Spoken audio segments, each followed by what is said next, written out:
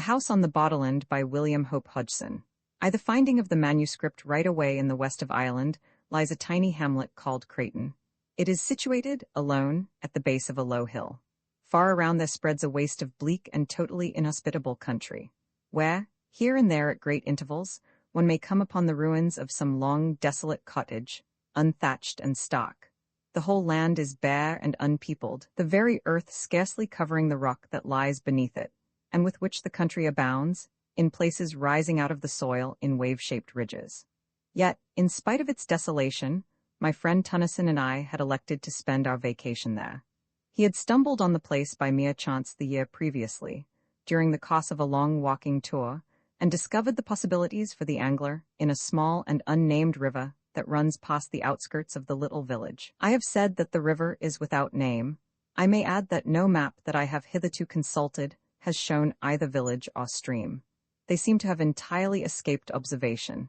Indeed, they might never exist for all that the average guide tells one. Possibly, this can be partly accounted for by the fact that the nearest railway station, Borderland, is some 40 miles distant.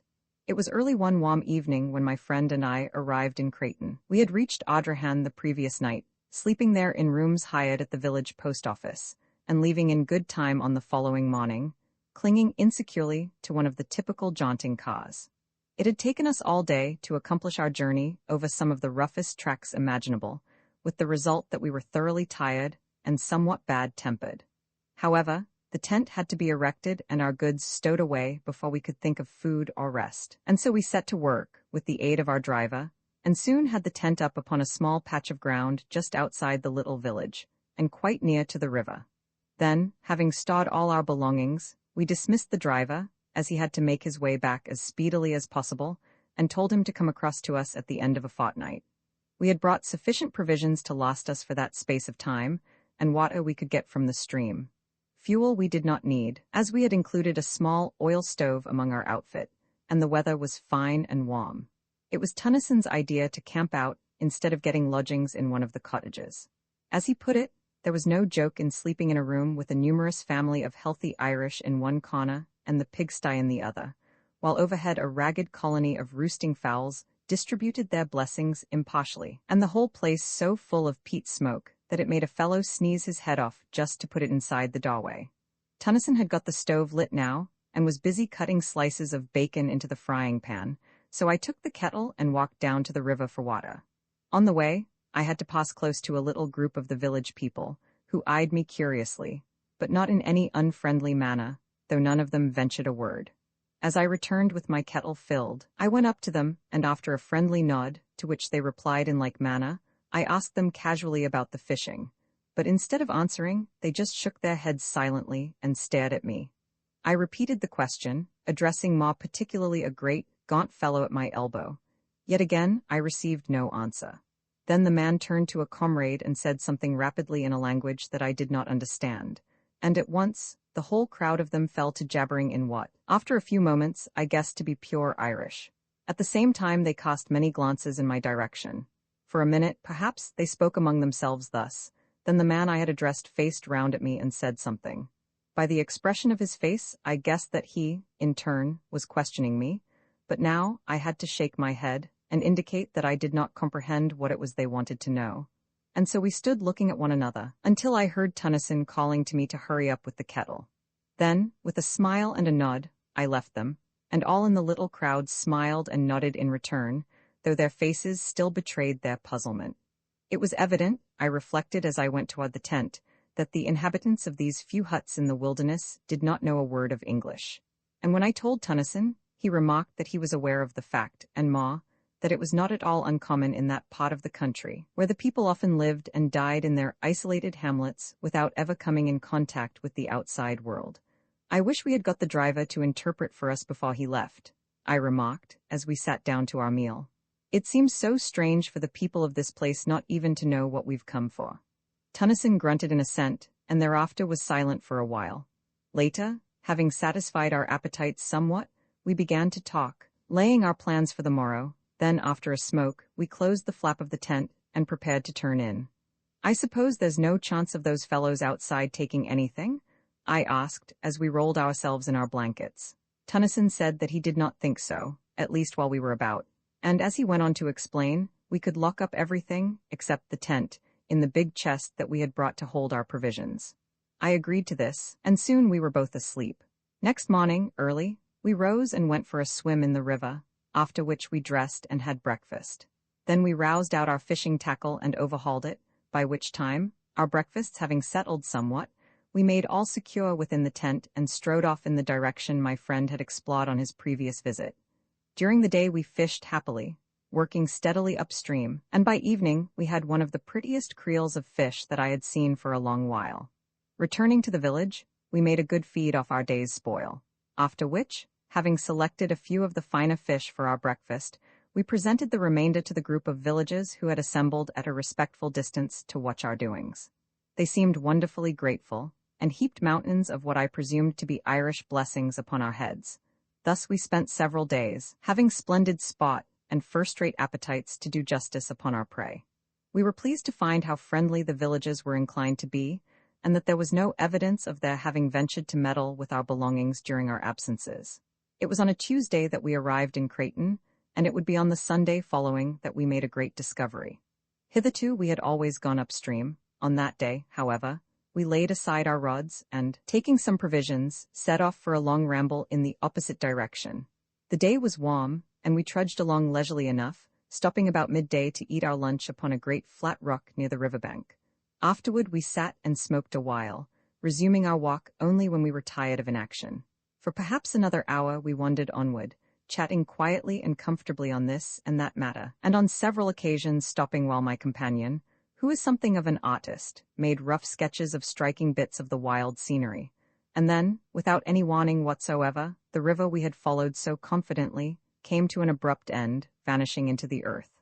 "Good Lord," I said, "whoever would have thought of this?"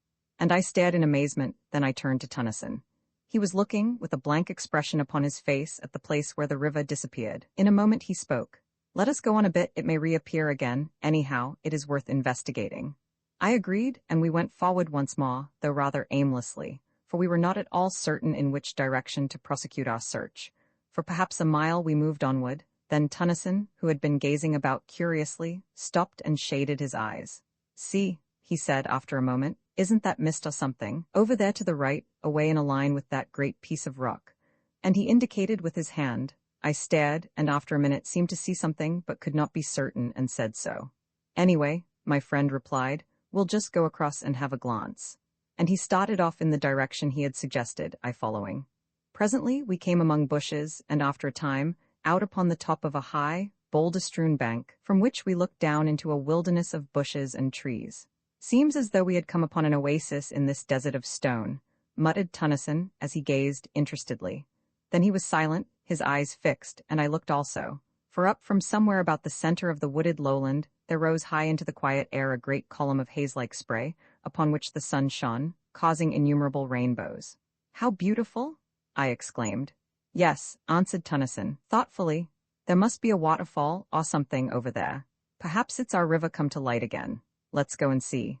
Down the sloping bank we made our way, and entered among the trees and shrubberies. The bushes were matted, and the trees overhung us, so that the place was disagreeably gloomy, though not dark enough to hide from me the fact that many of the trees were fruit trees, and that here and there one could trace indistinctly signs of a long-departed cultivation. Thus it came to me that we were making our way through the riot of a great and ancient garden. I said as much to Tennyson, and he agreed that there certainly seemed reasonable grounds for my belief. What a wild place it was, so dismal and sombre. Somehow, as we went forward, a sense of the silent loneliness and desertion of the old garden grew upon me, and I felt shivery. One could imagine things lurking among the tangled bushes, while, in the very air of the place, there seemed something uncanny. I think Tennyson was conscious of this also, though he said nothing. Suddenly, we came to a halt. Through the trees there had grown upon our ears a distant sound. Tennyson bent forward, listening. I could hear it more plainly now. It was continuous and harsh. A sort of droning roar seemed to come from far away.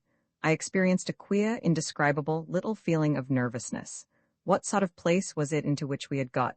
I looked at my companion, to see what he thought of the matter, and noted that there was only puzzlement in his face, and then, as I watched his features, an expression of comprehension crept over them, and he nodded his head. "That's a waterfall," he exclaimed with conviction. "I know the sound now." And he began to push vigorously through the bushes in the direction of the noise.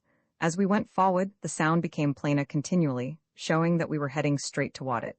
Steadily, the roaring grew louder and nearer, until it appeared, as I remarked to Tennyson, almost to come from under our feet, and still we were surrounded by the trees and shrubs. "Take care," Tennyson called to me. "Look where you're going." And then, suddenly, we came out from among the trees onto a great open space, where, not 6 paces in front of us, yawned the mouth of a tremendous chasm, from the depths of which the noise appeared to rise, along with the continuous, mist-like spray that we had witnessed from the top of the distant bank. For quite a minute we stood in silence, staring in bewilderment at the sight. Then my friend went forward cautiously to the edge of the abyss. I followed, and together, we looked down through a boil of spray at a monster cataract of frothing water that burst, spouting, from the side of the chasm, nearly 100 feet below. "Good Lord," said Tennyson. I was silent and rather awed. The sight was so unexpectedly grand and eerie, though this latter quality came more upon me later. Presently, I looked up and across to the further side of the chasm. There, I saw something towering up among the spray. It looked like a fragment of a great ruin, and I touched Tennyson on the shoulder. He glanced round with a start, and I pointed toward the thing. His gaze followed my finger, and his eyes lighted up with a sudden flash of excitement as the object came within his field of view. "Come along," he shouted above the uproar. "We'll have a look at it. There's something queer about this place, I feel it in my bones." And he started off, round the edge of the crater-like abyss. As we neared this new thing, I saw that I had not been mistaken in my first impression. It was undoubtedly a portion of some ruined building, yet now I made out that it was not built upon the edge of the chasm itself, as I had at first supposed, but perched almost at the extreme end of a huge spur of rock that jutted out some 50 or 60 feet over the abyss. In fact, the jagged mass of ruin was literally suspended in midair. Arriving opposite it, we walked out on to the projecting arm of rock, and I must confess to having felt an intolerable sense of terror as I looked down from that dizzy perch into the unknown depths below us, into the deeps from which there rose ever the thunder of the falling water and the shroud of rising spray. Reaching the ruin, we clambered round it cautiously, and on the further side came upon a mass of fallen stones and rubble. The ruin itself seemed to me, as I proceeded now to examine it minutely, to be a portion of the outer wall of some prodigious structure. It was so thick and substantially built, yet what it was doing in such a position I could by no means conjecture. Where was the rest of the house, or castle, or whatever there had been? I went back to the outer side of the wall, and thence to the edge of the chasm, leaving Tennyson rooting systematically among the heap of stones and rubbish on the outer side. Then I commenced to examine the surface of the ground, near the edge of the abyss, to see whether there were not left other remnants of the building to which the fragment of ruin evidently belonged. But though I scrutinized the earth with the greatest care, I could see no signs of anything to show that there had ever been a building erected on the spot, and I grew more puzzled than ever. Then I heard a cry from Tennyson. He was shouting my name, excitedly, and without delay I hurried along the rocky promontory to the ruin. I wondered whether he had hurt himself, and then the thought came that perhaps he had found something. I reached the crumbled wall and climbed round. There I found Tennyson standing within a small excavation that he had made among the debris. He was brushing the dirt from something that looked like a book, much crumpled and dilapidated, and opening his mouth every second or two to bellow my name. As soon as he saw that I had come, he handed his prize to me, telling me to put it into my satchel so as to protect it from the damp, while he continued his explorations. This I did first, however, running the pages through my fingers, and noting that they were closely filled with neat, old-fashioned writing which was quite legible, save in one portion, where many of the pages were almost destroyed, being mudded and crumpled, as though the book had been doubled back at that part. This, I found out from Tennyson, was actually as he had discovered it, and the damage was due, probably, to the fall of masonry upon the opened pot. Curiously enough, the book was fairly dry, which I attributed to its having been so securely buried among the ruins. Having put the volume away safely, I turned to and gave Tennyson a hand with his self-imposed task of excavating. Yet, though we put in over an hour's hard work, turning over the whole of the upheaped stones and rubbish, we came upon nothing more than some fragments of broken wood that might have been parts of a desk or table. And so we gave up searching and went back along the rock, once more to the safety of the land. The next thing we did was to make a complete tour of the tremendous chasm, which we were able to observe was in the form of an almost perfect circle, save for where the ruin-crowned spur of rock jutted out, spoiling its symmetry. The abyss was, as Tennyson put it, like nothing so much as a gigantic well or pit going sheer down into the bowels of the earth. For some time longer, we continued to stare about us, and then, noticing that there was a clear space away to the north of the chasm, we bent our steps in that direction. Here, distant from the mouth of the mighty pit by some hundreds of yards, we came upon a great lake of silent water. Silent, that is, save in one place where there was a continuous bubbling and gurgling. Now, being away from the noise of the spouting cataract, we were able to hear one another speak, without having to shout at the tops of our voices, and I asked Tennyson what he thought of the place. I told him that I didn't like it, and that the sooner we were out of it the better I should be pleased. He nodded in reply, and glanced at the woods behind furtively. I asked him if he had seen or heard anything. He made no answer, but stood silent, as though listening, and I kept quiet also. Suddenly, he spoke. "Hark," he said, sharply. I looked at him and then away among the trees and bushes, holding my breath involuntarily. A minute came and went in strained silence, yet I could hear nothing, and I turned to Tennyson to say as much. And then, even as I opened my lips to speak, there came a strange wailing noise out of the wood on our left. It appeared to float through the trees, and there was a rustle of stirring leaves, and then silence. All at once, Tennyson spoke and put his hand on my shoulder. "Let us get out of here," he said, and began to move slowly toward where the surrounding trees and bushes seemed thinnest. As I followed him, it came to me suddenly that the sun was low, and that there was a raw sense of chilliness in the air. Tennyson said nothing further, but kept on steadily. We were among the trees now, and I glanced around, nervously, but saw nothing, save the quiet branches and trunks and the tangled bushes. Onward we went, and no sound broke the silence, except the occasional snapping of a twig under our feet as we moved forward. Yet, in spite of the quietness, I had a horrible feeling that we were not alone, and I kept so close to Tennyson that twice I kicked his heels clumsily, though he said nothing. A minute, and then another, and we reached the confines of the wood, coming out at last upon the bare rockiness of the countryside. Only then was I able to shake off the haunting dread that had followed me among the trees. Once, as we moved away, there seemed to come again a distant sound of wailing, and I said to myself that it was the wind, yet the evening was breathless. Presently, Tennyson began to talk. "Look you," he said with decision, "I would not spend the night in that place for all the wealth that the world holds. There is something unholy, diabolical about it. It came to me all in a moment, just after you spoke. It seemed to me that the woods were full of vile things, you know." "Yes," I answered and looked back toward the place, but it was hidden from us by a rise in the ground. "There's the book," I said, and I put my hand into the satchel. "You've got it safely?" he questioned with a sudden access of anxiety. "Yes," I replied. "Perhaps," he continued, "we shall learn something from it when we get back to the tent. We had better hurry too, we're a long way off still, and I don't fancy, now, being caught out here in the dark." It was 2 hours later when we reached the tent, and without delay, we set to work to prepare a meal, for we had eaten nothing since our lunch at midday. Supper over, we cleared the things out of the way, and lit our pipes. Then Tennyson asked me to get the manuscript out of my satchel. This I did, and then, as we could not both read from it at the same time, he suggested that I should read the thing out loud. "And mind," he cautioned, knowing my propensities, "don't go skipping half the book." Yet, had he but known what it contained, he would have realized how needless such advice was, for once at least.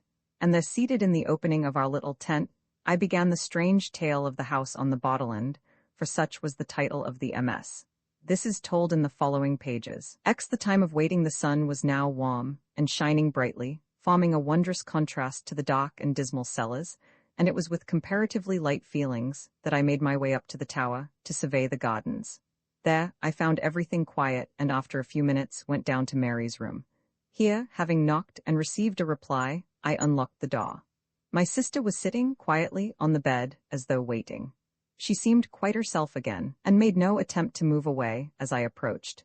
Yet I observed that she scanned my face, anxiously, as though in doubt, and but half assured in her mind that there was nothing to fear from me. To my questions as to how she felt, she replied, sanely enough, that she was hungry, and would like to go down to prepare breakfast if I did not mind. For a minute I meditated whether it would be safe to let her out. Finally, I told her she might go, on condition that she promised not to attempt to leave the house, or meddle with any of the outer doors. At my mention of the daws, a sudden look of fright crossed her face, but she said nothing, save to give the required promise, and then left the room, silently. Crossing the floor, I approached Peppa. He had waked as I entered, but beyond a slight yelp of pleasure and a soft rapping with his tail, had kept quiet. Now, as I patted him, he made an attempt to stand up and succeeded, only to fall back on his side with a little yowl of pain. I spoke to him and bade him lie still. I was greatly delighted with his improvement, and also with the natural kindness of my sister's heart in taking such good care of him, in spite of her condition of mind. After a while, I left him and went downstairs to my study. In a little time, Mary appeared, carrying a tray on which smoked a hot breakfast. As she entered the room, I saw her gaze fasten on the props that supported the study door. Her lips tightened, and I thought she paled slightly, but that was all. Putting the tray down at my elbow, she was leaving the room quietly when I called her back. She came, it seemed, a little timidly, as though startled, and I noted that her hand clutched at her apron, nervously. "Come, Mary," I said. "Cheer up, things look brighter. I've seen none of the creatures since yesterday morning early." She looked at me, in a curiously puzzled manner, as though not comprehending. Then intelligence swept into her eyes and fear, but she said nothing, beyond an unintelligible murmur of acquiescence. After that, I kept silence. It was evident that any reference to the swine things was more than her shaken nerves could bear. Breakfast over, I went up to the tower. Here, during the greater part of the day, I maintained a strict watch over the gardens. Once or twice I went down to the basement to see how my sister was getting along. Each time, I found her quiet and curiously submissive. Indeed, on the last occasion, she even ventured to address me, on her own account, with regard to some household matter that needed attention. Though this was done with an almost extraordinary timidity, I hailed it with happiness, as being the first word, voluntarily spoken, since the critical moment, when I had caught her unbarring the back door, to go out among those waiting brutes. I wondered whether she was aware of her attempt, and how near a thing it had been, but refrained from questioning her, thinking it best to let well alone. That night I slept in a bed, the first time for 2 nights. In the morning I rose early, and took a walk through the house. All was as it should be, and I went up to the tower to have a look at the gardens. Here, again, I found perfect quietness. At breakfast, when I met Mary, I was greatly pleased to see that she had sufficiently regained command over herself to be able to greet me in a perfectly natural manner. She talked sensibly and quietly, only keeping carefully from any mention of the past couple of days. In this, I humored her, to the extent of not attempting to lead the conversation in that direction. Earlier in the morning, I had been to see Peppa. He was mending, rapidly, and bade fair to be on his legs in earnest in another day or 2. Before leaving the breakfast table, I made some reference to his improvement. In the short discussion that followed, I was surprised to gather, from my sister's remarks, that she was still under the impression that his wound had been given by the wildcat, of my invention. It made me feel almost ashamed of myself for deceiving her. Yet the lie had been told to prevent her from being frightened, and then I had been sure that she must have known the truth later, when those brutes had attacked the house. During the day, I kept on the alert, spending much of my time, as on the previous day, in the tower, but not a sign could I see of the swine creatures, nor hear any sound. Several times the thought had come to me that the things had at last left us, but up to this time I had refused to entertain the idea seriously. Now, however, I began to feel that there was reason for hope. It would soon be 3 days since I had seen any of the things, but still, I intended to use the utmost caution. For all that I could tell, this protracted silence might be a ruse to tempt me from the house, perhaps right into their arms. The thought of such a contingency was, alone, sufficient to make me circumspect. So it was that the 4th, 5th, and 6th days went by, quietly, without my making any attempt to leave the house. On the 6th day, I had the pleasure of seeing Peppa, once more, upon his feet, and, though still very weak, he managed to keep me company during the whole of that day. Roman 11. The searching of the gardens, how slowly the time went, and never a thing to indicate that any of the brutes still infested the gardens. It was on the 9th day that, finally, I decided to run the risk, if any there were, and sally out. With this purpose in view, I loaded one of the shotguns, carefully, choosing it, as being more deadly than a rifle, at close quarters. And then, after a final scrutiny of the grounds from the tower, I called Peppa to follow me, and made my way down to the basement. At the door, I must confess to hesitating a moment. The thought of what might be awaiting me among the dark shrubberies was by no means calculated to encourage my resolution. It was but a second, though, and then I had drawn the bolts and was standing on the path outside the door. Peppa followed, stopping at the doorstep to sniff suspiciously and carrying his nose up and down the jambs as though following a scent. Then, suddenly, he turned sharply and started to run here and there, in semicircles and circles, all around the door, finally returning to the threshold. Here, he began again to nose about. Hitherto, I had stood watching the dog, yet all the time with half my gaze on the wild tangle of gardens stretching round me. Now I went toward him and, bending down, examined the surface of the door, where he was smelling. I found that the wood was covered with a network of scratches, crossing and recrossing one another, in inextricable confusion. In addition to this, I noticed that the doorposts themselves were gnawed in places. Beyond these I could find nothing, and so, standing up, I began to make the tour of the house wall. Peppa, as soon as I walked away, left the door and ran ahead, still nosing and sniffing as he went along. At times he stopped to investigate. Here it would be a bullet hole in the pathway, or perhaps a powder-stained wood. Anon, it might be a piece of torn sod, or a disturbed patch of weedy path, but save for such trifles, he found nothing. I observed him critically as he went along, and could discover nothing of uneasiness in his demeanor to indicate that he felt the nearness of any of the creatures. By this, I was assured that the gardens were empty, at least for the present, of those hateful things. Peppa could not be easily deceived, and it was a relief to feel that he would know, and give me timely warning if there were any danger. Reaching the place where I had shot that first creature, I stopped and made a careful scrutiny, but could see nothing. From there, I went on to where the great coping stone had fallen. It lay on its side, apparently just as it had been left when I shot the brute that was moving it. A couple of feet to the right of the nearer end was a great dent in the ground, showing where it had struck. The other end was still within the indentation, half in and half out. Going nearer, I looked at the stone more closely. What a huge piece of masonry it was, and that creature had moved it single-handed in its attempt to reach what lay below. I went round to the further end of the stone. Here, I found that it was possible to see under it, for a distance of nearly a couple of feet. Still, I could see nothing of the stricken creatures, and I felt much surprised. I had, as I have before said, guessed that the remains had been removed, yet I could not conceive that it had been done so thoroughly as not to leave some certain sign, beneath the stone, indicative of their fate. I had seen several of the brutes struck down beneath it, with such force that they must have been literally driven into the earth. And now, not a vestige of them was to be seen, not even a blood-stain. I felt more puzzled than ever as I turned the matter over in my mind, but could think of no plausible explanation, and so, finally, gave it up, as one of the many things that were unexplainable. From there, I transferred my attention to the study door. I could see now, even more plainly, the effects of the tremendous strain to which it had been subjected, and I marveled how, even with the support afforded by the props, it had withstood the attacks so well.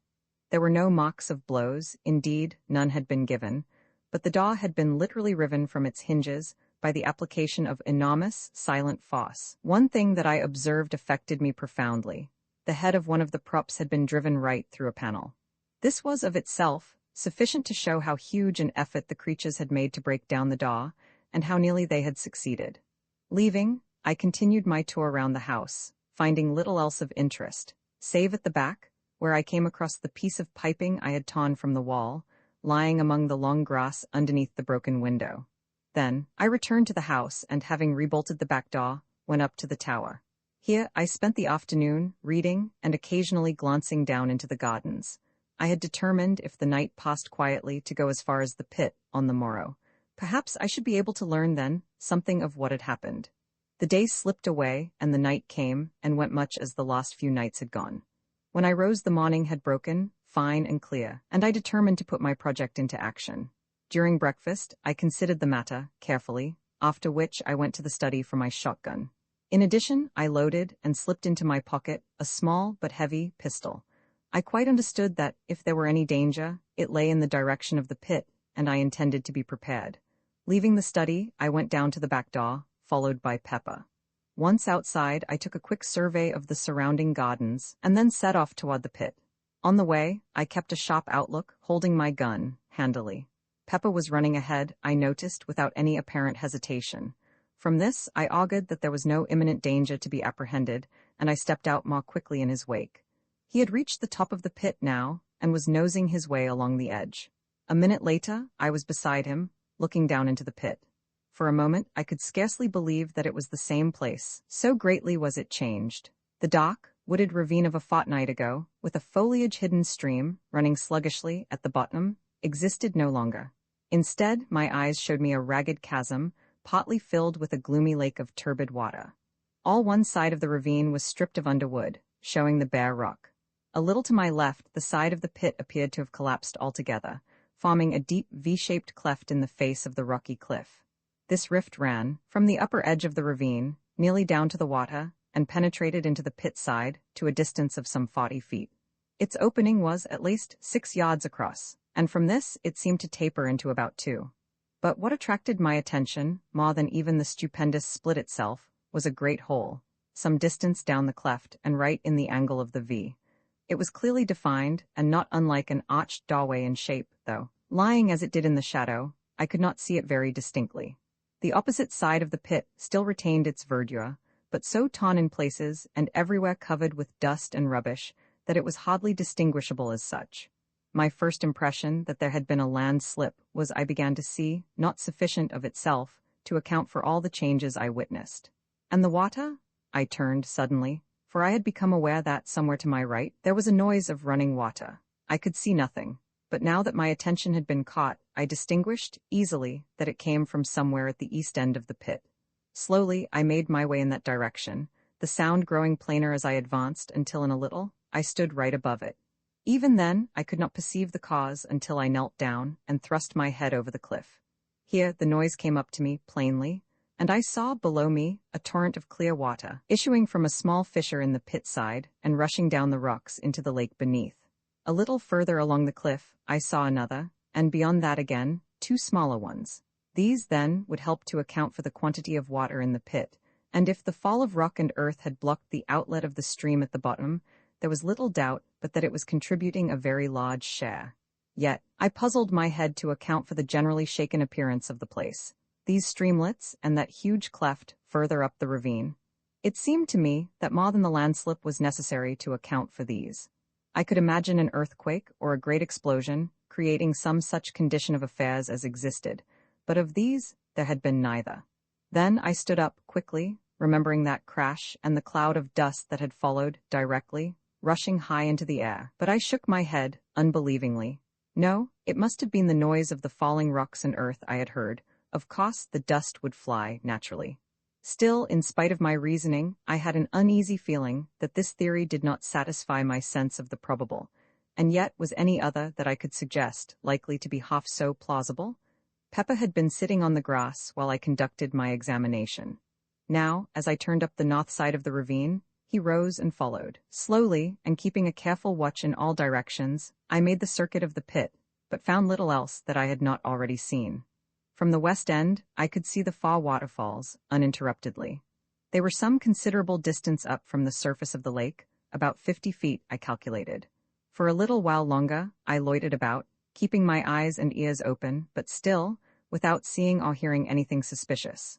The whole place was wonderfully quiet, indeed, save for the continuous murmur of the water. At the top end, no sound of any description broke the silence.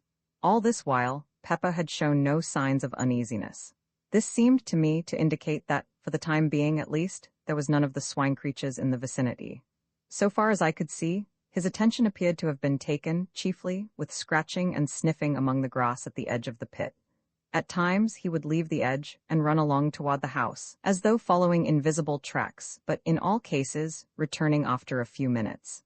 I had little doubt but that he was really tracing out the footsteps of the swine things, and the very fact that each one seemed to lead him back to the pit appeared to me a proof that the brutes had all returned whence they came. At noon, I went home for dinner. During the afternoon, I made a partial search of the gardens, accompanied by Peppa, but without coming upon anything to indicate the presence of the creatures. Once, as we made our way through the shrubberies, Peppa rushed in among some bushes with a fierce yelp.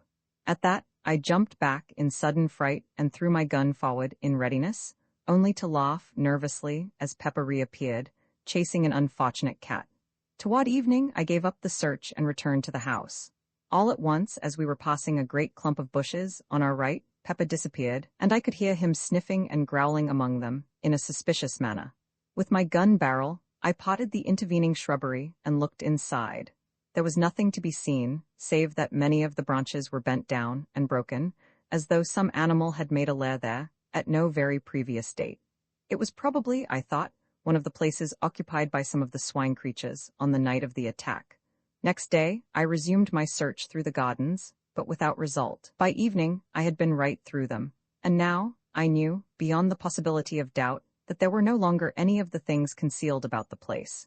Indeed, I have often thought since that I was correct in my earlier surmise, that they had left soon after the attack. Roman 12, the subterranean pit. Another week came and went, during which I spent a great deal of my time about the pit mouth.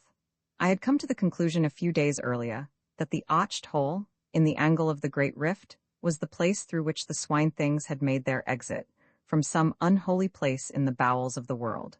How near the probable truth this went, I was to learn later. It may be easily understood that I was tremendously curious, though in a frightened way, to know to what infernal place that hole led, though so far the idea had not struck me seriously of making an investigation.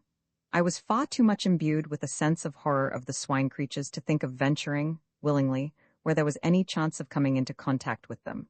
Gradually, however, as time passed, this feeling grew insensibly less, so that when, a few days later, the thought occurred to me that it might be possible to clamber down and have a look into the hole, I was not so exceedingly averse to it, as might have been imagined. Still, I do not think, even then, that I really intended to try any such foolhardy adventure. For all that I could tell, it might be certain death, to enter that doleful-looking opening. And yet, such is the pertinacity of human curiosity, that, at last, my chief desire was but to discover what lay beyond that gloomy entrance. Slowly, as the days slid by, my fear of the swine things became an emotion of the past, more an unpleasant, incredible memory than aught else. Thus, a day came, when, throwing thoughts and fancies adrift, I procured a rope from the house, and having made it fast to a stout tree at the top of the rift, and some little distance back from the pit edge, let the other end down into the cleft, until it dangled right across the mouth of the dark hole. Then, cautiously, and with many misgivings as to whether it was not a mad act that I was attempting, I climbed slowly down, using the rope as a support until I reached the hole. Here, still holding on to the rope, I stood and peered in. All was perfectly dark, and not a sound came to me, yet a moment later it seemed that I could hear something. I held my breath and listened, but all was silent as the grave, and I breathed freely once more. At the same instant I heard the sound again. It was like a noise of labored breathing, deep and sharp-drawn. For a short second I stood, petrified, not able to move. But now the sounds had ceased again, and I could hear nothing. As I stood there anxiously, my foot dislodged a pebble, which fell inward into the dock with a hollow chink. At once the noise was taken up and repeated a score of times, each succeeding echo being fainter, and seeming to travel away from me, as though into remote distance. Then, as the silence fell again, I heard that stealthy breathing. For each respiration I made, I could hear an answering breath. The sounds appeared to be coming nearer, and then I heard several others, but fainter and more distant. Why I did not grip the rope and spring up out of danger, I cannot say. It was as though I had been paralyzed. I broke out into a profuse sweat and tried to moisten my lips with my tongue. My throat had gone suddenly dry, and I coughed huskily. It came back to me in a dozen horrible, throaty tones, mockingly. I peered helplessly into the gloom, but still nothing showed. I had a strange, choky sensation, and again I coughed dryly. Again the echo took it up, rising and falling grotesquely, and dying slowly into a muffled silence. Then, suddenly, a thought came to me, and I held my breath. The other breathing stopped. I breathed again, and once more it recommenced. But now, I no longer feared. I knew that the strange sounds were not made by any lurking swine creature, but were simply the echo of my own respirations. Yet, I had received such a fright that I was glad to scramble up the rift and haul up the rope.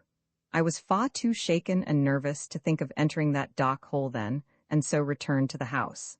I felt more myself next morning, but even then, I could not summon up sufficient courage to explore the place. All this time, the water in the pit had been creeping slowly up, and now stood but a little below the opening.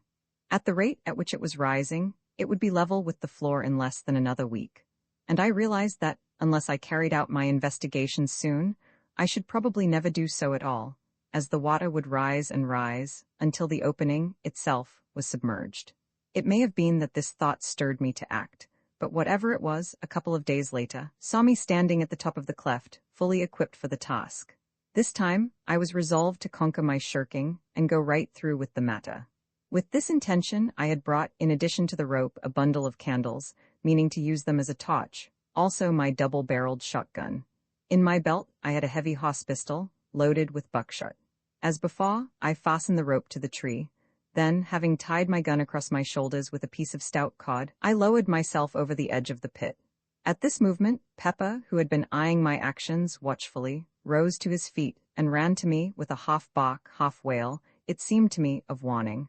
But I was resolved on my enterprise and bade him lie down. I would much have liked to take him with me, but this was next to impossible in the existing circumstances.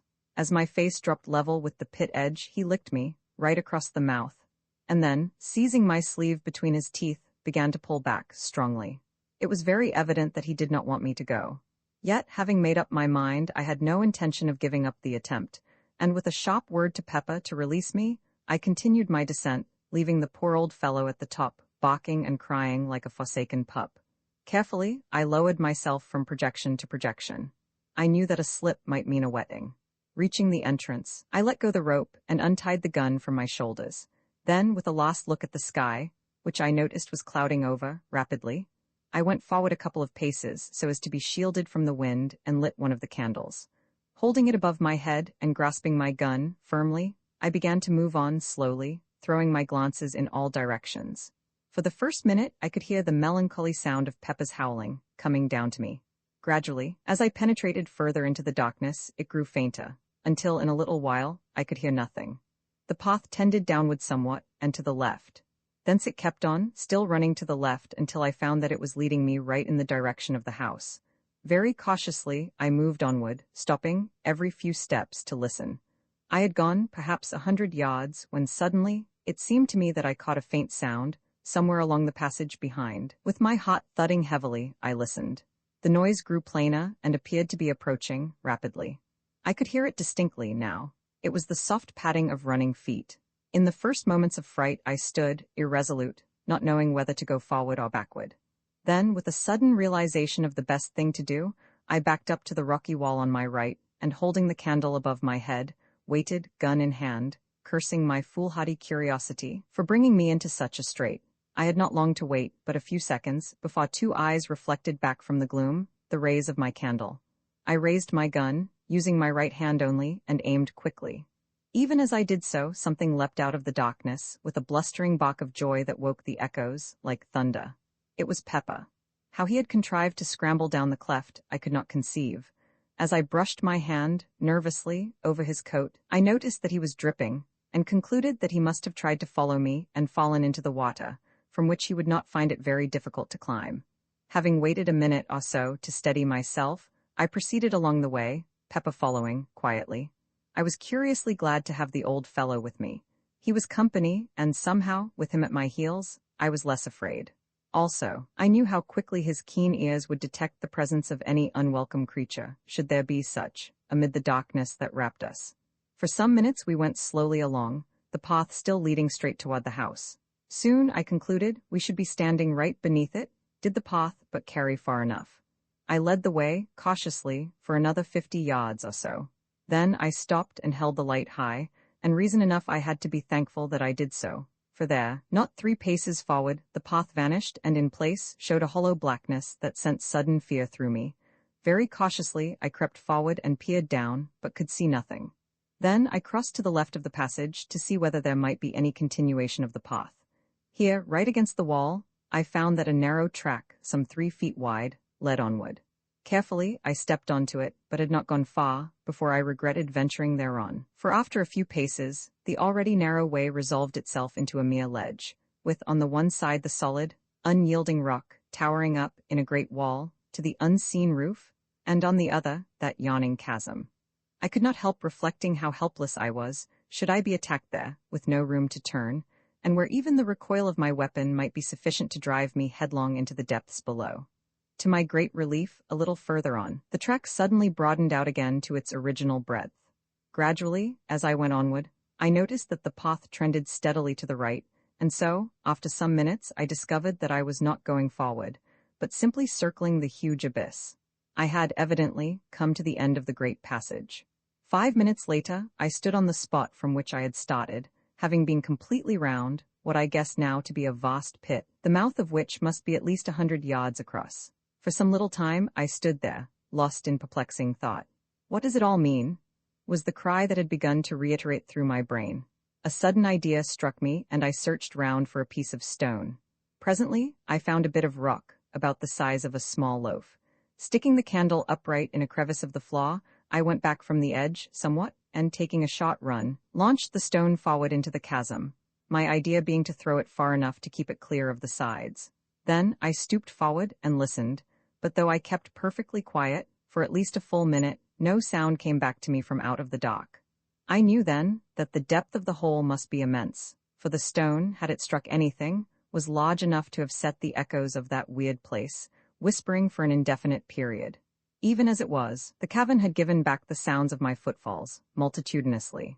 The place was awesome, and I would willingly have retraced my steps and left the mysteries of its solitudes unsolved. Only to do so meant admitting defeat.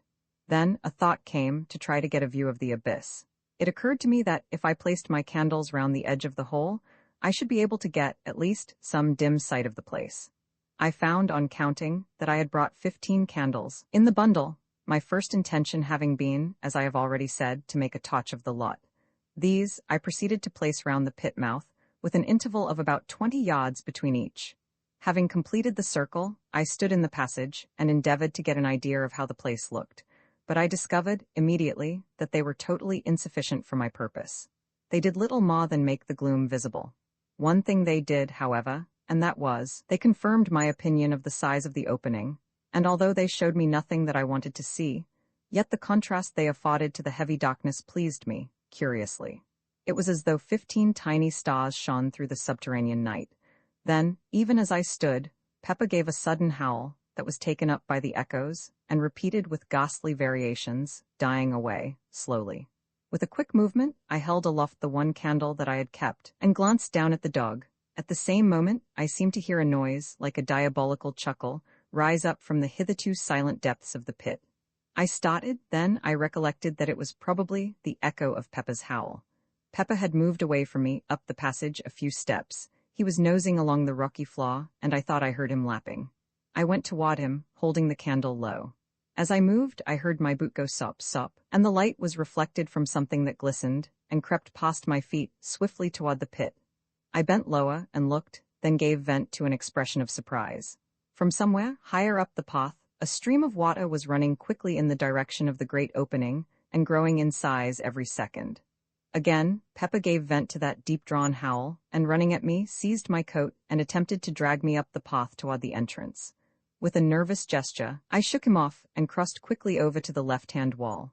If anything were coming, I was going to have the wall at my back. Then, as I stared anxiously up the pathway, my candle caught a gleam far up the passage. At the same moment, I became conscious of a murmurous roar that grew louder and filled the whole cavern with deafening sound. From the pit came a deep, hollow echo, like the sob of a giant. Then I had sprung to one side, onto the narrow ledge that ran round the abyss, and, turning, saw a great wall of foam sweep past me and leap tumultuously into the waiting chasm. A cloud of spray burst over me, extinguishing my candle and wetting me to the skin. I still held my gun.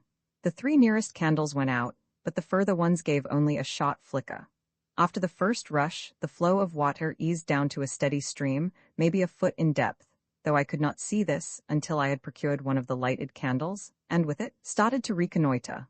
Peppa had, fortunately, followed me as I leapt for the ledge, and now, very much subdued, kept close behind. A short examination showed me that the water reached right across the passage, and was running at a tremendous rate. Already, even as I stood there, it had deepened. I could make only a guess at what had happened. Evidently, the water in the ravine had broken into the passage by some means. If that were the case, it would go on increasing in volume, until I should find it impossible to leave the place. The thought was frightening. It was evident that I must make my exit as hurriedly as possible. Taking my gun by the stock, I sounded the water. It was a little under knee-deep. The noise it made, plunging down into the pit, was deafening. Then, with a call to Peppa, I stepped out into the flood, using the gun as a staff. Instantly, the water boiled up over my knees and nearly to the tops of my thighs, with the speed at which it was racing. For one short moment, I nearly lost my footing, but the thought of what lay behind stimulated me to a fierce endeavor, and step by step, I made headway. Of Peppa, I knew nothing at first. I had all I could do to keep on my legs and was overjoyed when he appeared beside me. He was wading manfully along. He is a big dog, with longish thin legs, and I suppose the water had less grasp on them than upon mine. Anyway, he managed a great deal better than I did, going ahead of me, like a guide, and wittingly, or otherwise, helping somewhat to break the foss of the water. On we went, step by step, struggling and gasping, until somewhere about 100 yards had been safely traversed. Then, whether it was because I was taking less care, or that there was a slippery place on the rocky floor, I cannot say. But suddenly, I slipped and fell on my face. Instantly, the water leapt over me in a cataract, hurling me down toward that bottomless hole at a frightful speed. Frantically I struggled, but it was impossible to get a footing. I was helpless, gasping, and drowning. All at once, something gripped my coat and brought me to a standstill. It was Peppa. Missing me, he must have raced back through the dark turmoil to find me, and then caught and held me until I was able to get to my feet. I have a dim recollection of having seen, momentarily, the gleams of several lights, but of this I have never been quite sure. If my impressions are correct, I must have been washed down to the very brink of that awful chasm before Peppa managed to bring me to a standstill. And the lights, of course, could only have been the distant flames of the candles I had left burning. But as I have said, I am not by any means sure. My eyes were full of water, and I had been badly shaken. And there was I, without my helpful gun, without light, and sadly confused, with the water deepening, depending solely upon my old friend Peppa to help me out of that hellish place. I was facing the torrent. Naturally, it was the only way in which I could have sustained my position a moment, for even old Peppa could not have held me long against that terrific strain, without assistance, however blind, from me. Perhaps a minute passed, during which it was touch and go with me. Then, gradually, I recommenced my tortuous way up the passage, and so began the grimmest fight with death, from which ever I hoped to emerge victorious. Slowly, furiously, almost hopelessly, I strove, and that faithful Peppa led me, dragged me, upward and onward until at last, ahead I saw a gleam of blessed light. It was the entrance. Only a few yards further, and I reached the opening, with the water surging and boiling hungrily around my loins. And now I understood the cause of the catastrophe. It was raining heavily, literally in torrents. The surface of the lake was level with the bottom of the opening, nay, more than level, it was above it. Evidently, the rain had swollen the lake and caused this premature rise, for at the rate the ravine had been filling, it would not have reached the entrance for a couple more days. Luckily, the rope by which I had descended was streaming into the opening, upon the inrushing waters. Seizing the end, I knotted it securely round Peppa's body, then, summoning up the last remnant of my strength, I commenced to swim up the side of the cliff. I reached the pit edge in the last stage of exhaustion, yet I had to make one more effort and haul Peppa into safety. Slowly and wearily, I hauled on the rope. Once or twice, it seemed that I should have to give up, for Pepper is a weighty dog, and I was utterly done. Yet to let go would have meant certain death to the old fellow, and the thought spurred me to greater exertions. I have but a very hazy remembrance of the end. I recall pulling, through moments that lagged strangely. I have also some recollection of seeing Peppa's muzzle appearing over the pit edge after what seemed an indefinite period of time. Then, all grew suddenly dark. Roman 13 The trap in the great cellar. I suppose I must have swooned. For the next thing I remember, I opened my eyes and all was dusk. I was lying on my back with one leg doubled under the other, and Peppa was licking my ears. I felt horribly stiff, and my leg was numb, from the knee downward. For a few minutes I lay thus, in a dazed condition, then slowly I struggled to a sitting position and looked about me. It had stopped raining, but the trees still dripped, dismally. From the pit came a continuous murmur of running water. I felt cold and shivery. My clothes were sodden, and I ached all over. Very slowly, the life came back into my numbed leg, and after a little, I essayed to stand up. This I managed at the second attempt, but I was very tottery and peculiarly weak. It seemed to me that I was going to be ill, and I made shift to stumble my way toward the house. My steps were erratic, and my head confused. At each step that I took, sharp pains shot through my limbs. I had gone perhaps some 30 paces when a cry from Peppa drew my attention, and I turned stiffly toward him. The old dog was trying to follow me, but could come no further, owing to the rope with which I had hauled him up, being still tied round his body, the other end not having been unfastened from the tree. For a moment I fumbled with the knots weakly, but they were wet and hard, and I could do nothing. Then, I remembered my knife, and in a minute the rope was cut.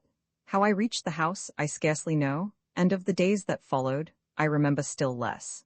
Of one thing I am certain, that had it not been for my sister's untiring love and nursing, I had not been writing at this moment. When I recovered my senses, it was to find that I had been in bed for nearly 2 weeks. Yet another week passed before I was strong enough to totter out into the gardens. Even then, I was not able to walk so far as the pit. I would have liked to ask my sister how high the water had risen, but felt it was wiser not to mention the subject to her. Indeed, since then, I have made a rule never to speak to her about the strange things that happen in this great, old house.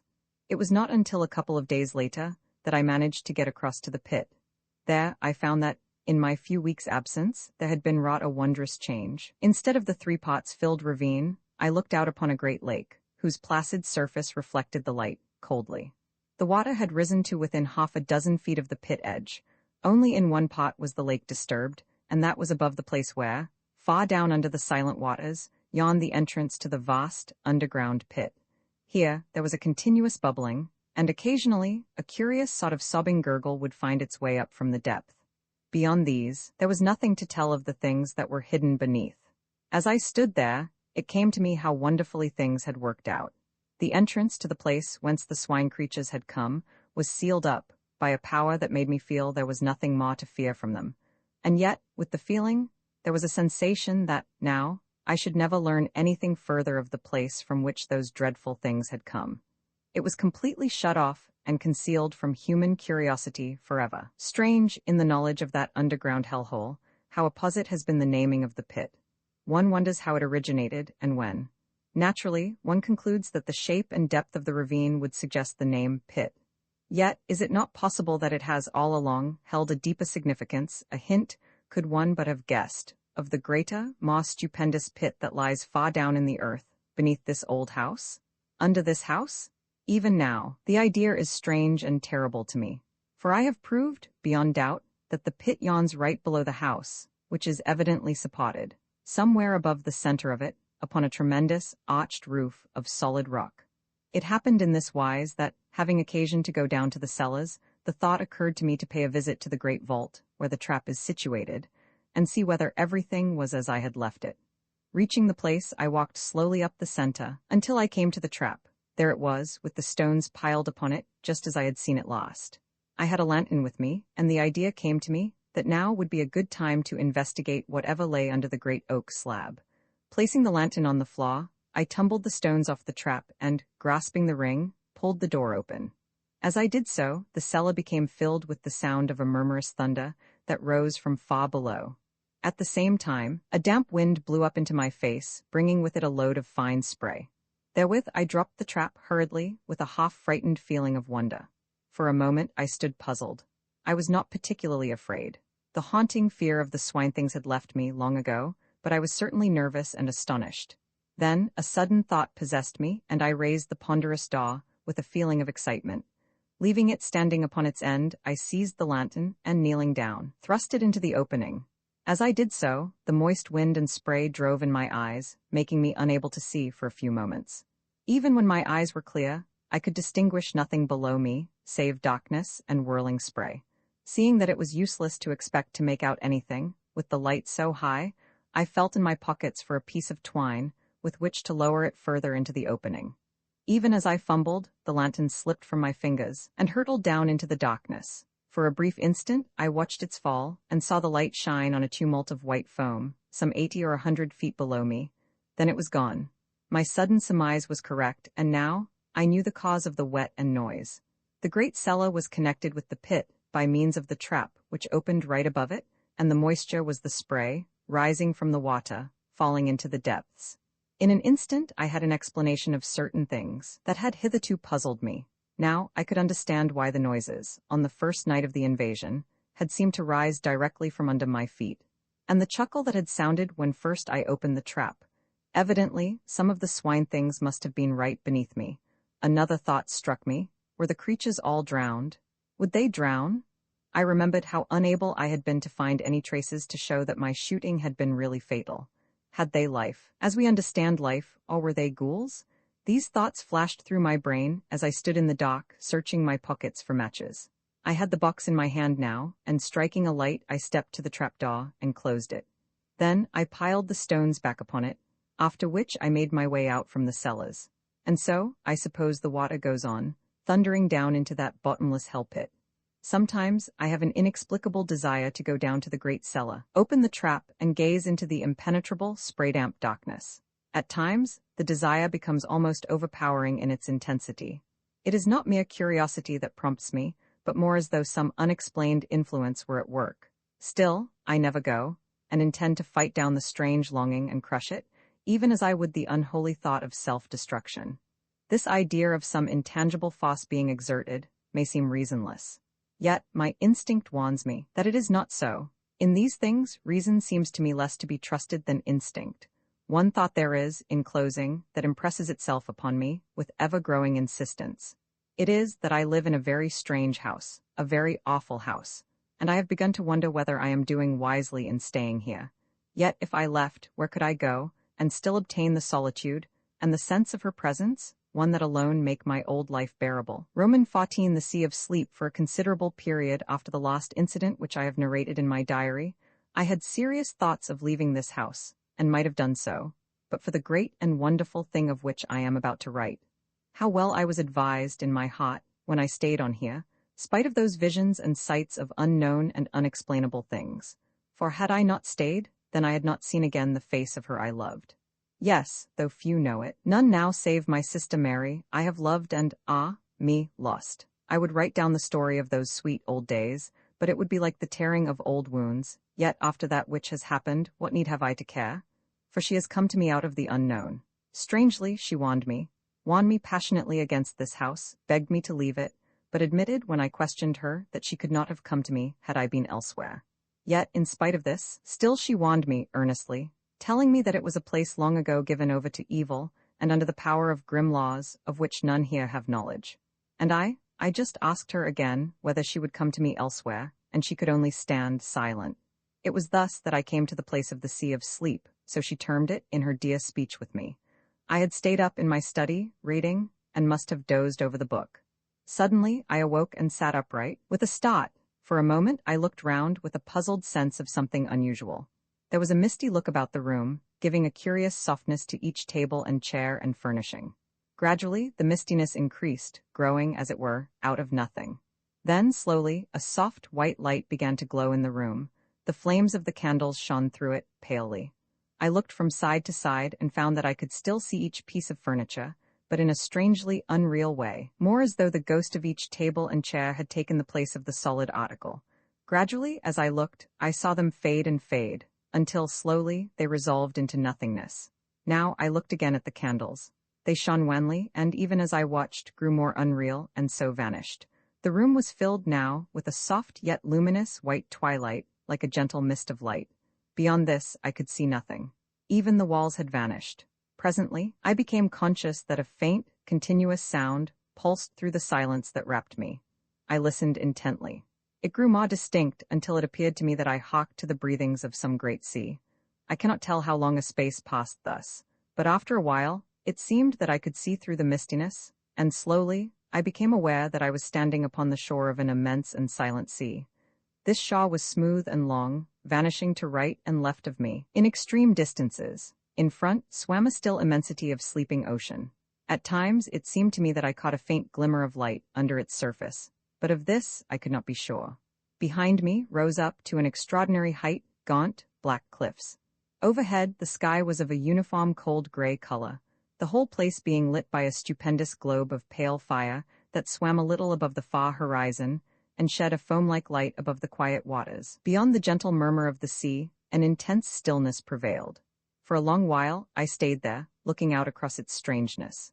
Then, as I stared, it seemed that a bubble of white foam floated up out of the depths, and then, even now I know not how it was I was looking upon, nay, looking into the face of her, into her face, into her soul, and she looked back at me with such a commingling of joy and sadness that I ran toward her, blindly, crying strangely to her, in a very agony of remembrance, of terror, and of hope to come to me.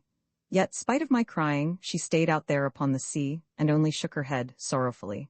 But in her eyes was the old earth-light of tenderness that I had come to know, before all things, ere we were parted. At her perverseness I grew desperate and essayed to wade out to her. Yet though I would, I could not.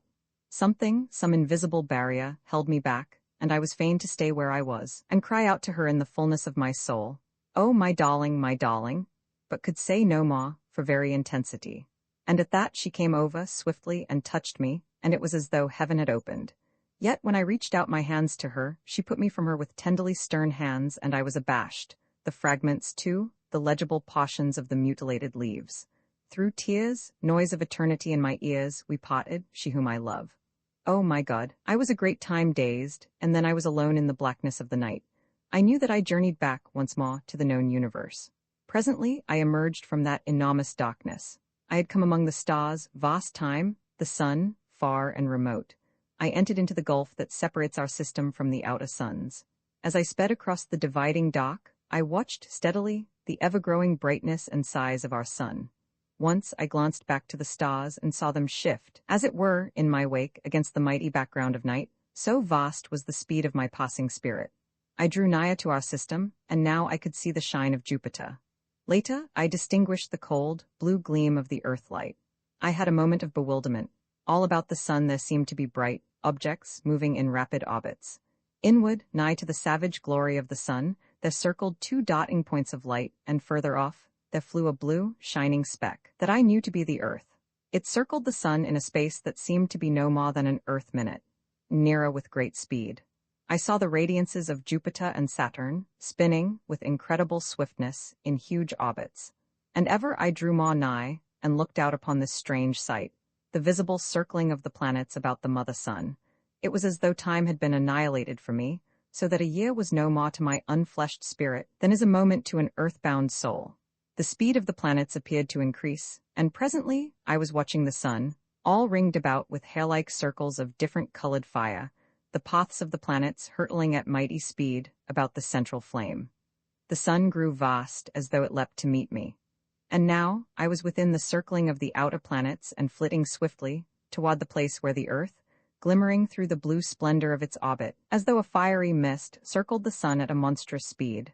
3. Roman 15 The noise in the night. And now, I come to the strangest of all the strange happenings that have befallen me in this house of mysteries. It occurred quite lately, within the month, and I have little doubt but that what I saw was in reality the end of all things. However, to my story. I do not know how it is, but up to the present, I have never been able to write these things down, directly they happened. It is as though I have to wait a time, recovering my just balance, and digesting, as it were, the things I have heard or seen. No doubt this is as it should be, for by waiting I see the incidents more truly and write of them in a calmer and more judicial frame of mind. This by the way. It is now the end of November. My story relates to what happened in the first week of the month. It was night, about 11 o'clock. Pepper and I kept one another company in the study, that great, old room of mine where I read and work. I was reading, curiously enough, the Bible. I have begun, in these later days, to take a growing interest in that great and ancient book. Suddenly, a distinct tremor shook the house, and there came a faint and distant, whirring buzz that grew rapidly into a far, muffled screaming. It reminded me, in a queer, gigantic way, of the noise that a clock makes when the catch is released and it is allowed to run down. The sound appeared to come from some remote height, somewhere up in the night. There was no repetition of the shock. I looked across at Peppa. He was sleeping peacefully. Gradually, the whirring noise decreased, and there came a long silence. All at once, a glow lit up the end window, which protrudes far out from the side of the house, so that from it one may look both east and west. I felt puzzled, and after a moment's hesitation, walked across the room and pulled aside the blind. As I did so, I saw the sun rise from behind the horizon. It rose with a steady, perceptible movement. I could see it travel upward. In a minute, it seemed, it had reached the tops of the trees through which I had watched it. Up, it was broad daylight now. Behind me, I was conscious of a sharp, mosquito-like buzzing. I glanced round and knew that it came from the clock. Even as I looked, it marked off an hour. The minute hand was moving round the dial, faster than an ordinary second hand. The hour hand moved quickly from space to space. I had a numb sense of astonishment. A moment later, so it seemed, the two candles went out, almost together. I turned swiftly back to the window, for I had seen the shadow of the window frames traveling along the floor toward me, as though a great lamp had been carried up past the window. I saw now that the sun had risen high into the heavens and was still visibly moving. It passed above the house with an extraordinary sailing kind of motion. As the window came into shadow, I saw another extraordinary thing. The fine weather clouds were not passing easily across the sky, they were scampering as though 100-mile-an-hour wind blew. As they passed, they changed their shapes 1,000 times a minute as though writhing with a strange life, and so were gone. And presently others came and whisked away likewise. To the west I saw the sun drop with an incredible, smooth, swift motion. Eastward, the shadows of every seen thing crept toward the coming grayness, and the movement of the shadows was visible to me, a stealthy, writhing creep of the shadows of the wind-stirred trees. It was a strange sight. Quickly, the room began to darken. The sun slid down to the horizon and seemed, as it were, to disappear from my sight, almost with a jerk. Through the grayness of the swift evening, I saw the silver crescent of the moon, falling out of the southern sky toward the west. The evening seemed to merge into an almost instant night. Above me, the many constellations passed in a strange, noiseless circling westward.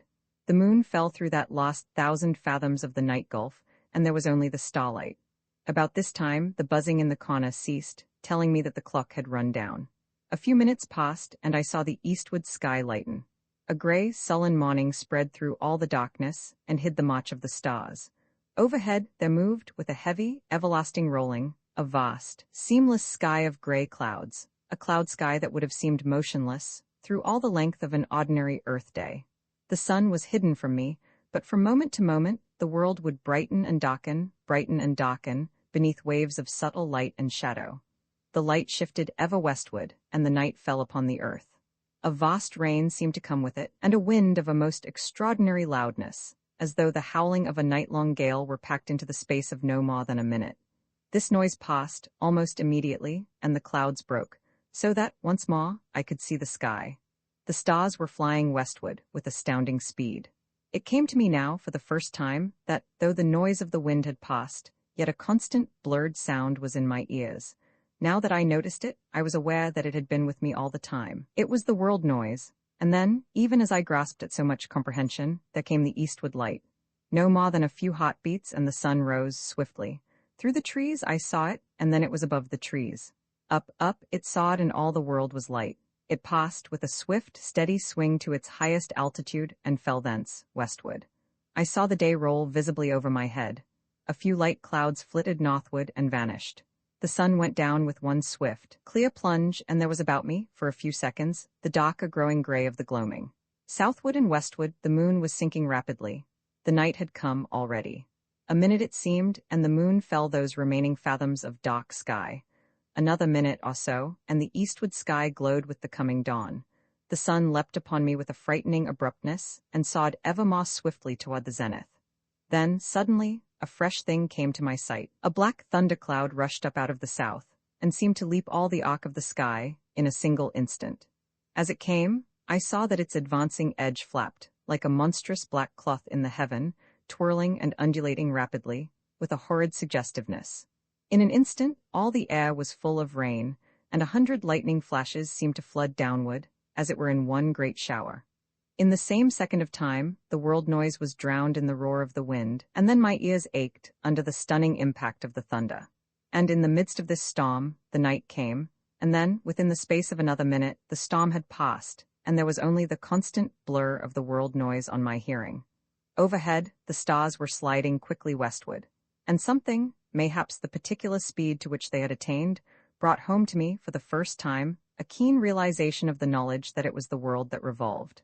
I seemed to see, suddenly, the world, a vast, dark mass, revolving visibly against the stars.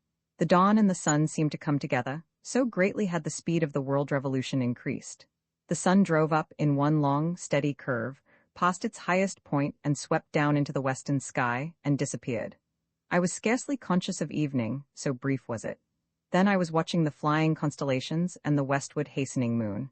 In but a space of seconds, so it seemed, it was sliding swiftly downward through the night blue, and then was gone. And almost directly came the morning. And now there seemed to come a strange acceleration. The sun made one clear sweep through the sky, and disappeared behind the westward horizon, and the night came and went with a like haste. As the succeeding day opened and closed upon the world, I was aware of a sweat of snow suddenly upon the earth. The night came, and, almost immediately, the day. In the brief leap of the sun, I saw that the snow had vanished, and then, once more, it was night. Thus matters were, and even after the many incredible things that I have seen, I experienced all the time a most profound awe. To see the sun rise and set within a space of time to be measured by seconds, to watch after a little the moon leap, a pale and ever-growing orb, up into the night sky and glide with a strange swiftness through the vast arc of blue, and presently to see the sun follow, springing out of the eastern sky as though in chase. And then again the night, with the swift and ghostly passing of starry constellations, was all too much to view believingly. Yet so it was, the day slipping from dawn to dusk, and the night sliding swiftly into day, ever rapidly and more rapidly. The last 3 passages of the sun had shown me a snow-covered earth, which at night had seemed, for a few seconds, incredibly weird under the fast-shifting light of the soaring and falling moon.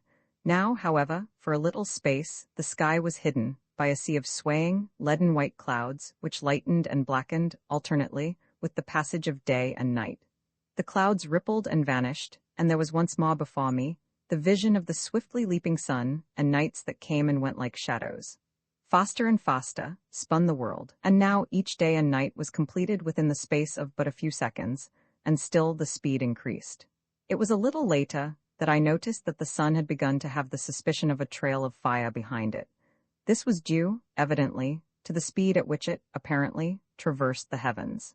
And as the days sped, each one quicker than the last, the sun began to assume the appearance of a vast, flaming comet flaring across the sky at short, periodic intervals. At night, the moon presented, with much greater truth, a comet-like aspect, a pale and singularly clear, fast-traveling shape of fire, trailing streaks of cold flame. The stars showed now merely as fine hairs of fire against the dark. Once I turned from the window and glanced at Pepper. In the flash of a day, I saw that he slept quietly, and I moved once more to my watching. The sun was now bursting up from the eastern horizon, like a stupendous rocket, seeming to occupy no more than a second or two in hurling from east to west. I could no longer perceive the passage of clouds across the sky, which seemed to have darkened somewhat. The brief nights appeared to have lost the proper darkness of night, so that the hair-like fire of the flying stars showed but dimly. As the speed increased, the sun began to sway very slowly in the sky, from south to north, and then, slowly again, from north to south. So, amid a strange confusion of mind, the hours passed, all this while had Peppa slept. Presently, feeling lonely and distraught, I called to him softly, but he took no notice. Again I called, raising my voice slightly, still he moved not. I walked over to where he lay and touched him with my foot to rouse him. At the action, gentle though it was, he fell to pieces. That is what happened. He literally and actually crumbled into a moldering heap of bones and dust. For the space of perhaps a minute, I stared down at the shapeless heap that had once been Peppa. I stood, feeling stunned. What can have happened? I asked myself, not at once grasping the grim significance of that little hill of ash. Then, as I stirred the heap with my foot, it occurred to me that this could only happen in a great space of time. Years and years. Outside, the weaving, fluttering light held the world. Inside, I stood, trying to understand what it meant, what that little pile of dust and dry bones on the carpet meant, but I could not think coherently.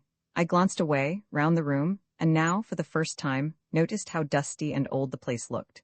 Dust and dirt everywhere, piled in little heaps in the corners and spread about upon the furniture. The very carpet itself was invisible beneath a coating of the same, all-pervading material.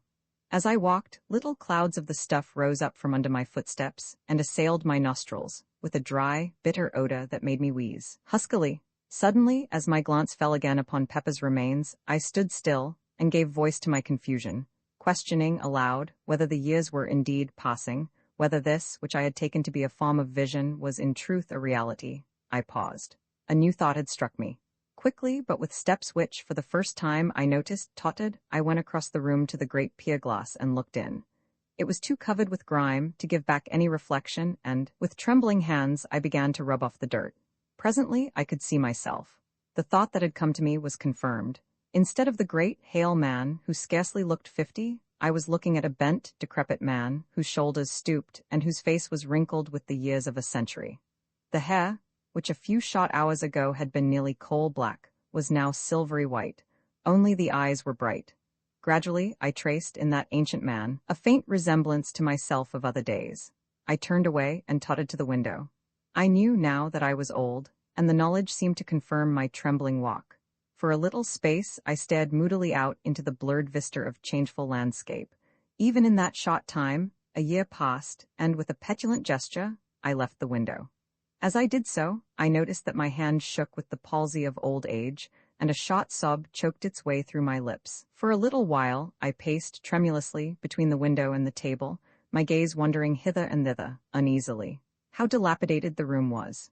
Everywhere lay the thick dust, thick, sleepy, and black. The fender was a shape of rust. The chains that held the brass clockweights had rusted through long ago, and now the weights lay on the floor beneath, themselves two cones of verdigris. As I glanced about, it seemed to me that I could see the very furniture of the room rotting and decaying before my eyes. Nor was this fancy on my part, for all at once, the bookshelf, along the side wall, collapsed with a cracking and rending of rotten wood, precipitating its contents upon the floor, and filling the room with a smother of dusty atoms. How tired I felt. As I walked, it seemed that I could hear my dry joints creak and crack at every step. I wondered about my sister. Was she dead, as well as Peppa? All had happened so quickly and suddenly. This must be indeed the beginning of the end of all things. It occurred to me to go to look for her, but I felt too weary. And then she had been so queer about these happenings of late. Of late? I repeated the words and laughed feebly, mirthlessly, as the realization was borne in upon me that I spoke of a time, half a century gone. Half a century? It might have been twice as long. I moved slowly to the window and looked out once more across the world. I can best describe the passage of day and night at this period as a sort of gigantic, ponderous flicker. Moment by moment, the acceleration of time continued, so that at nights now, I saw the moon only as a swaying trail of palish fire that varied from a mere line of light to a nebulous path, and then dwindled again, disappearing periodically. The flicker of the days and nights quickened. The days had grown perceptibly darker, and a queer quality of dusk lay, as it were, in the atmosphere. The nights were so much lighter that the stars were scarcely to be seen, saving here and there an occasional hair-like line of fire that seemed to sway a little with the moon. Quicker and ever quicker ran the flicker of day and night, and suddenly it seemed I was aware that the flicker had died out, and instead there reigned a comparatively steady light, which was shed upon all the world, from an eternal river of flame that swung up and down, north and south, in stupendous, mighty swings. The sky was now grown very much darker, and there was in the blue of it a heavy gloom, as though a vast blackness peered through it upon the earth. Yet there was in it, also, a strange and awful clearness and emptiness. Periodically, I had glimpses of a ghostly track of fire that swayed thin and darkly toward the sunstream, vanished and reappeared. It was the scarcely visible moonstream. Looking out at the landscape, I was conscious again of a blurring sort of flitter that came either from the light of the ponderous swinging sunstream, or was the result of the incredibly rapid changes of the Earth's surface. And every few moments, so it seemed, the snow would lie suddenly upon the world and vanish as abruptly, as though an invisible giant flitted a white sheet off and on the earth. Time fled, and the weariness that was mine grew insupportable. I turned from the window and walked once across the room, the heavy dust deadening the sound of my footsteps. Each step that I took seemed a greater effort than the one before. An intolerable ache knew me in every joint and limb as I trod my way with a weary uncertainty. By the opposite wall, I came to a weak pause and wondered, dimly, what was my intent. I looked to my left and saw my old chair. The thought of sitting in it brought a faint sense of comfort to my bewildered wretchedness. Yet, because I was so weary and old and tired, I would scarcely brace my mind to do anything but stand and wish myself past those few yards. I rocked as I stood. The floor even seemed a place for rest, but the dust lay so thick and sleepy and black. I turned with a great effort of will and made toward my chair. I reached it with a groan of thankfulness. I sat down. Everything about me appeared to be growing dim. It was all so strange and unthought of. Last night, I was a comparatively strong, though elderly man, and now, only a few hours later, I looked at the little dust heap that had once been Peppa. Hours, and I laughed, a feeble, bitter laugh, a shrill, cackling laugh that shocked my dimming senses. For a while I must have dozed. Then I opened my eyes with a start. Somewhere across the room there had been a muffled noise of something falling. I looked and saw, vaguely, a cloud of dust hovering above a pile of debris. Nearer the door, something else tumbled. With a crash. It was one of the cupboards, but I was tired, and took little notice. I closed my eyes and sat there in a state of drowsy, semi-unconsciousness. Once or twice, as though coming through thick mists, I heard noises, faintly. Then I must have slept. Romans 16, the awakening. I awoke, with a start. For a moment I wondered where I was. Then memory came to me. The room was still lit with that strange light, half sun, half moon, light. I felt refreshed, and the tired, weary ache had left me. I went slowly across to the window and looked out. Overhead, the river of flame drove up and down, north and south, in a dancing semicircle of fire. As a mighty sleigh in the loom of time, it seemed, in a sudden fancy of mine, to be beating home the picks of the years. For so vastly had the passage of time been accelerated that there was no longer any sense of the sun passing from east to west. The only apparent movement was the north and south beat of the sunstream that had become so swift now as to be better described as a quiver. As I peered out, there came to me a sudden, inconsequent memory of that lost journey among the outer worlds. 5. I remembered the sudden vision that had come to me, as I neared the solar system, of the fast whirling planets about the sun, as though the governing quality of time had been held in abeyance, and the machine of a universe allowed to run down an eternity, in a few moments or hours. The memory passed, along with but partially comprehended, suggestion that I had been permitted a glimpse into further time spaces. I stared out again, seemingly, at the quake of the sunstream. The speed seemed to increase even as I looked. Several lifetimes came and went as I watched. Suddenly, it struck me with a sort of grotesque seriousness that I was still alive. I thought of Peppa and wondered how it was that I had not followed his fate. He had reached the time of his dying and had passed, probably through sheer length of years. And here was I, alive, hundreds of thousands of centuries after my rightful period of years. For a time I mused absently. Yesterday? I stopped suddenly. Yesterday? There was no yesterday. The yesterday of which I spoke had been swallowed up in the abyss of years, ages gone. I grew dazed with much thinking. Presently I turned from the window and glanced round the room. It seemed different, strangely, utterly different. Then I knew what it was that made it appear so strange. It was bare. There was not a piece of furniture in the room, not even a solitary fitting of any sort. Gradually, my amazement went as I remembered that this was but the inevitable end of that process of decay which I had witnessed commencing before my sleep. Thousands of years? Millions of years? Over the floor was spread a deep layer of dust that reached halfway up to the window seat. It had grown immeasurably whilst I slept, and represented the dust of untold ages. Undoubtedly, atoms of the old, decayed furniture helped to swell its bulk, and somewhere among it all, molded the long-ago dead Peppa. All at once, it occurred to me that I had no recollection of wading knee-deep through all that dust after I awoke. True, an incredible age of years had passed since I approached the window, but that was evidently as nothing, compared with the countless spaces of time that I conceived had vanished whilst I was sleeping. I remembered now that I had fallen asleep sitting in my old chair. Had it gone? I glanced toward where it had stood. Of course there was no chair to be seen.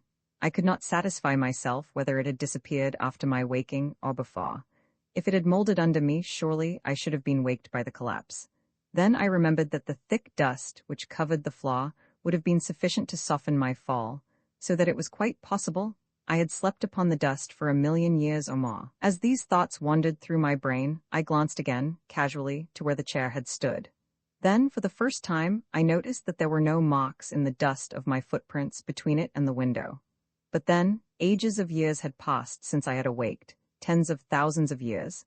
My look rested thoughtfully, again upon the place where once had stood my chair.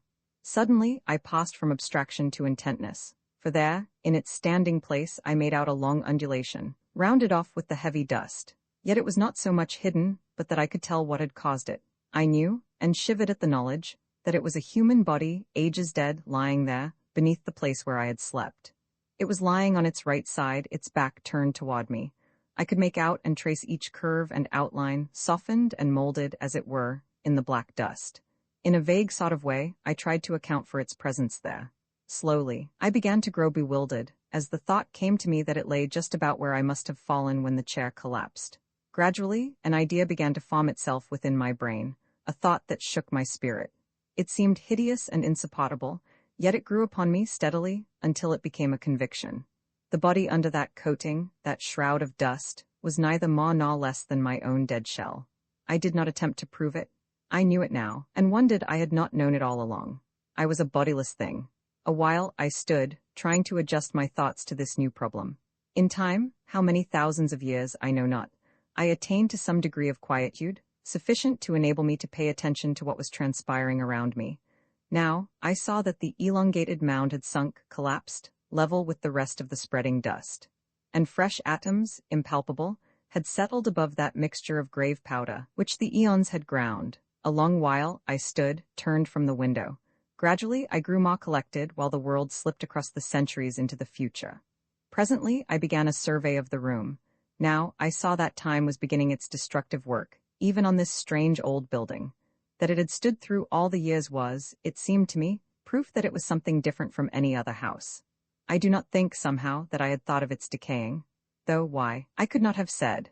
It was not until I had meditated upon the matter, for some considerable time, that I fully realized that the extraordinary space of time through which it had stood was sufficient to have utterly pulverized the very stones of which it was built, had they been taken from any earthly quarry. Yes, it was undoubtedly moldering now. All the plaster had gone from the walls, even as the woodwork of the room had gone, many ages before. While I stood in contemplation, a piece of glass from one of the small, diamond-shaped panes dropped with a dull tap, amid the dust upon the sill behind me, and crumbled into a little heap of powder. As I turned from contemplating it, I saw light between a couple of the stones that formed the outer wall. Evidently, the mortar was falling away. After a while, I turned once more to the window and peered out. I discovered now that the speed of time had become enormous. The lateral quiver of the sunstream had grown so swift as to cause the dancing semicircle of flame to merge into, and disappear in, a sheet of fire that covered half the southern sky from east to west. From the sky, I glanced down to the gardens. They were just a blur of a palish, dirty green. I had a feeling that they stood higher than in the old days, a feeling that they were nearer my window, as though they had risen bodily. Yet they were still a long way below me, for the rock, over the mouth of the pit on which this house stands, arches up to a great height. It was later that I noticed a change in the constant color of the gardens. The pale, dirty green was growing ever paler and paler toward white. At last, after a great space, they became grayish-white and stayed thus for a very long time. Finally, however, the grayness began to fade, even as had the green, into a dead white. And this remained constant and unchanged. And by this I knew that, at last, snow lay upon all the northern world. And so, by millions of years, time winged onward through eternity to the end of which in the old earth days I had thought remotely and in hazily speculative fashion. And now it was approaching in a manner of which none had ever dreamed.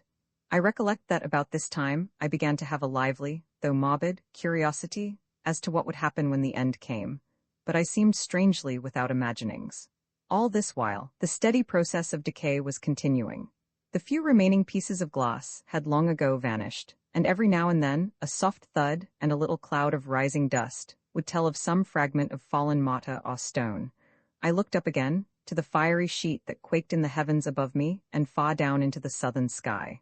As I looked, the impression was borne in upon me that it had lost some of its first brilliancy, that it was duller, deeper hued.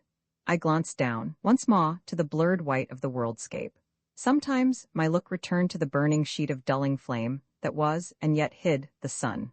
At times I glanced behind me, into the growing dusk of the great, silent room with its eon carpet of sleeping dust. So I watched through the fleeting ages, lost in soul-wearing thoughts and wonderings, and possessed with a new weariness. Romans 17, the slowing rotation. It might have been a million years later that I perceived, beyond possibility of doubt, that the fiery sheet that lit the world was indeed darkening. Another vast space went by, and the whole enormous flame had sunk to a deep copper color. Gradually it darkened from copper to copper red, and from this at times to a deep, heavy, purplish tint with, in it, a strange loom of blood. Although the light was decreasing, I could perceive no diminishment in the apparent speed of the sun. It still spread itself in that dazzling veil of speed. The world, so much of it as I could see, had assumed a dreadful shade of gloom, as though, in very deed, the last day of the worlds approached. The sun was dying, of that there could be little doubt, and still the earth whirled onward, through space and all the eons. At this time, I remember, an extraordinary sense of bewilderment took me. I found myself, later, wondering, mentally, amid an odd chaos of fragmentary modern theories and the old biblical story of the world's ending. Then, for the first time, there flashed across me the memory that the sun, with its system of planets, was, and had been, traveling through space at an incredible speed. Abruptly, the question rose, where? For a very great time, I pondered this matter.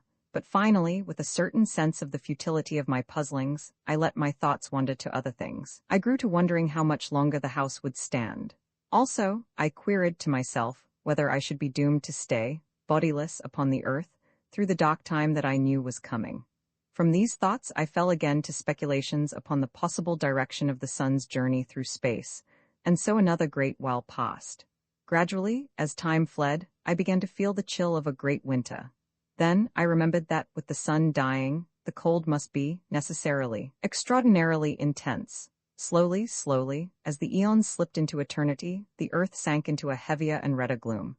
The dull flame in the firmament took on a deeper tint, very sombre and turbid. Then, at last, it was borne upon me that there was a change.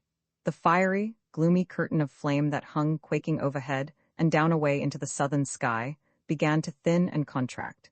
And in it, as one sees the fast vibrations of a jawed harp string, I saw once more the sunstream quivering, giddily, north and south. Slowly, the likeness to a sheet of fire disappeared, and I saw plainly the slowing beat of the sunstream. Yet even then, the speed of its swing was inconceivably swift, and all the time the brightness of the fiery arc grew ever duller. Underneath, the world loomed dimly, an indistinct, ghostly region. Overhead, the river of flame swayed slower and even slower, until at last, it swung to the north and south in great, ponderous beats that lasted through seconds. A long space went by, and now each sway of the great belt lasted nigh a minute, so that, after a great while, I ceased to distinguish it as a visible movement, and the streaming fire ran in a steady river of dull flame across the deadly-looking sky. An indefinite period passed, and it seemed that the arc of fire became less sharply defined. It appeared to me to grow more attenuated, and I thought blackish streaks showed, occasionally. Presently, as I watched, the smooth onward flow ceased, and I was able to perceive that there came a momentary, but regular, darkening of the world. This grew until, once more, night descended in short, but periodic, intervals upon the wearying earth. Longer and longer became the nights, and the days equaled them, so that, at last, the day and the night grew to the duration of seconds in length, and the sun showed, once more, like an almost invisible, coppery-red-colored ball, within the glowing mistiness of its flight. Corresponding to the dark lines, showing at times in its trail, there were now distinctly to be seen on the half-visible sun itself, great, dark belts. Year after year flashed into the past, and the days and nights spread into minutes. The sun had ceased to have the appearance of a tail, and now rose and set, a tremendous globe of a glowing copper-bronze hue, in parts ringed with blood-red bands, in others with the dusky ones that I have already mentioned. These circles, both red and black, were of varying thicknesses. For a time, I was at a loss to account for their presence. Then it occurred to me that it was scarcely likely that the sun would cool evenly all over, and that these markings were due, probably, to differences in temperature of the various areas, the red representing those parts where the heat was still fervent, and the black those portions which were already comparatively cool. It struck me, as a peculiar thing, that the sun should cool in evenly defined rings, until I remembered that possibly they were but isolated patches, to which the enormous rotatory speed of the sun had imparted a belt-like appearance. The sun, itself, was very much greater than the sun I had known in the old world days, and from this I argued that it was considerably nearer. At nights the moon still showed, but small and remote, and the light she reflected was so dull and weak that she seemed little more than the small, dim ghost of the olden moon that I had known. Gradually, the days and nights lengthened out, until they equaled a space somewhat less than one of the old earth hours, the sun rising and setting like a great, ruddy bronze disk, crossed with ink-black bars. About this time, I found myself able once more to see the gardens with clearness, for the world had now grown very still and changeless. Yet I am not correct in saying gardens, for there were no gardens, nothing that I knew or recognized. In place thereof, I looked out upon a vast plain stretching away into distance. A little to my left there was a low range of hills. Everywhere there was a uniform, white covering of snow, in places rising into hummocks and ridges. It was only now that I recognized how really great had been the snowfall. In places it was vastly deep, as was witnessed by a great, upleaping, wave-shaped hill away to my right, though it is not impossible that this was due in part to some rise in the surface of the ground.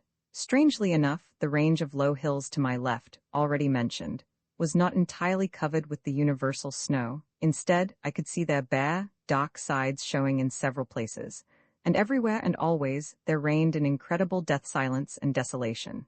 The immutable, awful quiet of a dying world. All this time, the days and nights were lengthening, perceptibly.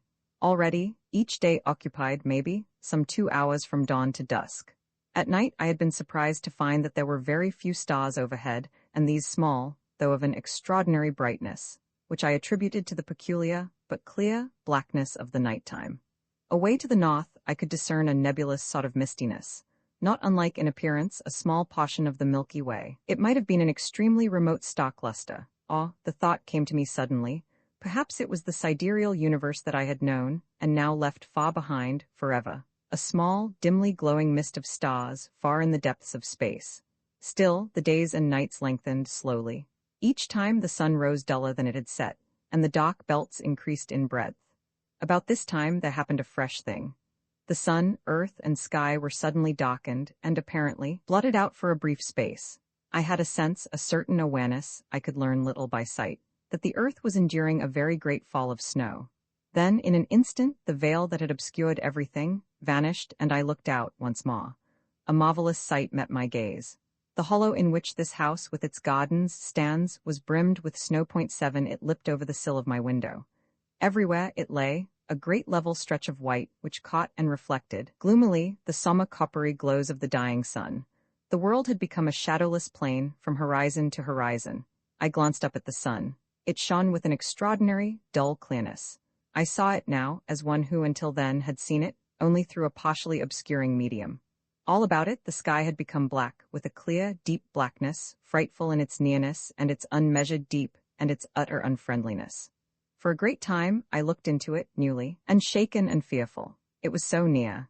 Had I been a child, I might have expressed some of my sensation and distress by saying that the sky had lost its roof. Later, I turned and peered about me into the room. Everywhere it was covered with a thin shroud of the all-pervading white.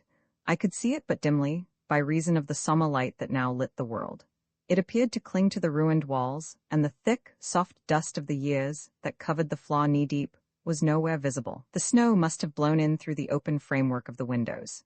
Yet in no place had it drifted, but lay everywhere about the great, old room, smooth and level. Moreover, there had been no wind these many thousand years, but there was the snow, ate as I have told, and all the earth was silent, and there was a cold such as no living man can ever have known. The earth was now illuminated by day with a most doleful light beyond my power to describe. It seemed as though I looked at the great plain through the medium of a bronze-tinted sea. It was evident that the earth's rotatory movement was departing steadily. The end came all at once.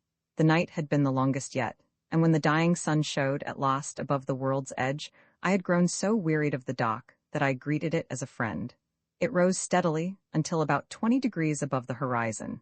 Then it stopped suddenly, and after a strange retrograde movement, hung motionless, a great shield in the sky. 9, only the circular rim of the sun showed bright, only this, and one thin streak of light near the equator.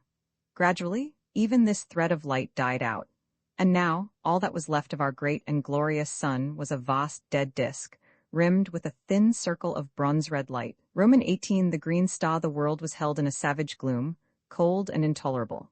Outside, all was quiet. Quiet? From the dark room behind me came the occasional, soft thud 10 of falling matter, fragments of rotting stone. So time passed and night grasped the world, wrapping it in wrappings of impenetrable blackness. There was no night sky as we know it. Even the few straggling stars had vanished conclusively. I might have been in a shuttered room without a light, for all that I could see. Only, in the impalpableness of gloom opposite, burnt that vast, encircling hair of dull fire. Beyond this there was no ray in all the vastitude of night that surrounded me, save that far in the north that soft, mist-like glow still shone. Silently, years moved on. What period of time passed I shall never know. It seemed to me, waiting there, that eternities came and went stealthily, and still I watched.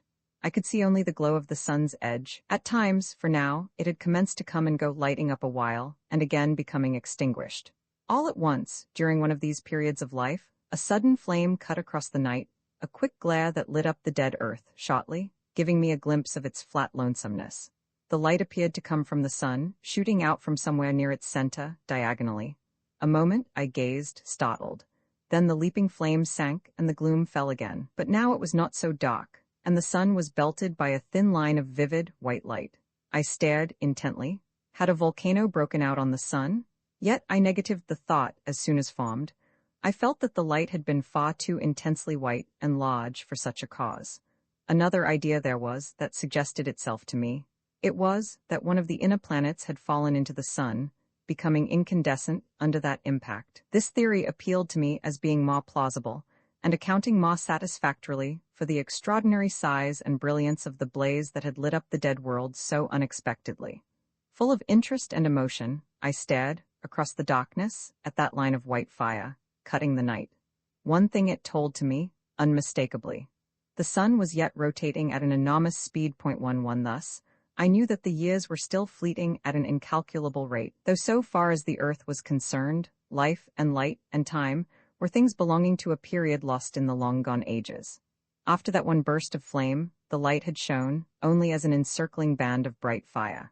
Now, however, as I watched, it began slowly to sink into a ruddy tint, and later to a dark, copper-red color, much as the sun had done. Presently, it sank to a deeper hue, and in a still further space of time, it began to fluctuate, having periods of glowing and anon dying. Thus, after a great while, it disappeared. Long before this, the smoldering edge of the sun had deadened into blackness.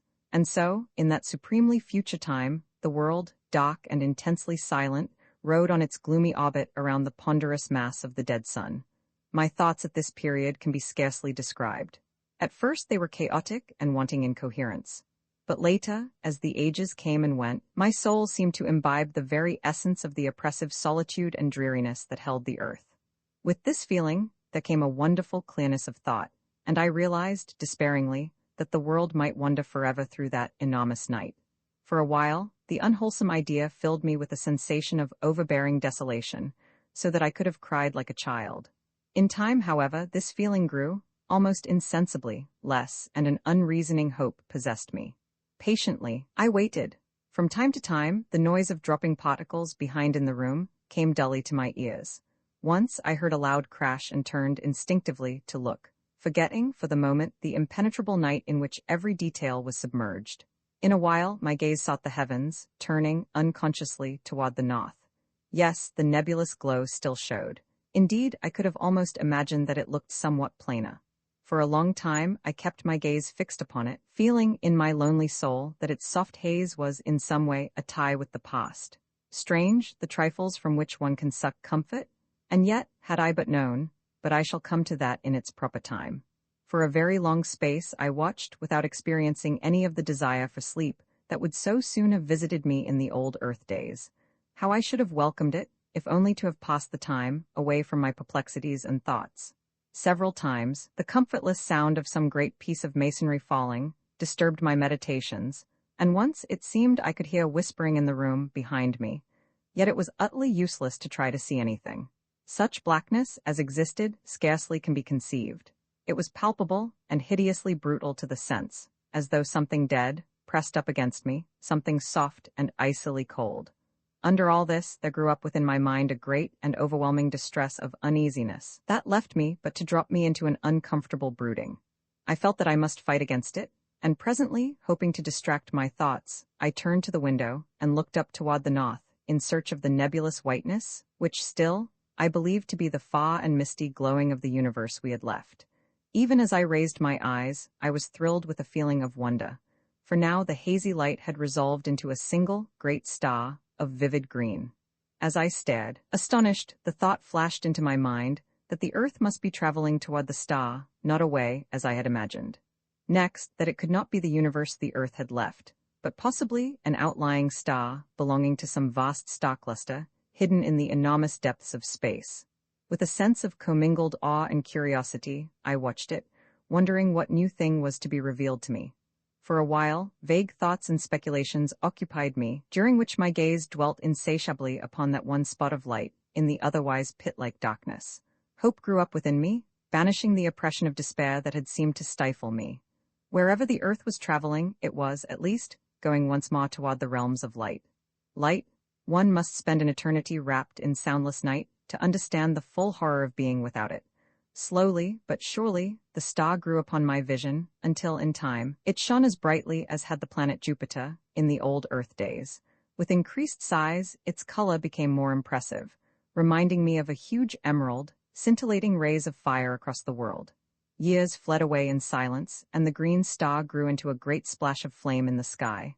A little later, I saw a thing that filled me with amazement. It was the ghostly outline of a vast crescent in the night, a gigantic new moon, seeming to be growing out of the surrounding gloom. Utterly bemused, I stared at it. It appeared to be quite close, comparatively, and I puzzled to understand how the earth had come so near to it, without my having seen it before. The light, thrown by the star, grew stronger, and presently I was aware that it was possible to see the earthscape again, though indistinctly. A while I stared, trying to make out whether I could distinguish any detail of the world's surface, but I found the light insufficient. In a little, I gave up the attempt and glanced once more toward the star. Even in the short space that my attention had been diverted, it had increased considerably, and seemed now, to my bewildered sight, about a quarter of the size of the full moon. The light it threw was extraordinarily powerful, yet its color was so abominably unfamiliar that such of the world as I could see showed unreal, more as though I looked out upon a landscape of shadow than aught else. All this time, the great crescent was increasing in brightness, and began now to shine with a perceptible shade of green. Steadily, the star increased in size and brilliancy, until it showed, fully as large as half a full moon, and as it grew greater and brighter, so did the vast crescent throw out more and more light, though of an ever-deepening hue of green. Under the combined blaze of their radiances, the wilderness that stretched before me became steadily more visible. Soon, I seemed able to stare across the whole world, which now appeared, beneath the strange light, terrible in its cold and awful, flat dreariness.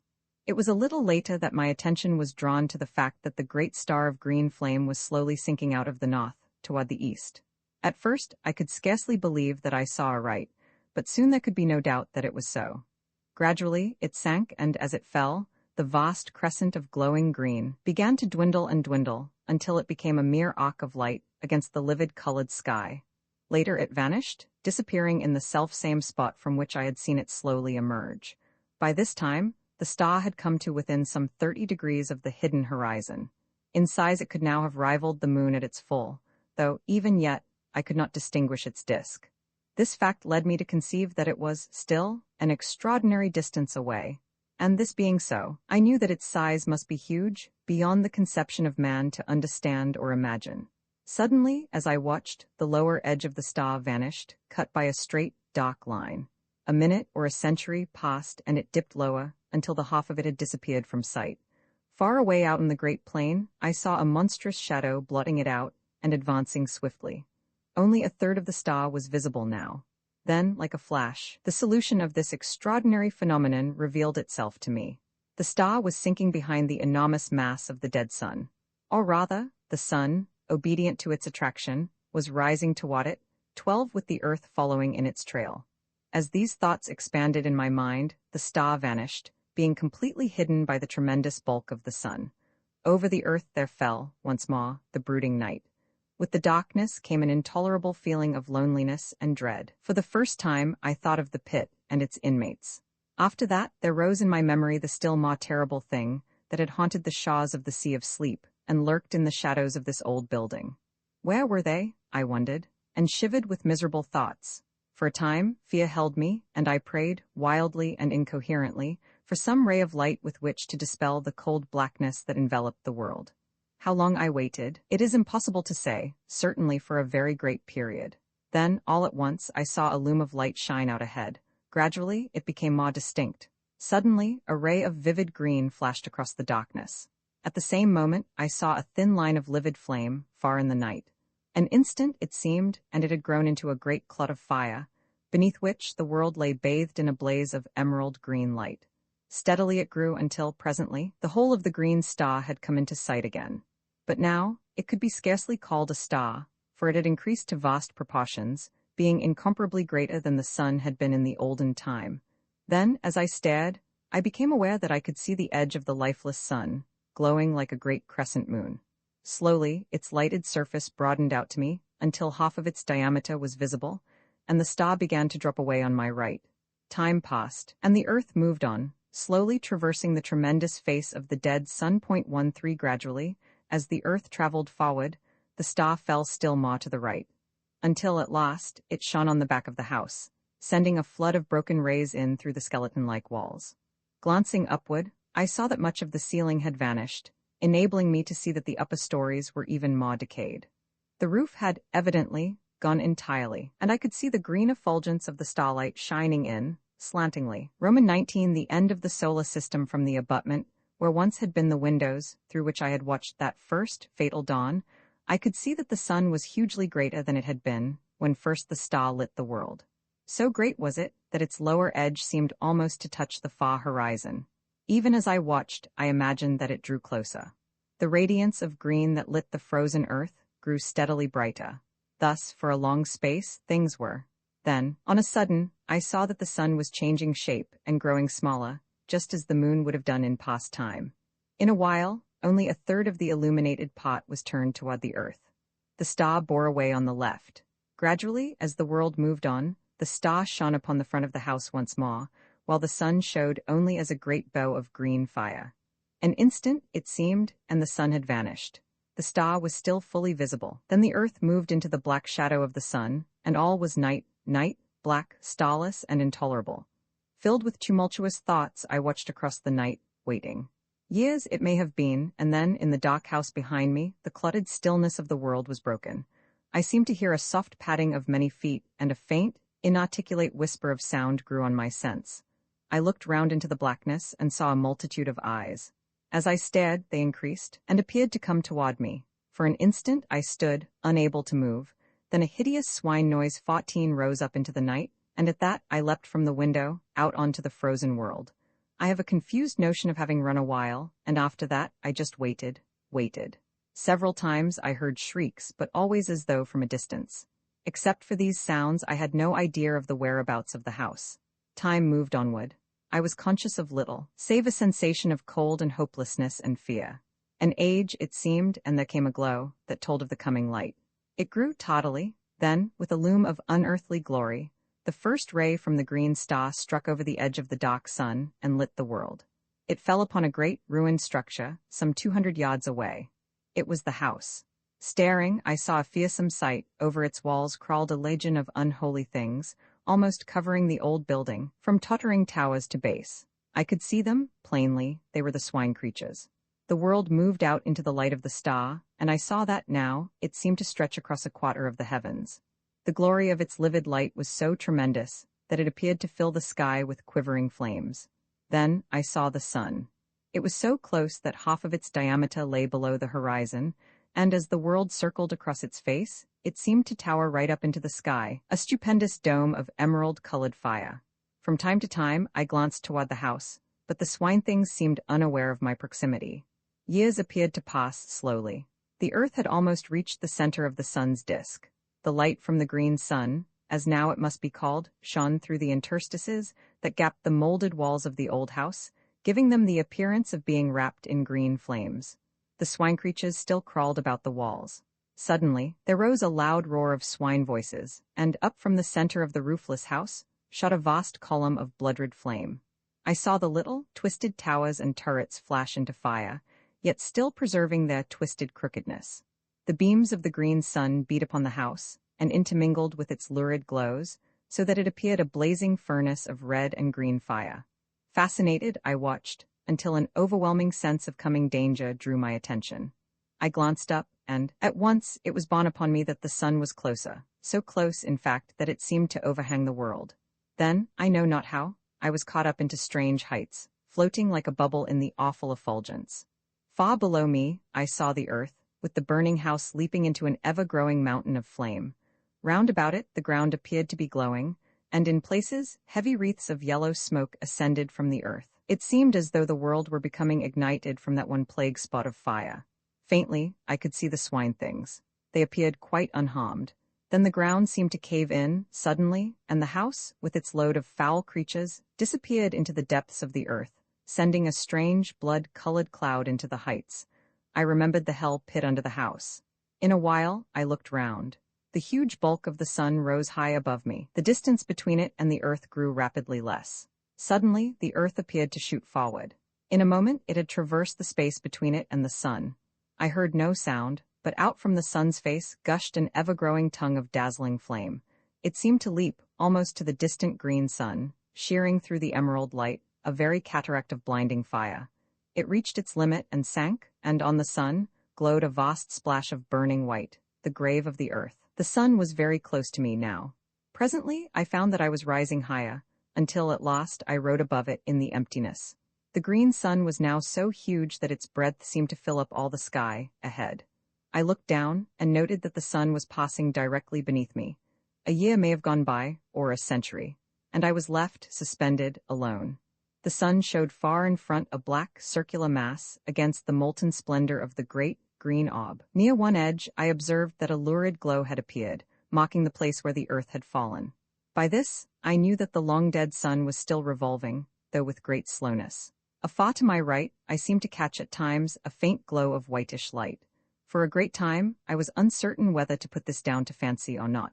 Thus, for a while, I stared with fresh wonderings, until at last, I knew that it was no imaginary thing, but a reality. It grew brighter, and, presently, there slid out of the green, a pale globe of softest white. It came nearer, and I saw that it was apparently surrounded by a robe of gently glowing clouds. Time passed. I glanced toward the diminishing sun. It showed only as a dark blot on the face of the green sun. As I watched, I saw it grow smaller, steadily, as though rushing toward the superior orb at an immense speed. Intently, I stared. What would happen? I was conscious of extraordinary emotions, as I realized that it would strike the green sun. It grew no bigger than a pea, and I looked with my whole soul to witness the final end of our system. That system which had borne the world through so many eons, with its multitudinous sorrows and joys. And now, suddenly, something crossed my vision, cutting from sight all vestige of the spectacle I watched with such sole interest. What happened to the dead sun, I did not see, but I have no reason, in the light of that which I saw afterward, to disbelieve that it fell into the strange fire of the green sun, and so perished. And then, suddenly, an extraordinary question rose in my mind, whether this stupendous globe of green fire might not be the vast central sun, the great sun, round which our universe and countless others revolve. I felt confused. I thought of the probable end of the dead sun, and another suggestion came. Dumbly do the dead stars make the green sun their grave? The idea appealed to me with no sense of grotesqueness, but rather as something both possible and probable. Roman 2 The plain of silence. I am an old man. I live here in this ancient house, surrounded by huge, unkempt gardens. The peasantry, who inhabit the wilderness beyond, say that I am mad. That is because I will have nothing to do with them. I live here alone with my old sister, who is also my housekeeper. We keep no servants, I hate them. I have one friend, a dog. Yes, I would sooner have old Pepper than the rest of creation together. He, at least, understands me, and has sense enough to leave me alone when I am in my dark moods. I have decided to start a kind of diary. It may enable me to record some of the thoughts and feelings that I cannot express to anyone. But beyond this, I am anxious to make some record of the strange things that I have heard and seen during many years of loneliness in this weird old building. For a couple of centuries, this house has had a reputation, a bad one, and until I bought it, for more than 80 years no one had lived here. Consequently, I got the old place at a ridiculously low figure.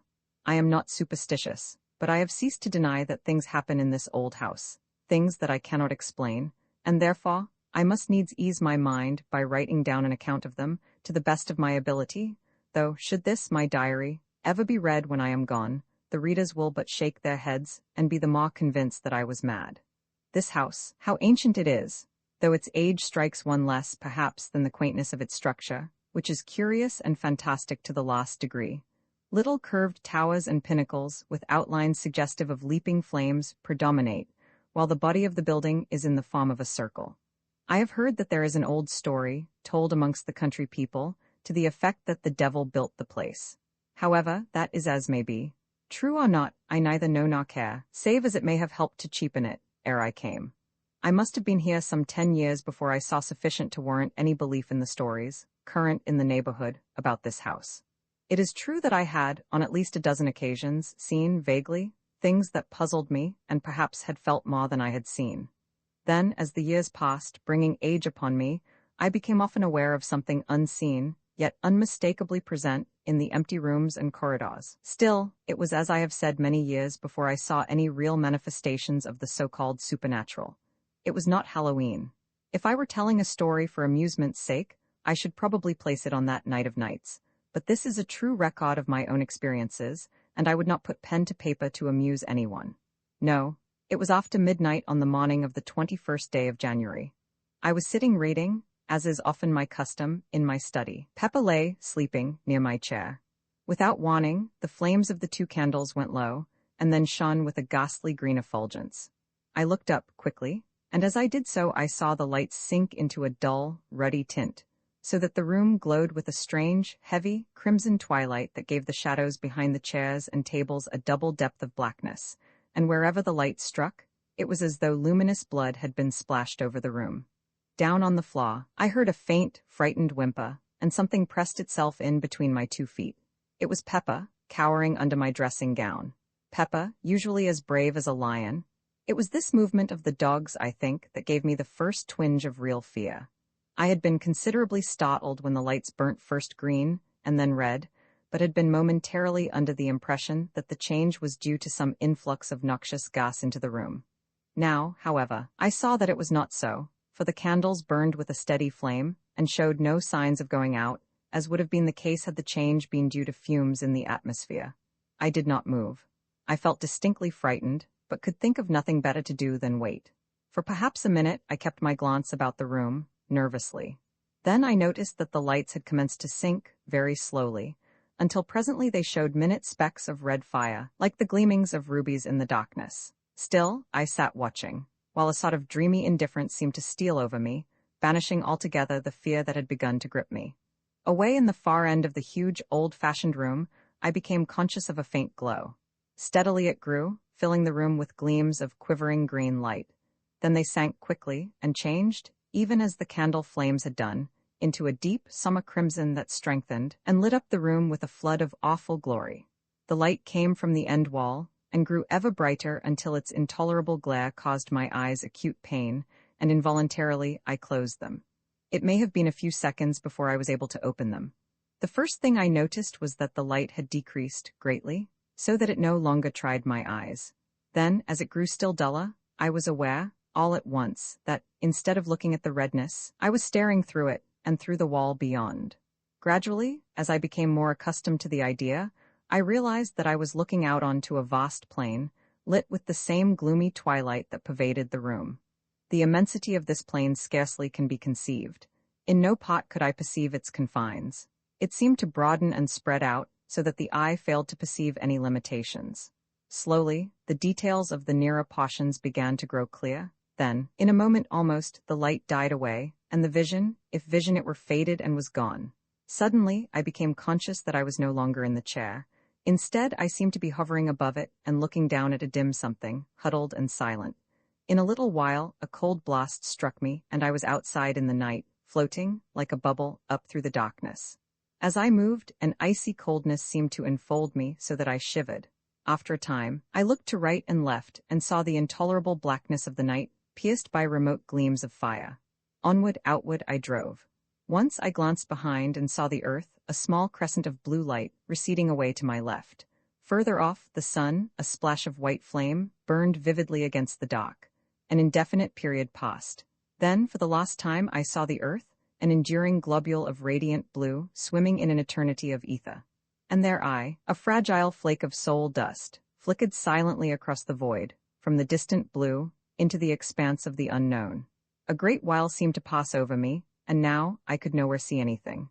I had passed beyond the fixed stars and plunged into the huge blackness that waits beyond. All this time I had experienced little, save a sense of lightness and cold discomfort. Now, however, the atrocious darkness seemed to creep into my soul, and I became filled with fear and despair. What was going to become of me? Where was I going? Even as the thoughts were formed, there grew against the impalpable blackness that wrapped me a faint tinge of blood. It seemed extraordinarily remote and mist-like. Yet, at once, the feeling of oppression was lightened, and I no longer despaired. Slowly, the distant redness became plainer and larger. until, as I drew nearer, it spread out into a great, summer glare, dull and tremendous. Still, I fled onward, and presently, I had come so close that it seemed to stretch beneath me, like a great ocean of sombre red. I could see little, save that it appeared to spread out interminably in all directions. In a further space, I found that I was descending upon it, and soon, I sank into a great sea of sullen, red-hued clouds. Slowly, I emerged from these, and there, below me, I saw the stupendous plain that I had seen from my room in this house that stands upon the borders of the silences. Presently, I landed and stood, surrounded by a great waste of loneliness. The place was lit with a gloomy twilight that gave an impression of indescribable desolation. Afar to my right, within the sky, there burnt a gigantic ring of dull red fire, from the outer edge of which were projected huge, writhing flames, dotted and jagged.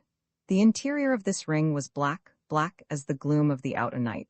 I comprehended, at once, that it was from this extraordinary sun that the place derived its doleful light. From that strange source of light, I glanced down again to my surroundings. Everywhere I looked, I saw nothing but the same flat weariness of interminable plain. Nowhere could I descry any signs of life, not even the ruins of some ancient habitation. Gradually, I found that I was being borne forward, floating across the flat waste. For what seemed an eternity, I moved onward. I was unaware of any great sense of impatience, though some curiosity and a vast wonder were with me continually.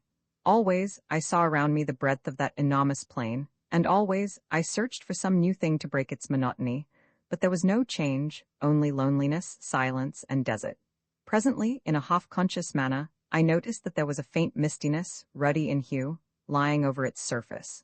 Still, when I looked more intently, I was unable to say that it was really mist, for it appeared to blend with the plain, giving it a peculiar unrealness, and conveying to the senses the idea of unsubstantiality. Gradually, I began to weary with the sameness of the thing. Yet it was a great time before I perceived any signs of the place, toward which I was being conveyed. At first I saw it, far ahead, like a long hillock on the surface of the plain. Then, as I drew nearer, I perceived that I had been mistaken, for, instead of a low hill, I made out, now, a chain of great mountains, whose distant peaks towered up into the red gloom, until they were almost lost to sight. Roman 20 the celestial globes for a while, many thoughts crowded my mind, so that I was unable to do aught, save stare, blindly, before me. I seemed whelmed in a sea of doubt and wonder and sorrowful remembrance. It was later that I came out of my bewilderment. I looked about, dazedly. Thus, I saw so extraordinary a sight that, for a while, I could scarcely believe I was not still wrapped in the visionary tumult of my own thoughts. Out of the reigning green had grown a boundless river of softly shimmering globes, each one enfolded in a wondrous fleece of pure cloud. They reached, both above and below me, to an unknown distance, and not only hid the shining of the green sun, but supplied, in place thereof, a tender glow of light that suffused itself around me, like unto nothing I have ever seen, before or since. In a little, I noticed that there was about these spheres a sort of transparency, almost as though they were formed of clouded crystal, within which burned a radiance, gentle and subdued. They moved on, past me, continually, floating onward at no great speed, but rather as though they had eternity before them. A great while I watched and could perceive no end to them. At times I seemed to distinguish faces amid the cloudiness, but strangely indistinct, as though partly real, and partly formed of the mistiness through which they showed. For a long time I waited, passively, with a sense of growing content. I had no longer that feeling of unutterable loneliness, but felt rather that I was less alone than I had been for kalpas of years. This feeling of contentment increased so that I would have been satisfied to float in company with those celestial globules forever. Ages slipped by, and I saw the shadowy faces with increased frequency, also with greater plainness. Whether this was due to my soul having become more attuned to its surroundings, I cannot tell. Probably it was so. But however this may be, I am assured now, only of the fact that I became steadily more conscious of a new mystery about me, telling me that I had indeed penetrated within the borderland of some unthought-of region, some subtle, intangible place or form of existence. The enormous stream of luminous spheres continued to pass me, at an unvarying rate, countless millions, and still they came, showing no signs of ending, nor even diminishing. Then, as I was borne silently upon the unbuoying ether, I felt a sudden, irresistible forward movement toward one of the passing globes. An instant and I was beside it. Then I slid through into the interior without experiencing the least resistance of any description. For a short while I could see nothing, and waited, curiously. All at once, I became aware that a sound broke the inconceivable stillness. It was like the murmur of a great sea at calm, a sea breathing in its sleep. Gradually, the mist that obscured my sight began to thin away, and so, in time, my vision dwelt once again upon the silent surface of the sea of sleep. For a little I gazed, and could scarcely believe I saw aright. I glanced round. There was the great globe of pale fire swimming, as I had seen it before, a short distance above the dim horizon.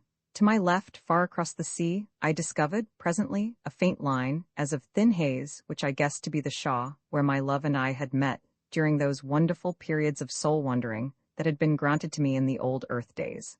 Another, a troubled memory came to me, of the formless thing that had haunted the shores of the sea of sleep, the guardian of that silent, echoless place.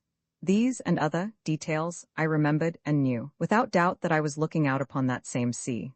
With the assurance, I was filled with an overwhelming feeling of surprise and joy and shaken expectancy, conceiving it possible that I was about to see my love again.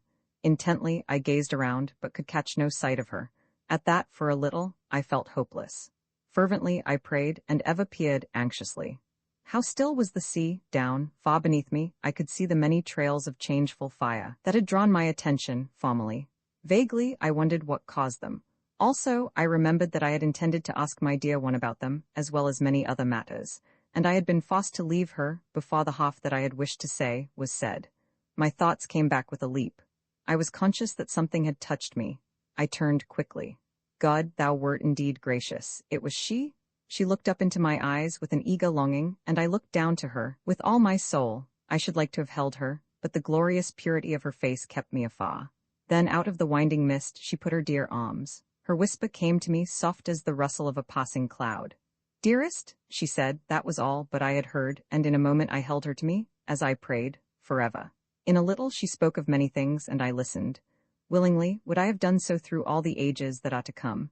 At times I whispered back, and my whispers brought to her spirit face, once more, an indescribably delicate tint, the bloom of love. Later I spoke more freely, and to each word she listened and made answer delightfully, so that already I was in paradise. She and I, and nothing, save the silent, spacious void to see us, and only the quiet waters of the sea of sleep to hear us. Long before, the floating multitude of cloud-enfolded spheres had vanished into nothingness. Thus, we looked upon the face of the slumberous deeps and were alone. Alone, God, I would be thus alone in the hereafter, and yet be never lonely. I had her, and greater than this she had me. I, eon-aged me, and on this thought and some others, I hope to exist through the few remaining years that may yet lie between us. Roman 21, the dark sun, how long our souls lay in the arms of joy, I cannot say. But all at once, I was waked from my happiness by a diminution of the pale and gentle light that lit the sea of sleep. I turned toward the huge, white orb, with a premonition of coming trouble. One side of it was curving inward, as though a convex, black shadow were sweeping across it. My memory went back. It was thus that the darkness had come, before our last parting. I turned toward my love, inquiringly. With a sudden knowledge of woe, I noticed how wan and unreal she had grown, even in that brief space. Her voice seemed to come to me from a distance. The touch of her hands was no more than the gentle pressure of a summer wind, and grew less perceptible. Already, quite half of the immense globe was shrouded. A feeling of desperation seized me. Was she about to leave me? Would she have to go, as she had gone before? I questioned her anxiously, frightenedly, and she, nestling closer, explained in that strange, far-away voice that it was imperative she should leave me before the sun of darkness, as she termed it, blotted out the light. At this confirmation of my fears, I was overcome with despair, and could only look, voicelessly, across the quiet plains of the silent sea. How swiftly the darkness spread across the face of the white orb. Yet, in reality, the time must have been long, beyond human comprehension. At last, only a crescent of pale fire lit the, now dim, sea of sleep. All this while she had held me, but with so soft a caress that I had been scarcely conscious of it. We waited there together, she and I, speechless for very sorrow. In the dimming light her face showed, shadowy, blending into the dusky mistiness that encircled us. Then, when a thin, curved line of soft light was all that lit the sea, she released me, pushing me from her tenderly. Her voice sounded in my ears, "I may not stay longer, dear one." It ended in a sob. She seemed to float away from me and became invisible. Her voice came to me out of the shadows, faintly, apparently from a great distance. A little while, it died away, remotely. In a breath, the sea of sleep darkened into night. Far to my left, I seemed to see, for a brief instant, a soft glow. It vanished, and in the same moment, I became aware that I was no longer above the still sea, but once more suspended in infinite space with the green sun, now eclipsed by a vast, dark sphere before me. Utterly bewildered, I stared, almost unseeingly, at the ring of green flames leaping above the dark edge. Even in the chaos of my thoughts, I wondered dully at their extraordinary shapes.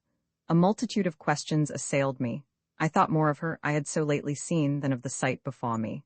My grief and thoughts of the future filled me. Was I doomed to be separated from her always? Even in the old earth days, she had been mine, only for a little while.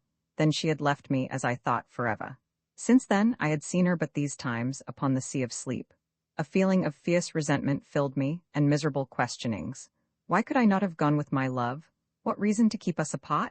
Why had I to wait alone while she slumbered through the years, on the still bosom of the sea of sleep? The sea of sleep. My thoughts turned, inconsequently, out of their channel of bitterness, to fresh, desperate questionings. Where was it? Where was it? I seemed to have but just parted from my love upon its quiet surface, and it had gone, utterly. It could not be far away. And the white orb which I had seen hidden in the shadow of the sun of darkness, my sight dwelt upon the green sun, eclipsed. What had eclipsed it? Was there a vast, dead star circling it? Was the central sun, as I had come to regard it, a double star? The thought had come, almost unbidden, yet why should it not be so? My thoughts went back to the white orb. Strange that it should have been. I stopped. An idea had come, suddenly. The white orb and the green sun, were they one and the same? My imagination wandered backward, and I remembered the luminous globe to which I had been so unaccountably attracted. It was curious that I should have forgotten it, even momentarily. Where were the others? I reverted again to the globe I had entered. I thought for a time, and matters became clearer. I conceived that, by entering that impalpable globule, I had passed at once into some further, and until then, invisible dimension. There, the green sun was still visible, but as a stupendous sphere of pale, white light, almost as though its ghost showed, and not its material part. A long time, I mused on the subject. I remembered how, on entering the sphere, I had, immediately, lost all sight of the others. For a still further period, I continued to revolve the different details in my mind. In a while, my thoughts turned to other things. I came more into the present and began to look about me seeingly. For the first time, I perceived that innumerable rays, of a subtle, violet hue, pierced the strange semi-darkness in all directions. They radiated from the fiery rim of the green sun. They seemed to grow upon my vision, so that, in a little, I saw that they were countless. The night was filled with them, spreading outward from the green sun, fanwise. I concluded that I was enabled to see them, by reason of the sun's glory being cut off by the eclipse. They reached right out into space and vanished. Gradually, as I looked, I became aware that fine points of intensely brilliant light traversed the rays. Many of them seemed to travel from the green sun into distance. Others came out of the void, toward the sun, but one and all, each kept strictly to the ray in which it traveled. Their speed was inconceivably great, and it was only when they neared the green sun, or as they left it, that I could see them as separate specks of light. Further from the sun, they became thin lines of vivid fire within the violet. The discovery of these rays, and the moving sparks, interested me extraordinarily. To where did they lead in such countless profusion? I thought of the worlds in space. And those sparks, messengers, possibly the idea was fantastic, but I was not conscious of its being so. Messengers from the central sun, an idea evolved itself slowly. Was the green sun the abode of some vast intelligence? The thought was bewildering. Visions of the unnameable rose vaguely. Had I, indeed, come upon the dwelling place of the eternal? For a time I repelled the thought dumbly. It was too stupendous. Yet, huge, vague thoughts had birth within me. I felt suddenly, terribly naked, and an awful nearness shook me. And heaven? Was that an illusion? My thoughts came and went erratically. The sea of sleep, and she? Heaven. I came back with a bound to the present. Somewhere out of the void behind me there rushed an immense, dark body, huge and silent. It was a dead star, hurling onward to the burying place of the stars.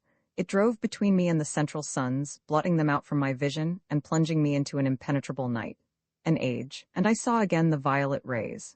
A great while later, eons it must have been, a circular glow grew in the sky ahead, and I saw the edge of the receding star show darkly against it. Thus I knew that it was nearing the central suns. Presently I saw the bright ring of the green sun show plainly against the night. The star had passed into the shadow of the dead sun. After that I just waited. The strange years went slowly, and ever I watched intently. The thing I had expected came at last, suddenly, awfully. A vast flare of dazzling light, a streaming burst of white flame across the dark void. For an indefinite while it sawed outward, a gigantic mushroom of fire. It ceased to grow. Then as time went by, it began to sink backwards slowly. I saw now that it came from a huge glowing spot near the center of the dark sun. Mighty flames still sawed outward from this.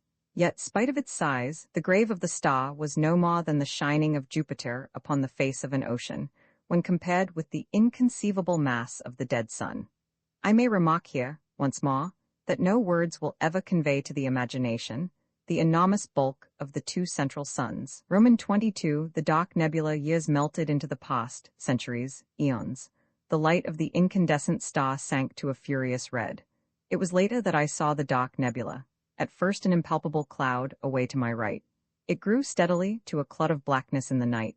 How long I watched it is impossible to say, for time, as we count it, was a thing of the past. It came closer, a shapeless monstrosity of darkness, tremendous. It seemed to slip across the night, sleepily, a very hell fog. Slowly it slid nearer and passed into the void between me and the central suns. It was as though a curtain had been drawn before my vision. A strange tremor of fear took me, and a fresh sense of wonder. The green twilight that had reigned for so many millions of years had now given place to impenetrable gloom. Motionless, I peered about me. A century fled, and it seemed to me that I detected occasional dull glows of red, passing me at intervals. Earnestly I gazed and presently seemed to see circular masses that showed muddily red within the clouded blackness. They appeared to be growing out of the nebulous murk. A while, and they became plainer to my accustomed vision. I could see them now with a fair amount of distinctness, ruddy-tinged spheres similar, in size, to the luminous globes that I had seen so long previously. They floated past me continually. Gradually, a peculiar uneasiness seized me. I became aware of a growing feeling of repugnance and dread. It was directed against those passing orbs, and seemed born of intuitive knowledge, rather than of any real cause or reason. Some of the passing globes were brighter than others, and it was from one of these that a face looked, suddenly. A face, human in its outline, but so tortured with woe that I stared, aghast. I had not thought there was such sorrow as I saw there. I was conscious of an added sense of pain on perceiving that the eyes, which glared so wildly, were sightless. A while longer I saw it, then it had passed on into the surrounding gloom. After this I saw others, all wearing that look of hopeless sorrow, and blind. A long time went by, and I became aware that I was nearer to the orbs than I had been. At this I grew uneasy, though I was less in fear of those strange globules than I had been before seeing their sorrowful inhabitants, for sympathy had tempered my fear. Later, there was no doubt but that I was being carried closer to the red spheres, and presently I floated among them. In a while, I perceived one bearing down upon me. I was helpless to move from its path. In a minute, it seemed, it was upon me, and I was submerged in a deep red mist. This cleared, and I stared, confusedly, across the immense breadth of the plain of silence. It appeared just as I had first seen it. I was moving forward steadily across its surface. Away ahead shone the vast, blood-red ring 15 that lit the place. All around was spread the extraordinary desolation of stillness that had so impressed me during my previous wanderings across its starkness. Presently, I saw, rising up into the ruddy gloom, the distant peaks of the mighty amphitheater of mountains where, untold ages before, I had been shown my first glimpse of the terrors that underlie many things, and where, vast and silent, watched by 1,000 mute gods, stands the replica of this house of mysteries.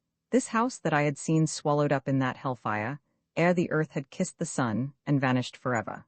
Though I could see the crests of the mountain amphitheater, yet it was a great while before their lower portions became visible.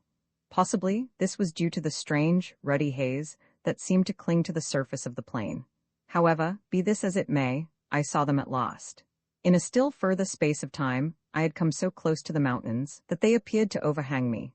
Presently, I saw the great rift open before me, and I drifted into it without volition on my part. Later, I came out upon the breadth of the enormous arena. There, at an apparent distance of some 5 miles, stood the house, huge, monstrous, and silent, lying in the very center of that stupendous amphitheater. So far as I could see, it had not altered in any way, but looked as though it were only yesterday that I had seen it. Around, the grim, dark mountains frowned down upon me from their lofty silences. Far to my right, away up among inaccessible peaks, loomed the enormous bulk of the great beast god. Higher, I saw the hideous form of the dread goddess, rising up through the red gloom, thousands of fathoms above me. To the left, I made out the monstrous eyeless thing, gray and inscrutable. Further off, reclining on its lofty ledge, the livid ghoul shape showed, a splash of sinister color among the dark mountains. Slowly, I moved out across the great arena, floating. As I went, I made out the dim forms of many of the other lurking horrors that peopled those supreme heights. Gradually, I neared the house, and my thoughts flashed back across the abyss of years. I remembered the dread specter of the place. A short while passed, and I saw that I was being wafted directly toward the enormous mass of that silent building. About this time, I became aware, in an indifferent sort of way, of a growing sense of numbness that robbed me of the fear which I should otherwise have felt on approaching that awesome pile.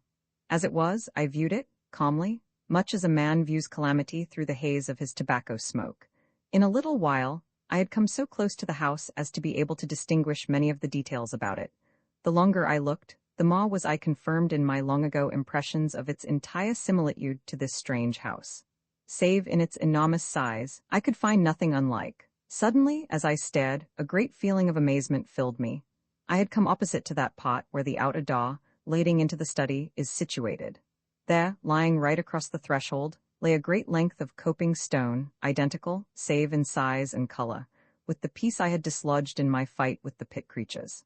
I floated nearer, and my astonishment increased as I noted that the door was broken partly from its hinges, precisely in the manner that my study door had been forced inward by the assaults of the swine things.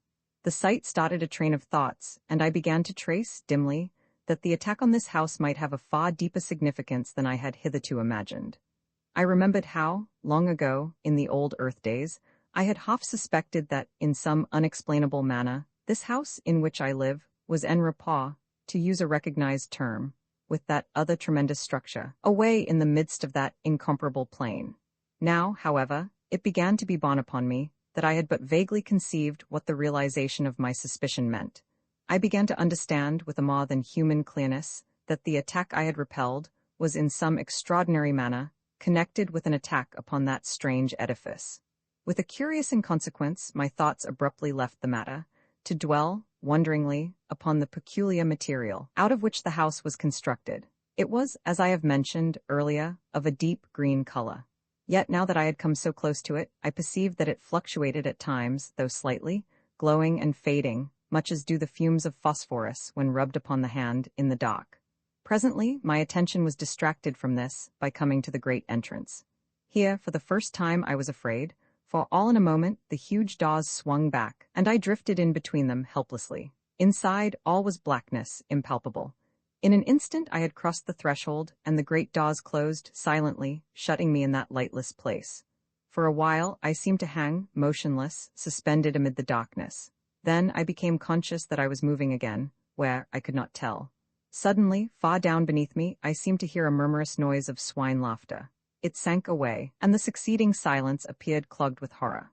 Then a door opened somewhere ahead, a white haze of light filtered through, and I floated slowly into a room that seemed strangely familiar.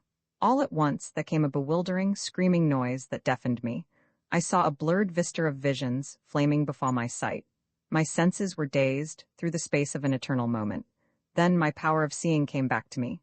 The dizzy, hazy feeling passed, and I saw, clearly. Roman 23 Pepper. I was seated in my chair, back again in this old study. My glance wandered round the room. For a minute it had a strange, quivery appearance, unreal and unsubstantial. This disappeared, and I saw that nothing was altered in any way. I looked toward the end window. The blind was up. I rose to my feet, shakily. As I did so, a slight noise in the direction of the door attracted my attention. I glanced toward it. For a short instant, it appeared to me that it was being closed gently. I stared and saw that I must have been mistaken. It seemed closely shut. With a succession of efforts, I trod my way to the window and looked out. The sun was just rising, lighting up the tangled wilderness of gardens. For perhaps a minute I stood and stared. I passed my hand, confusedly, across my forehead. Presently, amid the chaos of my senses, a sudden thought came to me. I turned quickly and called to Peppa. There was no answer, and I stumbled across the room in a quick access of fear. As I went, I tried to frame his name, but my lips were numb. I reached the table and stooped down to him with a catching at my heart. He was lying in the shadow of the table, and I had not been able to see him distinctly from the window. Now, as I stooped, I took my breath shortly. There was no Peppa. Instead, I was reaching toward an elongated little heap of gray, ash-like dust. I must have remained in that half-stooped position for some minutes. I was dazed, stunned. Peppa had really passed into the land of shadows. Roman 24, the footsteps in the garden. Peppa is dead. Even now, at times, I seem scarcely able to realize that this is so. It is many weeks since I came back from that strange and terrible journey through space and time. Sometimes in my sleep, I dream about it and go through, in imagination, the whole of that fearsome happening. When I wake, my thoughts dwell upon it. That sun, those suns, were they indeed the great central suns, round which the whole universe, of the unknown heavens, revolves? Who shall say? And the bright globules floating forever in the light of the green sun, and the sea of sleep on which they float. How unbelievable it all is. If it were not for Peppa, I should, even after the many extraordinary things that I have witnessed, be inclined to imagine that it was but a gigantic dream. Then there is that dreadful, dark nebula, with its multitudes of red spheres, moving always within the shadow of the dark sun, sweeping along on its stupendous orbit, wrapped eternally in gloom. And the faces that peered out at me, God, do they, and does such a thing really exist? There is still that little heap of gray ash on my study floor. I will not have it touched. At times when I am calmer, I have wondered what became of the outer planets of the solar system. It has occurred to me that they may have broken loose from the sun's attraction and whirled away into space. This is, of course, only a surmise. There are so many things about which I wonder. Now that I am writing, let me record that I am certain there is something horrible about to happen. Last night a thing occurred which has filled me with an even greater terror than did the pit fear. I will write it down now, and if anything more happens, endeavor to make a note of it at once. I have a feeling that there is more in this last affair than in all those others. I am shaky and nervous, even now, as I write. Somehow, I think death is not very far away. Not that I fear death, as death is understood. Yet there is that in the air which bids me fear, an intangible, cold horror. I felt it last night. It was thus, last night I was sitting here in my study, writing. The door, leading into the garden, was half open. At times, the metallic rattle of a dog's chain sounded faintly. It belongs to the dog I have bought since Peppa's death. I will not have him in the house, not after Peppa. Still, I have felt it better to have a dog about the place. They are wonderful creatures. I was much engrossed in my work, and the time passed quickly. Suddenly, I heard a soft noise on the path, outside in the garden. Pad, pad, pad, it went with a stealthy, curious sound. I sat upright with a quick movement and looked out through the open door. Again the noise came, pad, pad, pad. It appeared to be approaching. With a slight feeling of nervousness, I stared into the gardens, but the night hid everything. Then the dog gave a long howl, and I started. For a minute, perhaps, I peered intently, but could hear nothing. After a little, I picked up the pen, which I had laid down, and recommenced my work. The nervous feeling had gone, for I imagined that the sound I had heard was nothing more than the dog walking round his kennel at the length of his chain. A quarter of an hour may have passed. Then, all at once, the dog howled again, and with such a plaintively sorrowful note that I jumped to my feet, dropping my pen and inking the page on which I was at work. "Curse that dog," I muttered, noting what I had done. Then, even as I said the words, there sounded again that queer pad, pad, pad. It was horribly close, almost by the door, I thought. I knew now that it could not be the dog. His chain would not allow him to come so near. The dog's growl came again, and I noted, subconsciously, the taint of fear in it. Outside on the windowsill, I could see Tip, my sister's pet cat. As I looked, it sprang to its feet, its tail swelling, visibly. For an instant it stood thus, seeming to stare fixedly at something in the direction of the door. Then, quickly, it began to back along the sill, until, reaching the wall at the end, it could go no further. There it stood, rigid, as though frozen in an attitude of extraordinary terror. Frightened and puzzled, I seized a stick from the corner, and went toward the door, silently, taking one of the candles with me. I had come to within a few paces of it when suddenly, a peculiar sense of fear thrilled through me, a fear, palpitant and real, whence I knew not nor why. So great was the feeling of terror that I wasted no time, but retreated straightway, walking backward and keeping my gaze fearfully on the door. I would have given much to rush at it, fling it to, and shoot the bolts, for I have had it repaired and strengthened, so that now it is far stronger than ever it has been. Like Tip, I continued my, almost unconscious, progress backward until the wall brought me up. At that, I started nervously and glanced round apprehensively. As I did so, my eyes dwelt momentarily on the rack of firearms, and I took a step toward them, but stopped with a curious feeling that they would be needless. Outside in the gardens, the dog moaned, strangely. Suddenly, from the cat, there came a fierce, long screech. I glanced jerkily in its direction. Something luminous and ghostly encircled it and grew upon my vision. It resolved into a glowing hand, transparent, with a lambent, greenish flame flickering over it. The cat gave a lost, awful caterwaul, and I saw it smoke and blaze. My breath came with a gasp, and I leant against the wall. Over that pot of the window there spread a smudge, green and fantastic. It hid the thing from me, though the glare of fire shone through, dully. A stench of burning stole into the room. Pad, pad, pad, something passed down the garden path, and a faint, moldy odor seemed to come in through the open door and mingle with the burnt smell. The dog had been silent for a few moments. Now I heard him yowl sharply as though in pain. Then he was quiet, save for an occasional, subdued whimper of fear. A minute went by, then the gate on the west side of the gardens slammed distantly. After that, nothing, not even the dog's whine. I must have stood there some minutes. Then a fragment of courage stole into my heart, and I made a frightened rush at the door, dashed it to, and bolted it.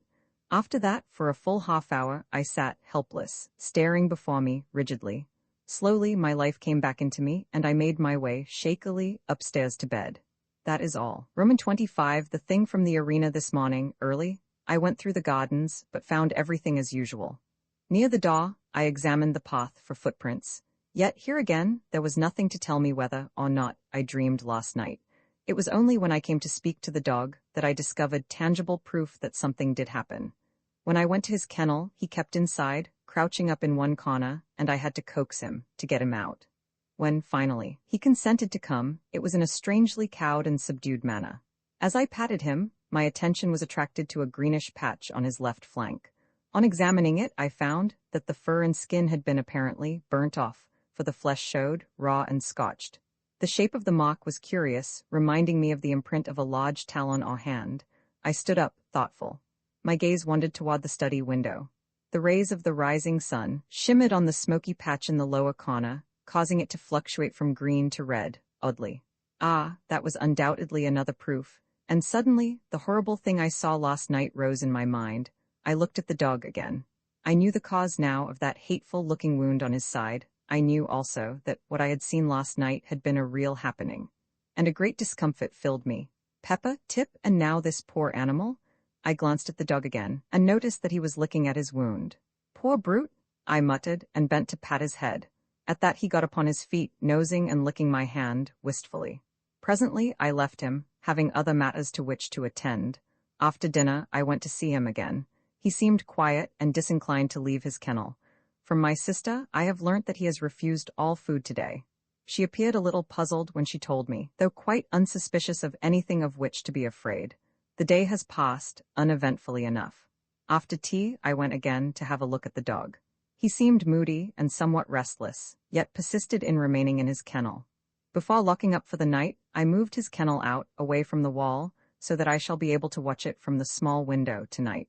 The thought came to me to bring him into the house for the night, but consideration has decided me to let him remain out. I cannot say that the house is in any degree less to be feared than the gardens. Peppa was in the house, and yet it is now 2 o'clock. Since 8 I have watched the kennel from the small side window in my study. Yet nothing has occurred, and I am too tired to watch longer. I will go to bed. During the night I was restless. This is unusual for me, but toward morning I obtained a few hours' sleep. I rose early, and after breakfast visited the dog. He was quiet, but morose, and refused to leave his kennel. I wish there was some hoss doctor near here. I would have the poor brute looked to. All day he has taken no food, but has shown an evident desire for water, lapping it up greedily. I was relieved to observe this. The evening has come, and I am in my study. I intend to follow my plan of last night and watch the kennel. The door, leading into the garden, is bolted securely. I am consciously glad there are bars to the windows. Midnight has gone. The dog has been silent up to the present. Through the side window on my left I can make out dimly the outlines of the kennel. For the first time, the dog moves and I hear the rattle of his chain. I look out, quickly. As I stare, the dog moves again, restlessly, and I see a small patch of luminous light shine from the interior of the kennel. It vanishes, then the dog stirs again, and once more. The gleam comes, I am puzzled. The dog is quiet, and I can see the luminous thing, plainly. It shows distinctly. There is something familiar about the shape of it. For a moment I wonder, then it comes to me that it is not unlike the forefingers and thumb of a hand. Like a hand? And I remember the contour of that fearsome wound on the dog's side. It must be the wound I see. It is luminous at night. Why? The minutes pass. My mind is filled with this fresh thing. Suddenly, I hear a sound. Out in the gardens. How it thrills through me. It is approaching. Pad, pad, pad. A prickly sensation traverses my spine and seems to creep across my scalp. The dog moves in his kennel and whimpers frightenedly. He must have turned round, for now I can no longer see the outline of his shining wound. Outside, the gardens are silent once more, and I listen fearfully. A minute passes and another. Then I hear the padding sound again. It is quite close, and appears to be coming down the gravelled path. The noise is curiously measured and deliberate. It ceases outside the door, and I rise to my feet and stand motionless. From the door comes a slight sound. The latch is being slowly raised. A singing noise is in my ears, and I have a sense of pressure about the head. The latch drops with a sharp click into the catch. The noise startles me afresh, jarring, horribly, on my tense nerves. After that, I stand for a long while, amid an ever-growing quietness. All at once, my knees begin to tremble, and I have to sit quickly. An uncertain period of time passes, and gradually, I begin to shake off the feeling of terror that has possessed me. Yet still I sit. I seem to have lost the power of movement. I am strangely tired and inclined to doze. My eyes open and close, and presently, I find myself falling asleep and waking in fits and starts. It is some time later that I am sleepily aware that one of the candles is guttering. When I wake again, it has gone out, and the room is very dim under the light of the one remaining flame. The semi-darkness troubles me little. I have lost that awful sense of dread, and my only desire seems to be to sleep. Suddenly, although there is no noise, I am awake, wide awake. I am acutely conscious of the nearness of some mystery, of some overwhelming presence. The very air seems pregnant with terror. I sit huddled, and just listen, intently. Still there is no sound. Nature herself seems dead. Then the oppressive stillness is broken by a little eldritch scream of wind that sweeps round the house and dies away, remotely. I let my gaze wander across the half-lighted room. By the great clock in the far corner is a dark, tall shadow. For a short instant I stare, frightenedly. Then I see that it is nothing and am momentarily relieved. In the time that follows, the thought flashes through my brain. Why not leave this house of mystery and terror? Then, as though in answer, there sweeps up across my sight a vision of the wondrous sea of sleep, the sea of sleep where she and I have been allowed to meet after the years of separation and sorrow, and I know that I shall stay on here, whatever happens. Through the side window, I note the somber blackness of the night. My glance wanders away and round the room, resting on one shadowy object and another. Suddenly, I turn and look at the window on my right. As I do so, I breathe quickly and bend forward with a frightened gaze at something outside the window, but close to the bars. I am looking at a vast, misty swine face, over which fluctuates a flamboyant flame of a greenish hue. It is the thing from the arena. The quivering mouth seems to drip with a continual, phosphorescent saliva. The eyes are staring straight into the room with an inscrutable expression. Thus, I sit rigidly frozen. The thing has begun to move. It is turning slowly in my direction. Its face is coming round toward me. It sees me. Two huge, inhumanly human eyes are looking through the dimness at me. I am cold with fear, yet even now I am keenly conscious and note in an irrelevant way that the distant stars are blotted out by the mass of the giant face. A fresh horror has come to me. I am rising from my chair without the least intention. I am on my feet, and something is impelling me toward the door that leads out into the gardens. I wish to stop, but cannot. Some immutable power is opposed to my will, and I go slowly forward, unwilling and resistant. My glance flies round the room helplessly and stops at the window. The great swine face has disappeared, and I hear again that stealthy pad, pad, pad. It stops outside the door toward which I am being compelled. There succeeds a short, intense silence, then there comes a sound. It is the rattle of the latch being slowly lifted. At that, I am filled with desperation. I will not go forward another step. I make a vast effort to return, but it is as though I press back upon an invisible wall. I groan out loud in the agony of my fear, and the sound of my voice is frightening. Again comes that rattle, and I shiver clammily. I fight and struggle to hold back, but it is no use. I am at the door, and, in a mechanical way, I watch my hand go forward to undo the topmost bolt. It does so, entirely without my volition. Even as I reach up toward the bolt, the door is violently shaken, and I get a sickly whiff of moldy air, which seems to drive in through the interstices of the doorway. I draw the bolt back slowly, fighting, dumbly, the while. It comes out of its socket with a click, and I begin to shake, aguishly. There are two more, one at the bottom of the door, the other. A massive affair is placed about the middle. For perhaps a minute I stand, with my arms hanging slackly by my sides. The influence to meddle with the fastenings of the door seems to have gone. All at once there comes the sudden rattle of iron at my feet. I glance down quickly and realize with an unspeakable terror that my foot is pushing back the lower bolt. An awful sense of helplessness assails me. The bolt comes out of its hold with a slight, ringing sound, and I stagger on my feet, grasping at the great central bolt for support. A minute passes, an eternity, then another. My God, help me! I am being forced to work upon the last fastening. I will not. Better to die than open to the terror that is on the other side of the door. Is there no escape? God help me! I have jerked the bolt half out of its socket. My lips emit a hoarse scream of terror. The bolt is 3 parts drawn now, and still my unconscious hands work toward my doom. Only a fraction of steel between my soul and that. Twice I scream out in the supreme agony of my fear, then, with a mad effort, I tear my hands away. My eyes seem blinded. A great blackness is falling upon me. Nature has come to my rescue. I feel my knees giving. There is a loud, quick thudding upon the door, and I am falling. I must have lain there at least a couple of hours. As I recover, I am aware that the other candle has burnt out, and the room is in an almost total darkness. I cannot rise to my feet, for I am cold and filled with a terrible cramp. Yet my brain is clear, and there is no longer the strain of that unholy influence. Cautiously, I get upon my knees and feel for the central bolt. I find it and push it securely back into its socket, then the one at the bottom of the door. By this time, I am able to rise to my feet and so manage to secure the fastening at the top. After that, I go down upon my knees again and creep away among the furniture in the direction of the stairs. By doing this, I am safe from observation from the window. I reach the opposite door, and as I leave the study, cast one nervous glance over my shoulder toward the window. Out in the night, I seem to catch a glimpse of something impalpable, but it may be only a fancy. Then I am in the passage and on the stairs. Reaching my bedroom, I clamber into bed, all clothed as I am, and pull the bedclothes over me. There, after a while, I begin to regain a little confidence. It is impossible to sleep, but I am grateful for the added warmth of the bedclothes.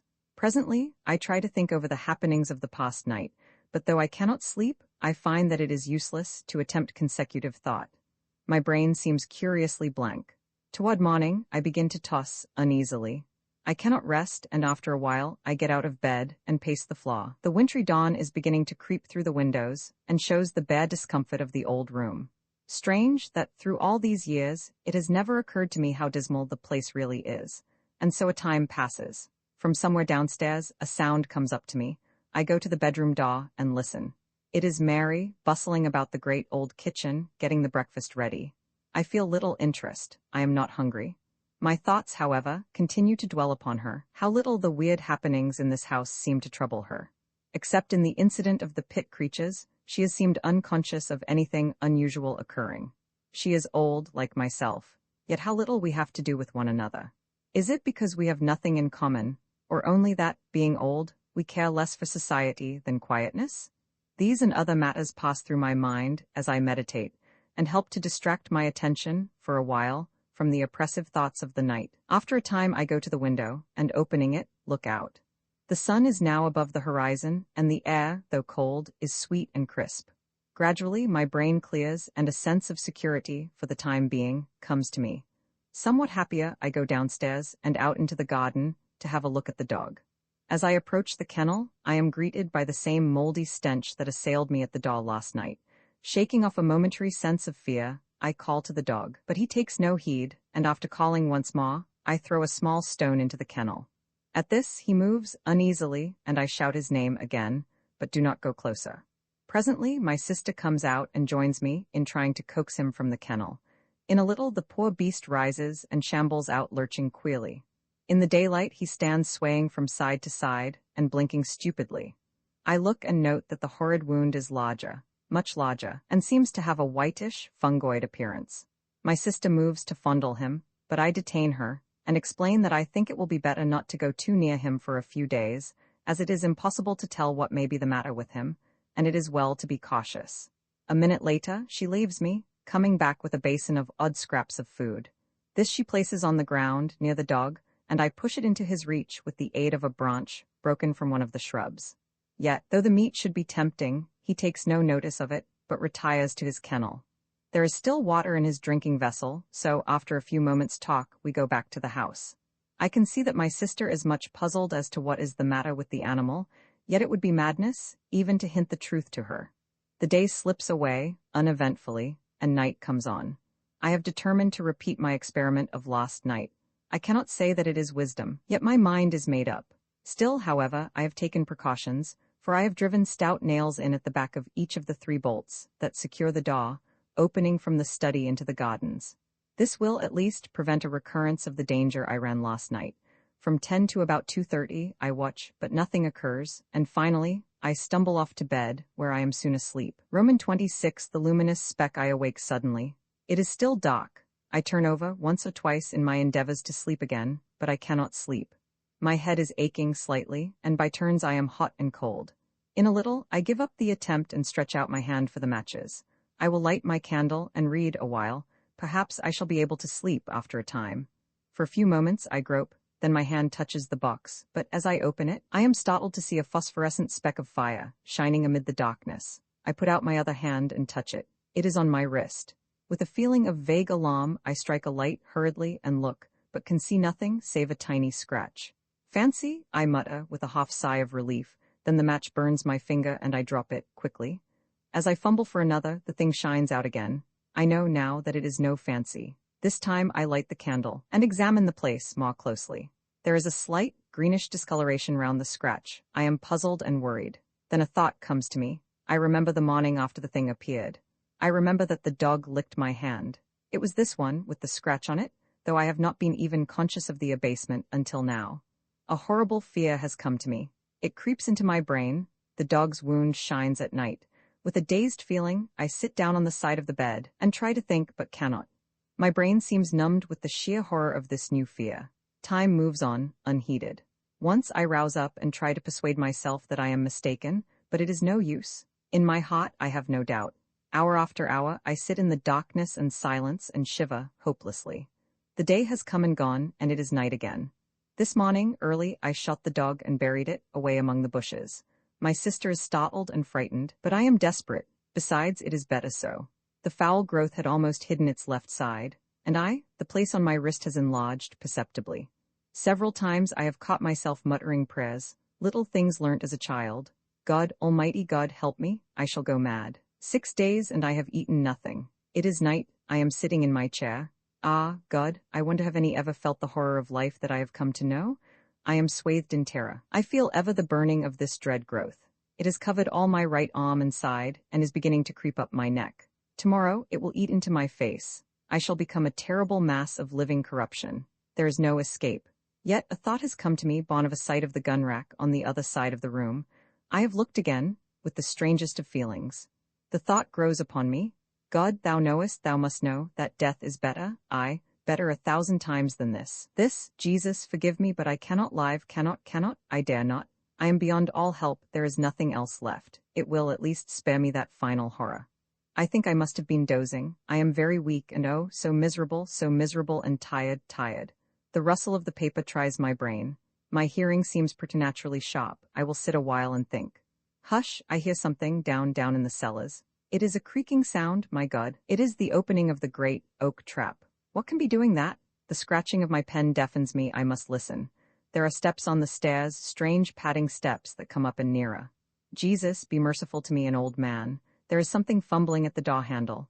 Oh God, help me now. Jesus, the door is opening slowly. Something, that is all. 16. Roman 27 conclusion. I put down the manuscript and glanced across at Tennyson. He was sitting, staring out into the dock. I waited a minute, then I spoke. Well, I said. He turned slowly and looked at me. His thoughts seemed to have gone out of him into a great distance. Was he mad? I asked, and indicated the MS with a half nod. Tennyson stared at me unseeingly a moment, then his wits came back to him, and suddenly, he comprehended my question.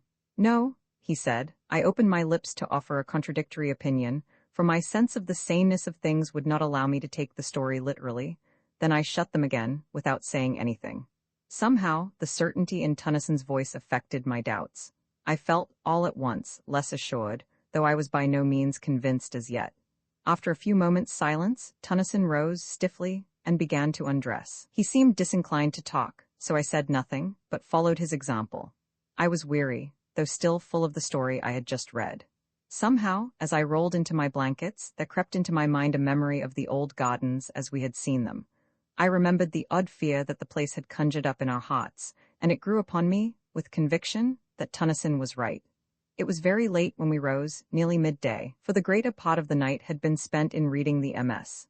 Tennyson was grumpy, and I felt out of sorts. It was a somewhat dismal day, and there was a touch of chilliness in the air. There was no mention of going out fishing on either of our parts. We got dinner, and after that, just sat and smoked in silence. Presently, Tennyson asked for the manuscript. I handed it to him, and he spent most of the afternoon in reading it through by himself. It was while he was thus employed that a thought came to me. What do you say to having another look at? I nodded my head downstream. Tennyson looked up.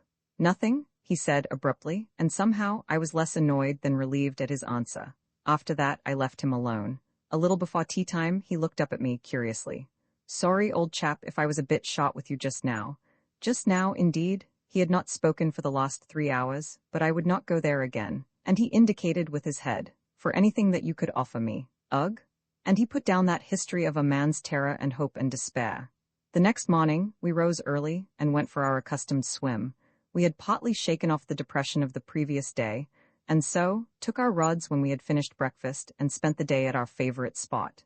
After that day, we enjoyed our holiday to the utmost, though both of us looked forward to the time when our driver should come, for we were tremendously anxious to inquire of him, and through him among the people of the tiny hamlet, whether any of them could give us information about that strange garden, lying away by itself in the heart of an almost unknown tract of country. At last, the day came, on which we expected the driver to come across for us. He arrived early, while we were still abed, and the first thing we knew, he was at the opening of the tent, inquiring whether we had had good spot. We replied in the affirmative, and then, both together, almost in the same breath, we asked the question that was uppermost in our minds. Did he know anything about an old garden and a great pit and a lake situated some miles away, down the river? Also, had he ever heard of a great house thereabouts? No, he did not and had not. Yet stay, he had heard a rumor, once upon a time, of a great old house standing alone out in the wilderness. But if he remembered rightly, it was a place given over to the fairies. Ah, if that had not been so, he was certain that there had been something queer about it. And anyway, he had heard nothing of it for a very long while, not since he was quite a gossoon. No, he could not remember anything particular about it. Indeed, he did not know he remembered anything at all, until we questioned him. Look here, said Tennyson, finding that this was about all that he could tell us. Just take a walk round the village, while we dress, and find out something if you can.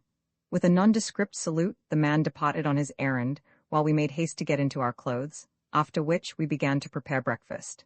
We were just sitting down to it, when he returned. It's all in bed the lazy divils is, saw, he said, with a repetition of the salute, and an appreciative eye to the good things spread out on our provision chest, which we utilized as a table.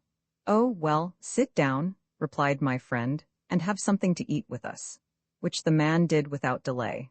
After breakfast, Tennyson sent him off again on the same errand, while we sat and smoked. He was away some 3/4 of an hour, and when he returned, it was evident that he had found out something. It appeared that he had got into conversation with an ancient man of the village, who probably knew more, though it was little enough, of the strange house than any other person living. The substance of this knowledge was that, in the ancient man's youth, and goodness knows how long back that was, there had stood a great house in the center of the gardens, where now was left only that fragment of ruin. This house had been empty for a great while, years before his, the ancient man's, birth. It was a place shunned by the people of the village, as it had been shunned by their fathers before them. There were many things said about it, and all were of evil. No one ever went near it, either by day or night. In the village it was a synonym of all that is unholy and dreadful. And then, one day, a man, a stranger, had ridden through the village and turned off down the river, in the direction of the house, as it was always termed by the villagers.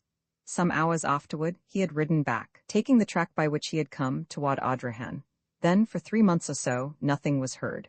At the end of that time he reappeared, but now he was accompanied by an elderly woman and a large number of donkeys laden with various articles. They had passed through the village without stopping and gone straight down the bank of the river in the direction of the house. Since that time, no one, save the man whom they had chartered to bring over monthly supplies of necessaries from Audiobook, had ever seen either of them. And him, none had ever induced to talk. Evidently, he had been well paid for his trouble. The years had moved onward, uneventfully enough, in that little hamlet, the man making his monthly journeys regularly. One day, he had appeared as usual on his customary errand. He had passed through the village without exchanging more than a surly nod with the inhabitants and gone on toward the house. Usually, it was evening before he made the return journey.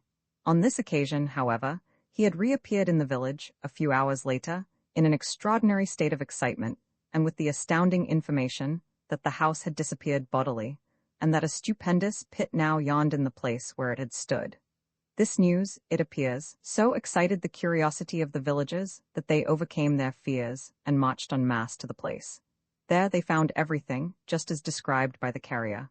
This was all that we could learn. Of the author of the MS, who he was, and whence he came, we shall never know. His identity is, as he seems to have desired, buried forever. That same day we left the lonely village of Creighton. We have never been there since.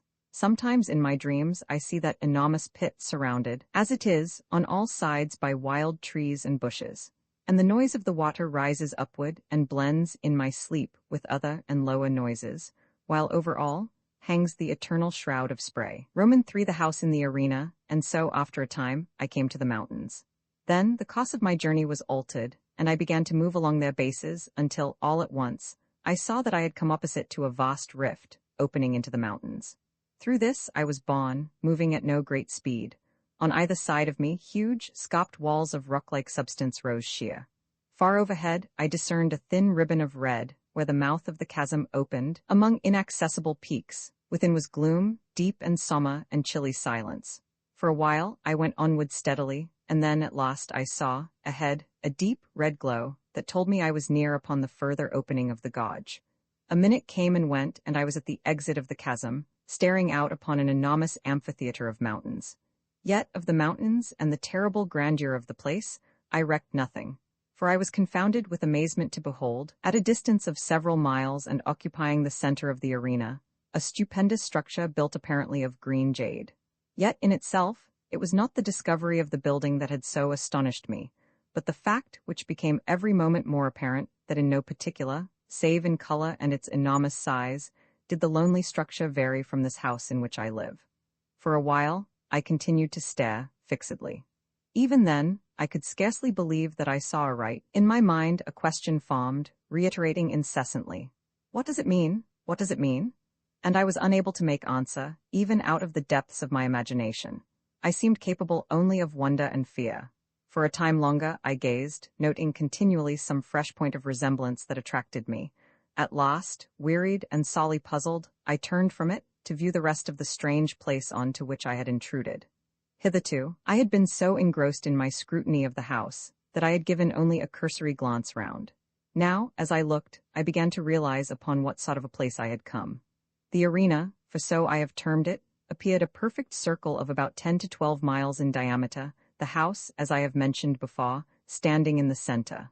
The surface of the place, like to that of the plain, had a peculiar, misty appearance that was yet not mist. From a rapid survey, my glance passed quickly upward along the slopes of the circling mountains. How silent they were! I think that this same abominable stillness was more trying to me than anything that I had so far seen or imagined. I was looking up, now, at the great crags, towering so loftily. Up there, the impalpable redness gave a blurred appearance to everything. And then, as I peered, curiously, a new terror came to me, for away up among the dim peaks to my right, I had descried a vast shape of blackness, giant-like. It grew upon my sight. It had an enormous equine head, with gigantic ears, and seemed to peer steadfastly down into the arena. There was that about the pose that gave me the impression of an eternal watchfulness, of having warded that dismal place through unknown eternities. Slowly, the monster became plainer to me, And then, suddenly, my gaze sprang from it to something further off and higher among the crags. For a long minute, I gazed, fearfully. I was strangely conscious of something not altogether unfamiliar, as though something stirred in the back of my mind. The thing was black and had far grotesque arms. The features showed indistinctly. Round the neck, I made out several light-colored objects. Slowly, the details came to me, and I realized, coldly, that they were skulls. Further down the body was another circling belt, showing less dark against the black trunk. Then, even as I puzzled to know what the thing was, a memory slid into my mind, and straightway, I knew that I was looking at a monstrous representation of Kali, the Hindu goddess of death. Other remembrances of my old student days drifted into my thoughts. My glance fell back upon the huge beast-headed thing. Simultaneously, I recognized it for the ancient Egyptian god Set, or Seth, the destroyer of souls. With the knowledge, there came a great sweep of questioning. I stopped and endeavored to think. Things beyond my imagination peered into my frightened mind. I saw, obscurely, the old gods of mythology. I tried to comprehend to what it was all pointing. My gaze dwelt, flickeringly, between the two. If an idea came swiftly, and I turned and glanced rapidly upward, searching the gloomy crags away to my left. Something loomed out under a great peak, a shape of grayness. I wondered I had not seen it earlier, and then remembered I had not yet viewed that portion. I saw it more plainly now. It was, as I have said, gray. It had a tremendous head, but no eyes. That part of its face was blank. Now I saw that there were other things up among the mountains. Further off, reclining on a lofty ledge, I made out a livid mass, irregular and ghoulish. It seemed without form, save for an unclean, half-animal face that looked out vilely from somewhere about its middle. And then I saw others. There were hundreds of them. They seemed to grow out of the shadows. Several I recognized almost immediately as mythological deities. Others were strange to me, utterly strange, beyond the power of a human mind to conceive. On each side, I looked and saw more, continually.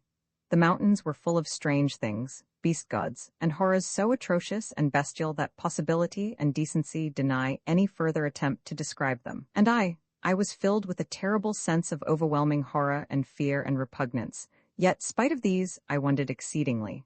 Was there then, after all, something in the old heathen worship, something more than the mere deifying of men, animals, and elements?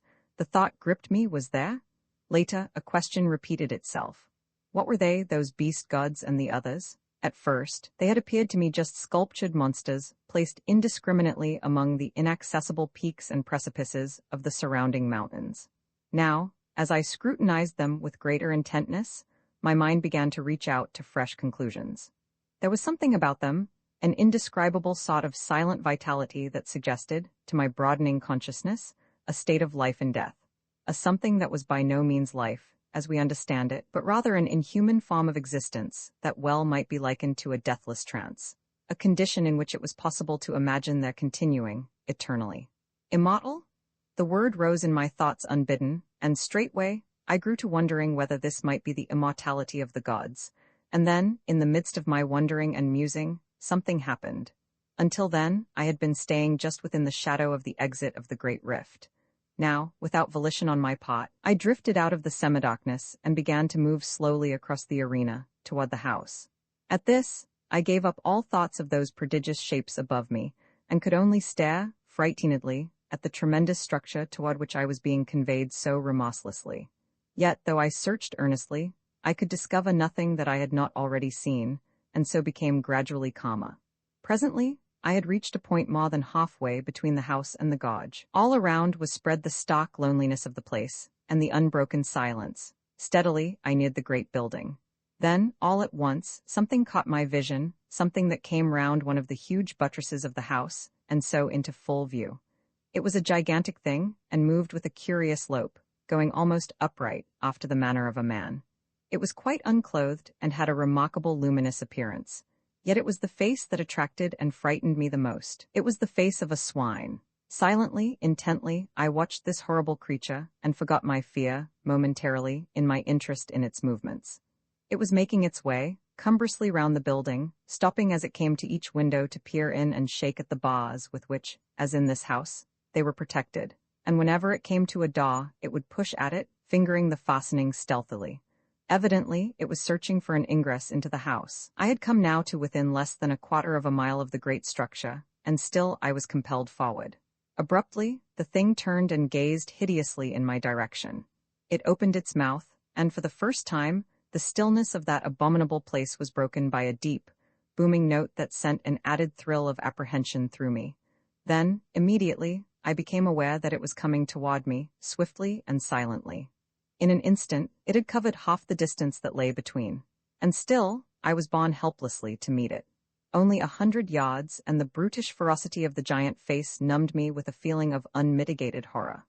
I could have screamed in the supremeness of my fear, and then, in the very moment of my extremity and despair, I became conscious that I was looking down upon the arena from a rapidly increasing height.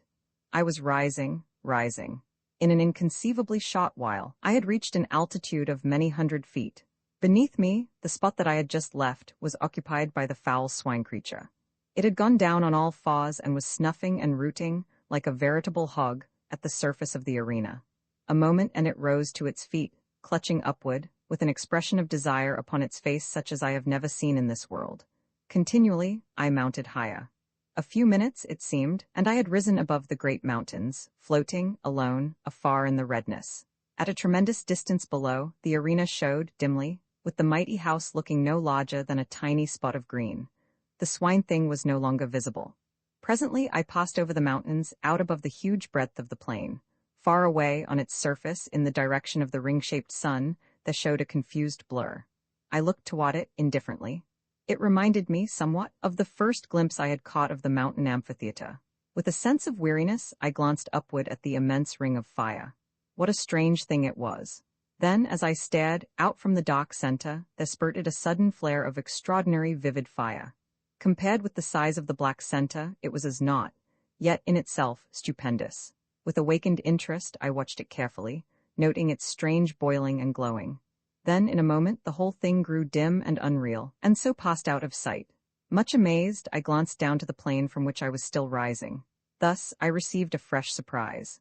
The plain, everything had vanished, and only a sea of red mist was spread far below me.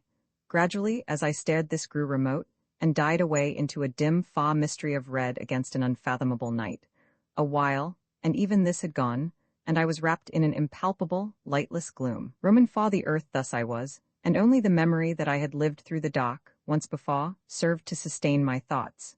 A great time passed, ages, and then a single star broke its way through the darkness. It was the first of one of the outlying clusters of this universe.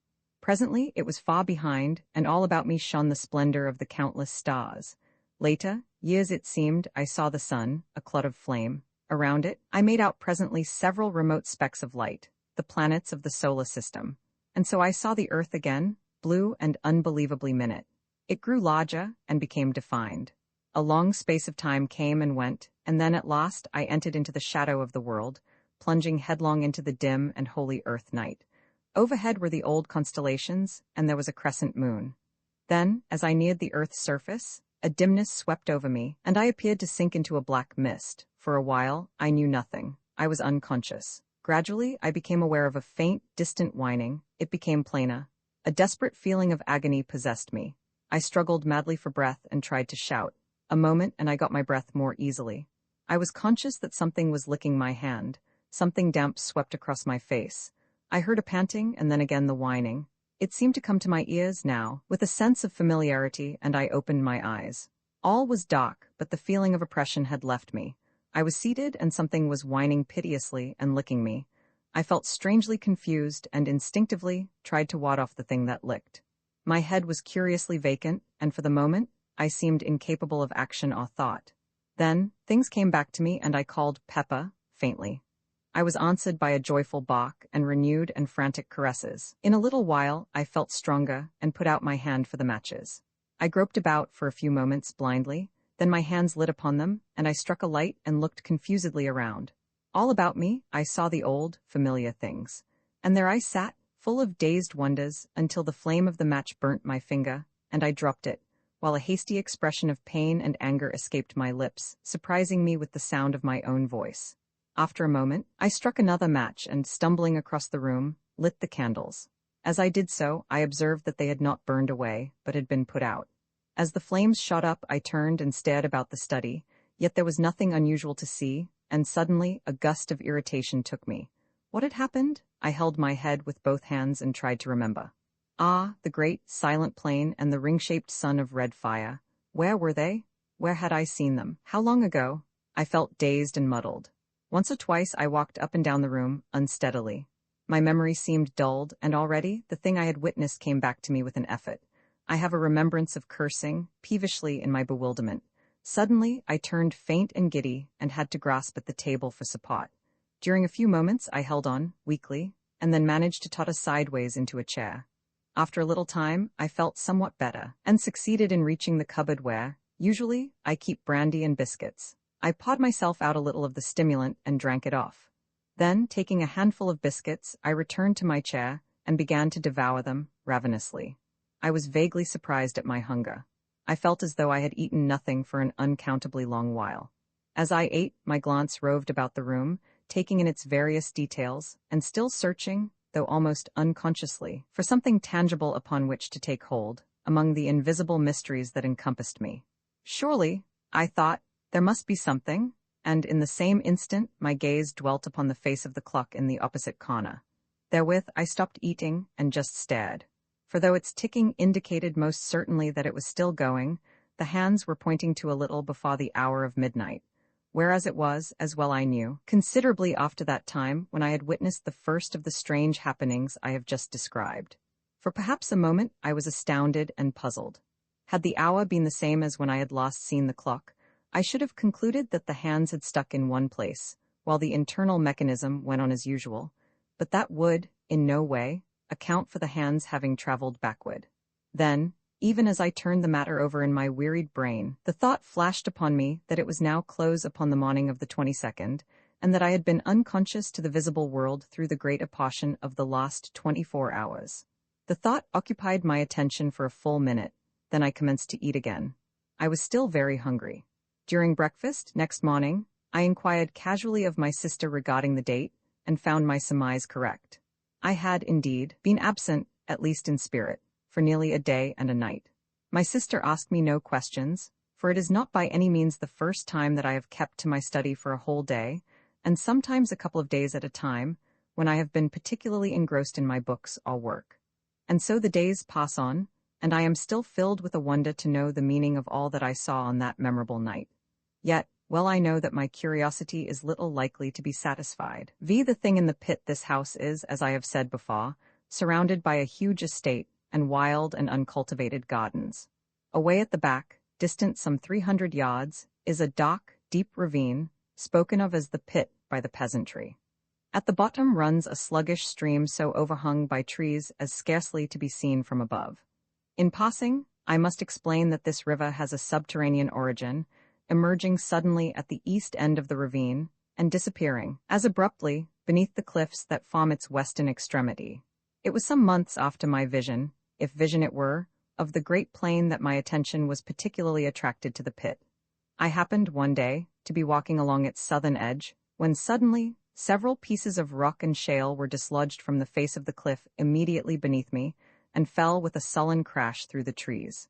I heard them splash in the river at the bottom, and then silence. I should not have given this incident more than a passing thought, had not Pepper at once begun to bark savagely. Nor would he be silent when I bade him, which is most unusual behavior on his part. Feeling that there must be someone or something in the pit, I went back to the house, quickly, for a stick. When I returned, Pepper had ceased his barks and was growling and smelling, uneasily, along the top. Whistling to him to follow me, I started to descend cautiously. The depth to the bottom of the pit must be about 150 feet, and some time as well as considerable care was expended before we reached the bottom in safety. Once down, Pepper and I started to explore along the banks of the river. It was very dark there due to the overhanging trees, and I moved warily, keeping my glance about me and my stick ready. Pepper was quiet now and kept close to me all the time. Thus, we searched right up one side of the river, without hearing or seeing anything. Then we crossed over, by the simple method of jumping, and commenced to beat our way back through the underbrush. We had accomplished perhaps half the distance when I heard again the sound of falling stones on the other side, the side from which we had just come. One large rock came thundering down through the treetops, struck the opposite bank, and bounded into the river, driving a great jet of water right over us. At this, Peppa gave out a deep growl, then stopped and pricked up his ears. I listened also. A second later, a loud, half-human, half-pig-like squeal sounded from among the trees, apparently about halfway up the south cliff. It was answered by a similar note from the bottom of the pit. At this, Peppa gave a short, sharp bark and, springing across the little river, disappeared into the bushes. Immediately afterward, I heard his barks increase in depth and number, and in between there sounded a noise of confused jabbering. This ceased, and, in the succeeding silence, there rose a semi-human yell of agony. Almost immediately, Peppa gave a long-drawn howl of pain, and then the shrubs were violently agitated, and he came running out with his tail down, and glancing as he ran over his shoulder. As he reached me, I saw that he was bleeding from what appeared to be a great claw wound in the side that had almost laid bare his ribs. Seeing Peppa thus mutilated, a furious feeling of anger seized me, and whirling my staff, I sprang across and into the bushes from which Peppa had emerged. As I forced my way through, I thought I heard a sound of breathing. Next instant, I had burst into a little clear space, just in time to see something, livid white in color, disappear among the bushes on the opposite side. With a shout, I ran toward it, but though I struck and probed among the bushes with my stick, I neither saw nor heard anything further, and so returned to Peppa. There, after bathing his wound in the river, I bound my wetted handkerchief round his body, having done which, we retreated up the ravine and into the daylight again. On reaching the house, my sister inquired what had happened to Peppa, and I told her he had been fighting with a wildcat, of which I had heard there were several about. I felt it would be better not to tell her how it had really happened, though, to be sure, I scarcely knew myself, but this I did know, that the thing I had seen run into the bushes was no wildcat. It was much too big, and had, so far as I had observed, a skin like a hog's, only of a dead, unhealthy white color. And then, it had run upright, or nearly so, upon its hind feet, with a motion somewhat resembling that of a human being. This much I had noticed in my brief glimpse, and, truth to tell, I felt a good deal of uneasiness, besides curiosity, as I turned the matter over in my mind. It was in the morning that the above incident had occurred. Then, it would be off to dinner, as I sat reading, that, happening to look up suddenly, I saw something peering in over the window ledge, the eyes and ears alone showing.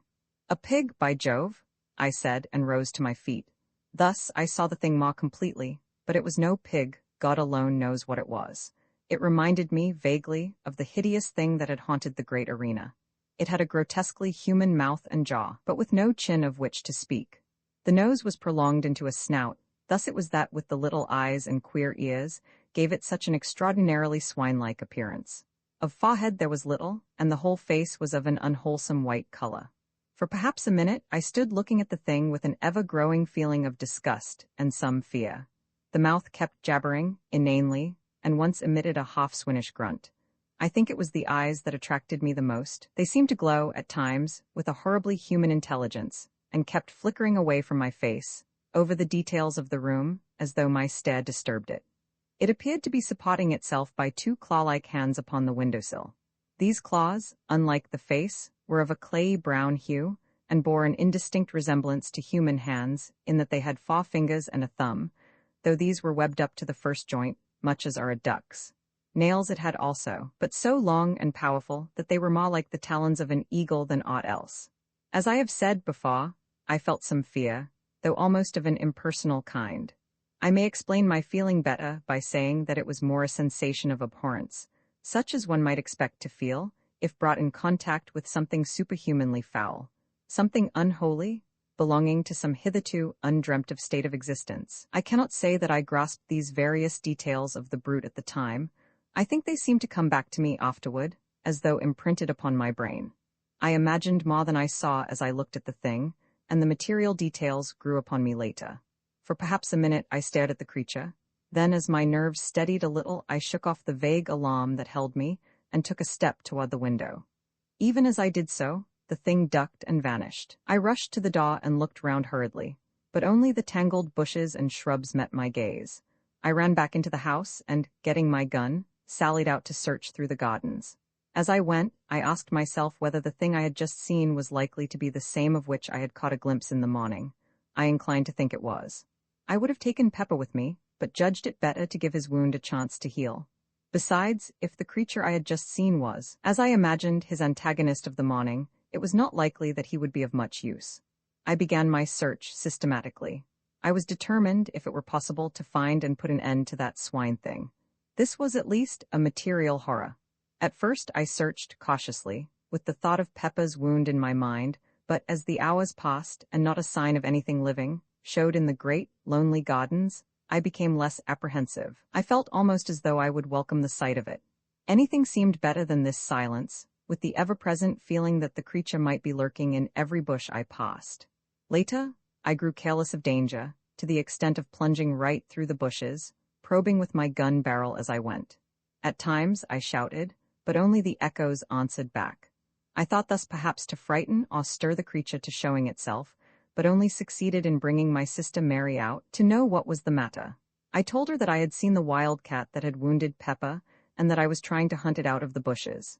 She seemed only half satisfied, and went back into the house, with an expression of doubt upon her face. I wondered whether she had seen or guessed anything. For the rest of the afternoon, I prosecuted the search anxiously.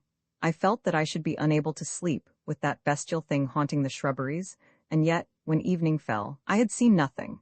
Then, as I turned homeward, I heard a shot, unintelligible noise among the bushes to my right. Instantly, I turned and, aiming quickly, fired in the direction of the sound. Immediately afterward, I heard something scuttling away among the bushes. It moved rapidly, and in a minute had gone out of hearing. After a few steps, I ceased my pursuit, realizing how futile it must be in the fast-gathering gloom, and so, with a curious feeling of depression, I entered the house. That night, after my sister had gone to bed, I went round to all the windows and doors on the ground floor, and saw to it that they were securely fastened. This precaution was scarcely necessary as regards the windows, as all of those on the lower story are strongly barred, but with the doors, of which there are 5, it was wisely thought, as not one was locked. Having secured these, I went to my study, yet somehow, for once, the place jarred upon me. It seemed so huge and echoey. For some time I tried to read, but at last finding it impossible, I carried my book down to the kitchen where a large fire was burning, and sat there. I dare say I had read for a couple of hours, when suddenly I heard a sound that made me lower my book and listen intently. It was a noise of something rubbing and fumbling against the back door. Once the door creaked loudly, as though force were being applied to it. During those few, short moments, I experienced an indescribable feeling of terror, such as I should have believed impossible. My hands shook, a cold sweat broke out on me, and I shivered violently. Gradually, I calmed. The stealthy movements outside had ceased. Then for an hour I sat silent and watchful. All at once the feeling of fear took me again. I felt as I imagine an animal must, under the eye of a snake, yet now I could hear nothing. Still, there was no doubting that some unexplained influence was at work. Gradually, imperceptibly almost, something stole on my ear, a sound that resolved itself into a faint murmur. Quickly it developed and grew into a muffled but hideous chorus of bestial shrieks. It appeared to rise from the bowels of the earth. I heard a thud, and realized in a dull, half-comprehending way that I had dropped my book. After that, I just sat, and thus the daylight found me, when it crept wanly in through the barred, high windows of the great kitchen. With the dawning light, the feeling of stupor and fear left me, and I came more into possession of my senses. Thereupon I picked up my book and crept to the door to listen. Not a sound broke the chilly silence. For some minutes I stood there, then, very gradually and cautiously, I drew back the bolt and opening the door peeped out. My caution was unneeded. Nothing was to be seen, save the gray vista of dreary, tangled bushes and trees extending to the distant plantation. With a shiver, I closed the door and made my way, quietly, up to bed. Vi the swine things, it was evening, a week later. My sister sat in the garden, knitting. I was walking up and down, reading. My gun leant up against the wall of the house, for since the advent of that strange thing in the gardens, I had deemed it wise to take precautions. Yet through the whole week, there had been nothing to alarm me, either by sight or sound, so that I was able to look back calmly to the incident, though still with a sense of unmitigated wonder and curiosity. I was, as I have just said, walking up and down, and somewhat engrossed in my book. Suddenly, I heard a crash away in the direction of the pit. With a quick movement, I turned and saw a tremendous column of dust rising high into the evening air. My sister had risen to her feet, with a sharp exclamation of surprise and fright. Telling her to stay where she was, I snatched up my gun, and ran toward the pit. As I neared it, I heard a dull, rumbling sound that grew quickly into a roar, split with deeper crashes, and up from the pit drove a fresh volume of dust. The noise ceased, though the dust still rose tumultuously. I reached the edge and looked down, but could see nothing save a boil of dust clouds swirling hither and thither. The air was so full of the small particles that they blinded and choked me, and finally, I had to run out from the smother to breathe.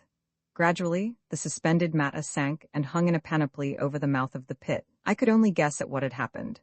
That there had been a landslip of some kind, I had little doubt, but the cause was beyond my knowledge, and yet, even then, I had half-imaginings. For already, the thought had come to me of those falling rocks and that thing in the bottom of the pit, but in the first minutes of confusion, I failed to reach the natural conclusion to which the catastrophe pointed. Slowly, the dust subsided until, presently, I was able to approach the edge and look down. For a while, I peered impotently, trying to see through the reek. At first, it was impossible to make out anything. Then, as I stared, I saw something below, to my left, that moved. I looked intently toward it and presently made out another, and then another, 3 dim shapes that appeared to be climbing up the side of the pit.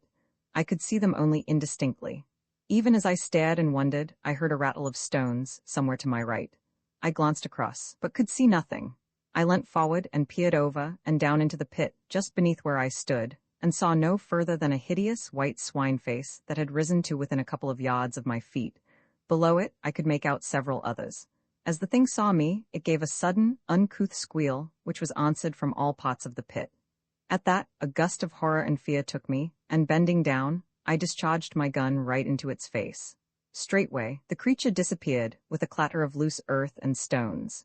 There was a momentary silence, to which, probably, I owe my life, for during it, I heard a quick patter of many feet and, turning sharply, saw a troop of the creatures coming toward me at a run. Instantly, I raised my gun and fired at the foremost, who plunged headlong, with a hideous howling. Then I turned to run. More than halfway from the house to the pit, I saw my sister. She was coming toward me. I could not see her face distinctly as the dusk had fallen, but there was fear in her voice as she called to know why I was shooting. "Run," I shouted in reply. "Run for your life." Without more ado, she turned and fled, picking up her skirts with both hands. As I followed, I gave a glance behind. The brutes were running on their hind legs, at times dropping on all fours. I think it must have been the terror in my voice that spurred Mary to run so, for I feel convinced that she had not, as yet, seen those hell creatures that pursued. On we went, my sister leading. Each moment, the nearing sounds of the footsteps told me that the brutes were gaining on us, rapidly. Fortunately, I am accustomed to live, in some ways, an active life. As it was, the strain of the race was beginning to tell severely upon me. Ahead, I could see the back door. Luckily, it was open. I was some half-dozen yards behind Mary, now, and my breath was sobbing in my throat. Then, something touched my shoulder. I wrenched my head round, quickly, and saw one of those monstrous, pallid faces close to mine. One of the creatures, having outrun its companions, had almost overtaken me. Even as I turned, it made a fresh grab. With a sudden effort, I sprang to one side and, swinging my gun by the barrel, brought it crashing down upon the foul creature's head. The thing dropped with an almost human groan. Even this short delay had been nearly sufficient to bring the rest of the brutes down upon me, so that, without an instant's waste of time, I turned and ran for the door. Reaching it, I burst into the passage, then, turning quickly, slammed and bolted the door, just as the first of the creatures rushed against it with a sudden shock. My sister sat, gasping, in a chair. She seemed in a fainting condition, but I had no time then to spend on her. I had to make sure that all the doors were fastened. Fortunately, they were. The one leading from my study into the gardens was the last to which I went. I had just had time to note that it was secured when I thought I heard a noise outside. I stood perfectly silent and listened. Yes, now I could distinctly hear a sound of whispering, and something slithered over the panels, with a rasping, scratchy noise. Evidently, some of the brutes were feeling with their claw hands about the door to discover whether there were any means of ingress. That the creatures should so soon have found the door was, to me, a proof of their reasoning capabilities. It assured me that they must not be regarded, by any means, as mere animals. I had felt something of this before, when that first thing peered in through my window. Then I had applied the term superhuman to it, with an almost instinctive knowledge that the creature was something different from the brute beast. Something beyond human, yet in no good sense, but rather as something foul and hostile to the great and good in humanity. In a word, as something intelligent and yet inhuman. The very thought of the creatures filled me with revulsion. Now, I bethought me of my sister, and going to the cupboard, I got out a flask of brandy and a wineglass. Taking these, I went down to the kitchen, carrying a lighted candle with me. She was not sitting in the chair, but had fallen out and was lying upon the floor, face downward. Very gently, I turned her over and raised her head somewhat. Then I poured a little of the brandy between her lips. After a while, she shivered slightly. A little later, she gave several gasps and opened her eyes. In a dreamy, unrealizing way, she looked at me. Then her eyes closed slowly, and I gave her a little more of the brandy. For perhaps a minute longer, she lay silent, breathing quickly. All at once, her eyes opened again, and it seemed to me, as I looked, that the pupils were dilated, as though fear had come with returning consciousness. Then, with a movement so unexpected that I started backward, she sat up. Noticing that she seemed giddy, I put out my hand to steady her. At that, she gave a loud scream and, scrambling to her feet, ran from the room. For a moment, I stayed there, kneeling and holding the brandy flask. I was utterly puzzled and astonished. Could she be afraid of me? But no, why should she? I could only conclude that her nerves were badly shaken, and that she was temporarily unhinged. Upstairs, I heard a door bang, loudly, and I knew that she had taken refuge in her room. I put the flask down on the table. My attention was distracted by a noise in the direction of the back door. I went toward it and listened. It appeared to be shaken, as though some of the creatures struggled with it, silently, but it was far too strongly constructed and hung to be easily moved. Out in the gardens rose a continuous sound. It might have been mistaken, by a casual listener, for the grunting and squealing of a herd of pigs. But as I stood there, it came to me that there was sense and meaning to all those swinish noises. Gradually, I seemed able to trace a semblance in it to human speech, glutinous and sticky, as though each articulation were made with difficulty. Yet, nevertheless, I was becoming convinced that it was no mere medley of sounds, but a rapid interchange of ideas. By this time, it had grown quite dark in the passages, and from these came all the varied cries and groans of which an old house is so full after nightfall. It is, no doubt, because things are then quieter, and one has more leisure to hear. Also, there may be something in the theory that the sudden change of temperature, at sundown, affects the structure of the house, somewhat causing it to contract and settle, as it were, for the night. However, this is as may be, but on that night in particular, I would gladly have been quit of so many eerie noises. It seemed to me that each crack and creak was the coming of one of those things along the dark corridors, though I knew in my heart that this could not be, for I had seen, myself, that all the doors were secure. Gradually, however, these sounds grew on my nerves to such an extent that, were it only to punish my cowardice, I felt I must make the round of the basement again, and if anything were there, face it. And then I would go up to my study, for I knew sleep was out of the question, with the house surrounded by creatures, half beasts, half something else, and entirely unholy. Taking the kitchen lamp down from its hook, I made my way from cellar to cellar, and room to room, through pantry and coal hole, along passages, and into the 101 little blind alleys and hidden nooks that form the basement of the old house. Then, when I knew I had been in every corner and cranny large enough to conceal aught of any size, I made my way to the stairs. With my foot on the first step, I paused. It seemed to me I heard a movement, apparently from the buttery, which is to the left of the staircase. It had been one of the first places I searched, and yet I felt certain my ears had not deceived me. My nerves were strung now, and with hardly any hesitation, I stepped up to the door, holding the lamp above my head. In a glance, I saw that the place was empty, save for the heavy stone slabs supported by brick pillars, and I was about to leave it, convinced that I had been mistaken, when in turning, my light was flashed back from two bright spots outside the window and high up. For a few moments I stood there, staring. Then they moved, revolving slowly, and throwing out alternate scintillations of green and red, at least, so it appeared to me. I knew then that they were eyes. Slowly, I traced the shadowy outline of one of the things. It appeared to be holding on to the bars of the window, and its attitude suggested climbing. I went nearer to the window and held the light higher. There was no need to be afraid of the creature. The bars were strong, and there was little danger of its being able to move them. And then, suddenly, in spite of the knowledge that the brute could not reach to harm me, I had a return of the horrible sensation of fear that had assailed me on that night, a week previously. It was the same feeling of helpless, shuddering fright. I realized dimly that the creature's eyes were looking into mine with a steady, compelling stare. I tried to turn away, but could not. I seemed now to see the window through a mist. Then I thought other eyes came and peered, and yet others, until a whole galaxy of malignant, staring orbs seemed to hold me in thrall. my head began to swim and throb violently. Then, I was aware of a feeling of acute physical pain in my left hand. It grew more severe and literally forced, my attention. With a tremendous effort, I glanced down, and with that, the spell that had held me was broken. I realized then that I had, in my agitation, unconsciously caught hold of the hot lamp glass and burnt my hand badly. I looked up to the window again.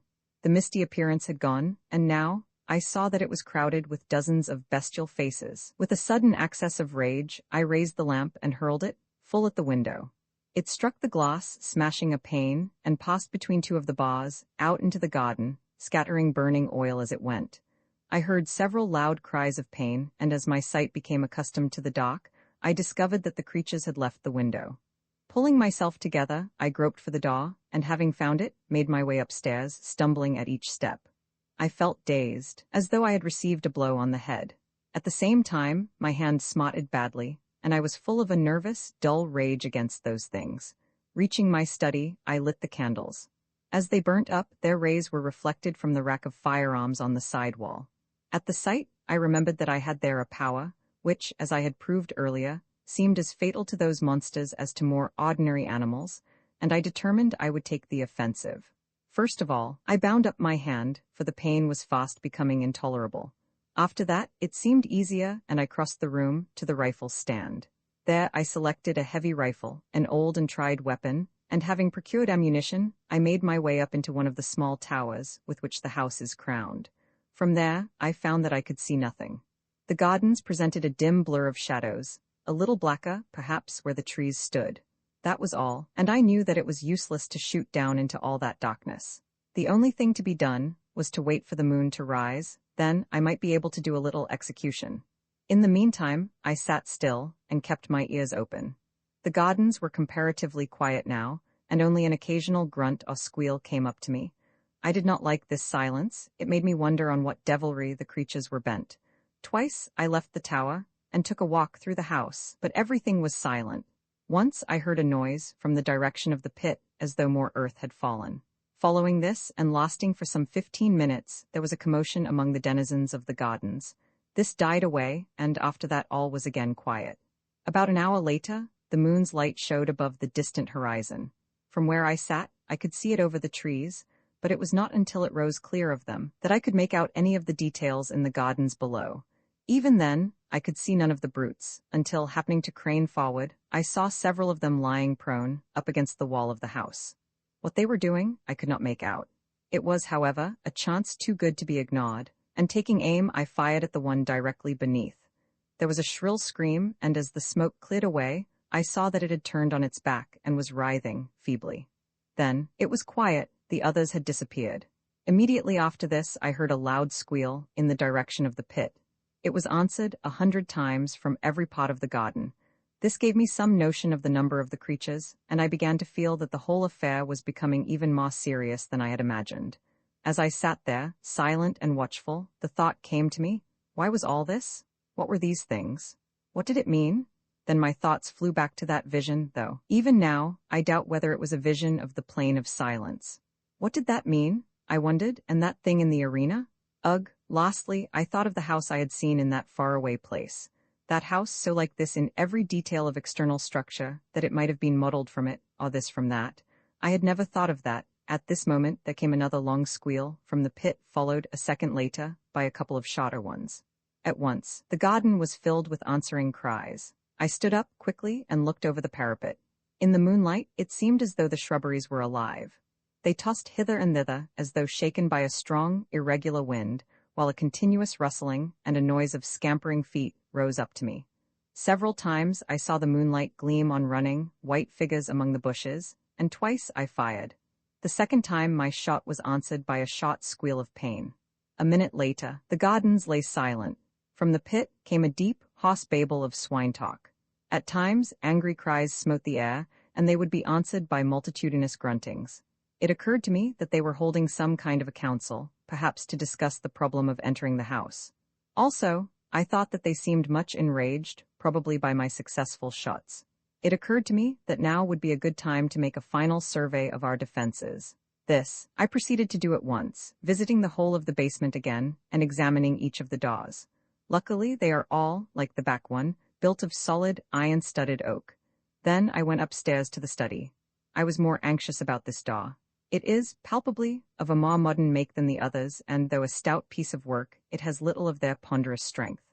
I must explain here that there is a small, raised lawn on this side of the house, upon which this door opens, the windows of the study being barred on this account. All the other entrances, excepting the great gateway, which is never opened, are in the lower story. Roman 7. The attack. I spent some time, puzzling how to strengthen the study door. Finally, I went down to the kitchen, and with some trouble, brought up several heavy pieces of timber. These I wedged up slantwise against it from the floor, nailing them top and bottom. For half an hour I worked hard, and at last got it shod to my mind. Then, feeling easier, I resumed my coat, which I had laid aside, and proceeded to attend to one or two matters before returning to the tower. It was whilst thus employed that I heard a fumbling at the door, and the latch was tried. Keeping silence, I waited. Soon I heard several of the creatures outside. They were grunting to one another, softly. Then for a minute there was quietness. Suddenly there sounded a quick, low grunt, and the door creaked under a tremendous pressure. It would have burst inward, but for the supports I had placed. The strain ceased as quickly as it had begun, and there was more talk. Presently, one of the things squealed softly, and I heard the sound of others approaching. There was a short confabulation, then again silence, and I realized that they had called several more to assist. Feeling that now was the supreme moment, I stood ready, with my rifle presented. If the dog gave, I would at least slay as many as possible. Again came the low signal, and once more the door cracked under a huge force. For a minute, perhaps the pressure was kept up, and I waited, nervously, expecting each moment to see the door come down with a crash. But no, the struts held, and the attempt proved abortive. Then followed more of their horrible, grunting talk, and whilst it lasted, I thought I distinguished the noise of fresh arrivals. After a long discussion, during which the door was several times shaken, they became quiet once more, and I knew that they were going to make a third attempt to break it down. I was almost in despair. The props had been severely tried in the 2 previous attacks, and I was sorely afraid that this would prove too much for them. At that moment, like an inspiration, a thought flashed into my troubled brain. Instantly, for it was no time to hesitate, I ran from the room and up stair after stair. This time, it was not to one of the towers that I went, but out onto the flat, leaded roof itself. Once there, I raced across to the parapet that walls it round and looked down. As I did so, I heard the shot, grunted signal, and even up there, caught the crying of the door under the assault. There was not a moment to lose, and leaning over, I aimed quickly and fired. The report rang sharply, and almost blending with it came the loud splut of the bullet striking its mark. From below rose a shrill wail, and the door ceased its groaning. Then, as I took my weight from off the parapet, a huge piece of the stone coping slid from under me, and fell with a crash among the disorganized throng beneath. Several horrible shrieks quavered through the night air, and then I heard a sound of scampering feet. Cautiously, I looked over. In the moonlight, I could see the great coping stone, lying right across the threshold of the door. I thought I saw something under it, several things, white, but I could not be sure. And so a few minutes passed. As I stared, I saw something come round, out of the shadow of the house. It was one of the things. It went up to the stone, silently, and bent down. I was unable to see what it did.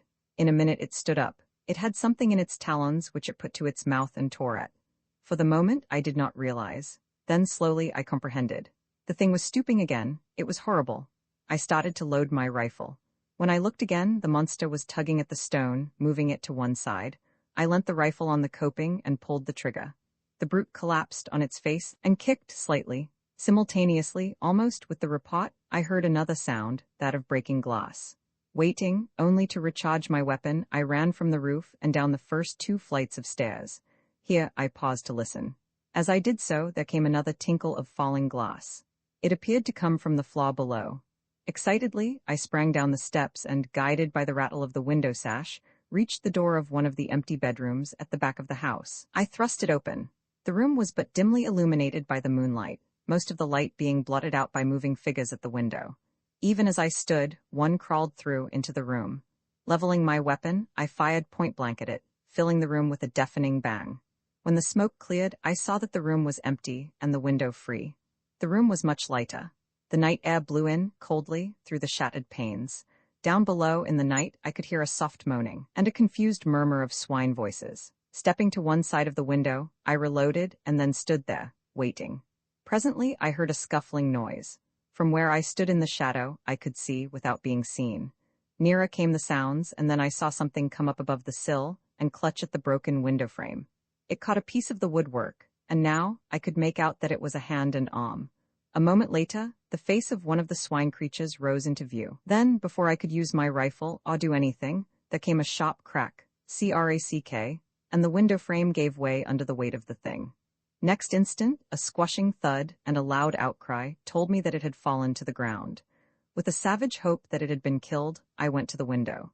The moon had gone behind a cloud so that I could see nothing, though a steady hum of jabbering, just beneath where I stood, indicated that there were several more of the brutes close at hand. As I stood there, looking down, I marveled how it had been possible for the creatures to climb so far, for the wall is comparatively smooth, while the distance to the ground must be, at least, 80 feet. All at once, as I bent, peering, I saw something, indistinctly, that cut the gray shadow of the house side with a black line. It passed the window to the left at a distance of about 2 feet. Then, I remembered that it was a gutter pipe that had been put there some years ago to carry off the rainwater. I had forgotten about it. I could see now how the creatures had managed to reach the window. Even as the solution came to me, I heard a faint slithering, scratching noise and knew that another of the brutes was coming. I waited some odd moments, then leant out of the window and felt the pipe. To my delight, I found that it was quite loose, and I managed, using the rifle barrel as a crowbar, to lever it out from the wall. I worked quickly. Then, taking hold with both bands, I wrenched the whole concern away and hurled it down, with the thing still clinging to it, into the garden. For a few minutes longer, I waited there, listening, but after the first general outcry, I heard nothing. I knew now that there was no more reason to fear an attack from this quarter. I had removed the only means of reaching the window, and, as none of the other windows had any adjacent water pipes to tempt the climbing powers of the monsters, I began to feel more confident of escaping their clutches. Leaving the room, I made my way down to the study. I was anxious to see how the door had withstood the test of that last assault. Entering, I lit 2 of the candles, and then turned to the door. One of the large props had been displaced, and on that side, the door had been forced inward some 6 inches. It was providential that I had managed to drive the brutes away just when I did, and that coping stone? I wondered vaguely how I had managed to dislodge it. I had not noticed it loose as I took my shot, and then, as I stood up, it had slipped away from beneath me.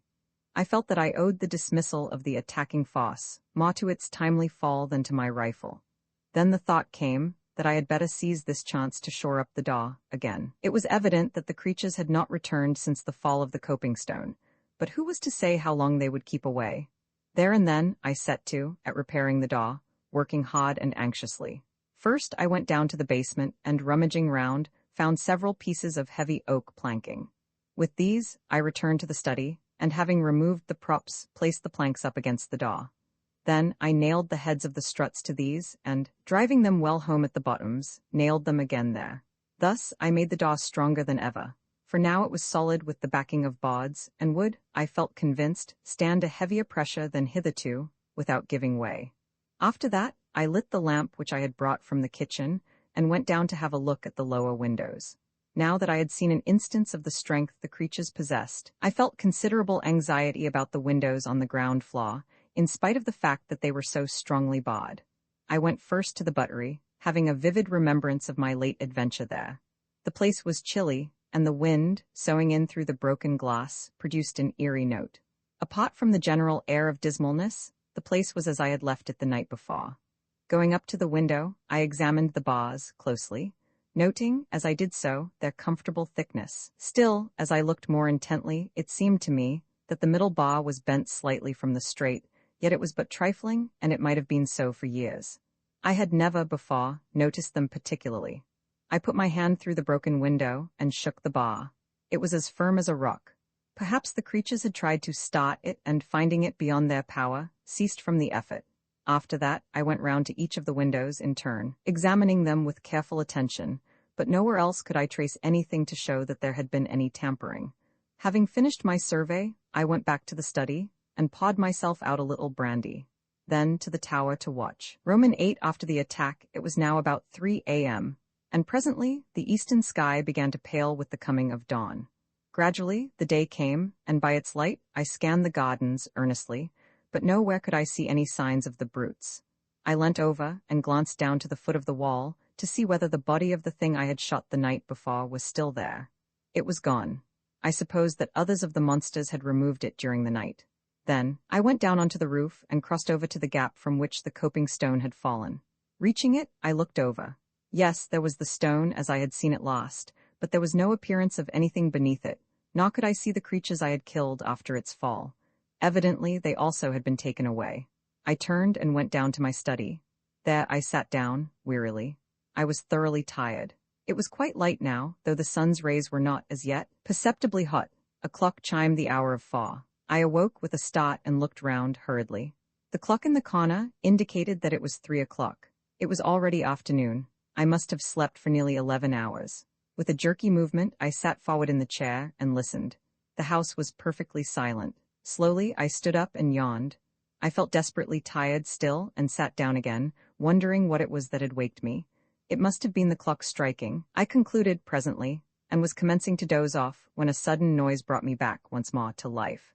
It was the sound of a step, as of a person moving cautiously down the corridor toward my study. In an instant, I was on my feet and grasping my rifle. Noiselessly, I waited. Had the creatures broken in whilst I slept?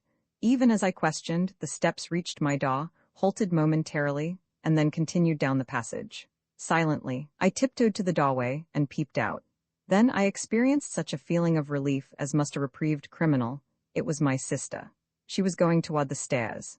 I stepped into the hall and was about to call to her when it occurred to me that it was very queer she should have crept past my door in that stealthy manner. I was puzzled, and for one brief moment the thought occupied my mind that it was not she, but some fresh mystery of the house. Then, as I caught a glimpse of her old petticoat, the thought passed as quickly as it had come, and I half laughed. There could be no mistaking that ancient garment.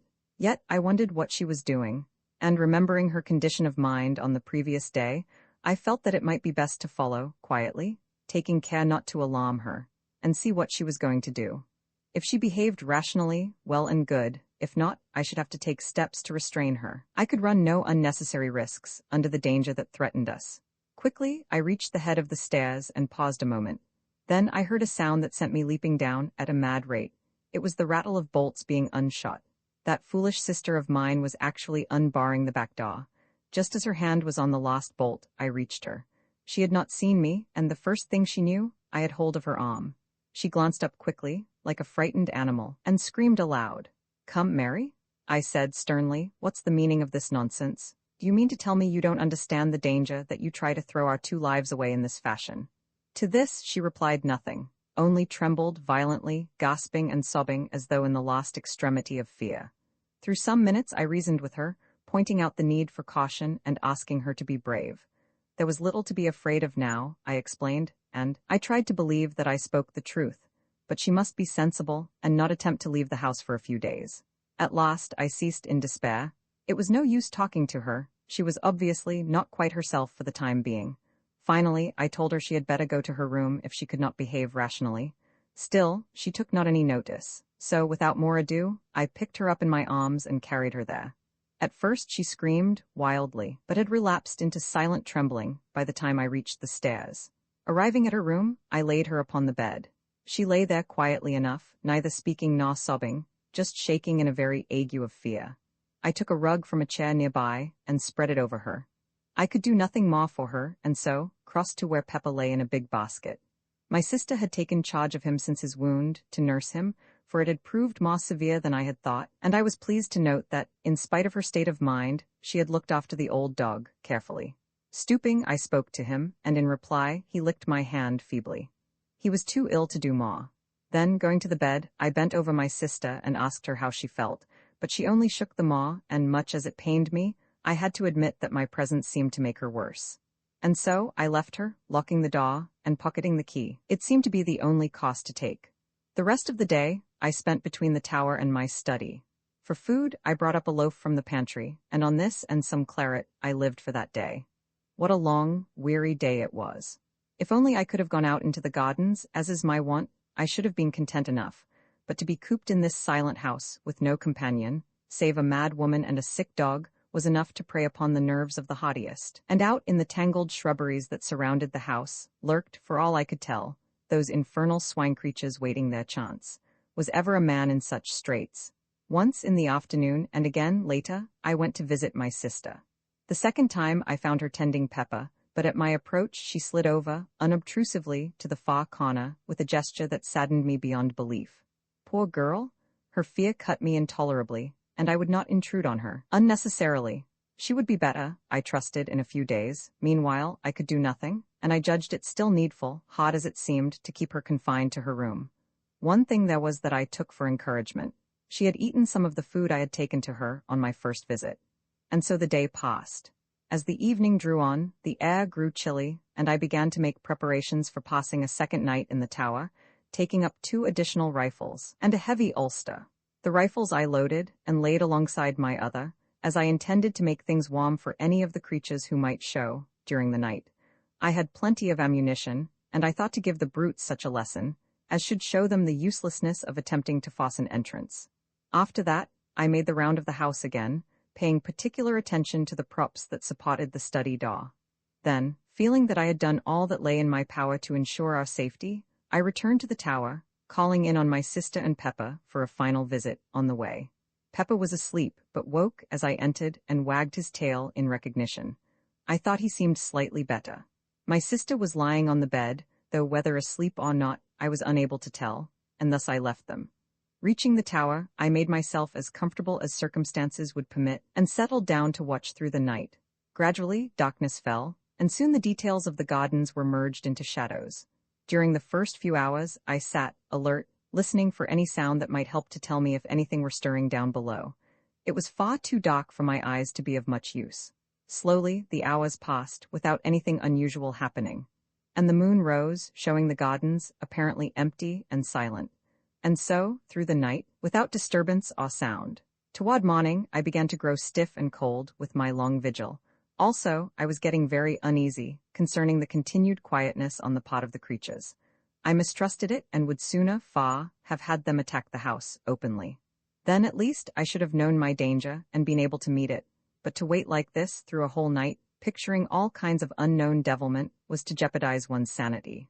Once or twice, the thought came to me that perhaps they had gone, but in my heart I found it impossible to believe that it was so. Roman 9 in the cellars at last. What with being tired and cold, and the uneasiness that possessed me, I resolved to take a walk through the house, first calling in at the study for a glass of brandy to warm me. This I did, and while there, I examined the door carefully, but found all as I had left it the night before. The day was just breaking as I left the tower, though it was still too dark in the house to be able to see without a light, and I took one of the study candles with me on my round. By the time I had finished the ground floor, the daylight was creeping in, wanly, through the barred windows. My search had shown me nothing fresh. Everything appeared to be in order, and I was on the point of extinguishing my candle, when the thought suggested itself to me to have another glance round the cellars. I had not, if I remember rightly, been into them since my hasty search on the evening of the attack. For perhaps the half of a minute I hesitated. I would have been very willing to forego the task, as, indeed, I am inclined to think any man well might, for of all the great, awe-inspiring rooms in this house, the cellars are the hugest and weirdest. Great, gloomy caverns of places, unlit by any ray of daylight. Yet I would not shirk the work. I felt that to do so would smack of sheer cowardice. Besides, as I reassured myself, the cellars were really the most unlikely places in which to come across anything dangerous, considering that they can be entered only through a heavy oaken door, the key of which I carry always on my person. It is in the smallest of these places that I keep my wine, a gloomy hole close to the foot of the cellar stairs, and beyond which I have seldom proceeded. Indeed, save for the rummage round, already mentioned, I doubt whether I had ever, before, been right through the cellars. As I unlocked the great door at the top of the steps, I paused nervously a moment at the strange, desolate smell that assailed my nostrils. Then, throwing the barrel of my weapon forward, I descended slowly into the darkness of the underground regions. Reaching the bottom of the stairs, I stood for a minute and listened. All was silent, save for a faint drip of water, falling, drop by drop, somewhere to my left. As I stood, I noticed how quietly the candle burnt, never a flicker nor flare, so utterly windless was the place. Quietly, I moved from cellar to cellar. I had but a very dim memory of their arrangement.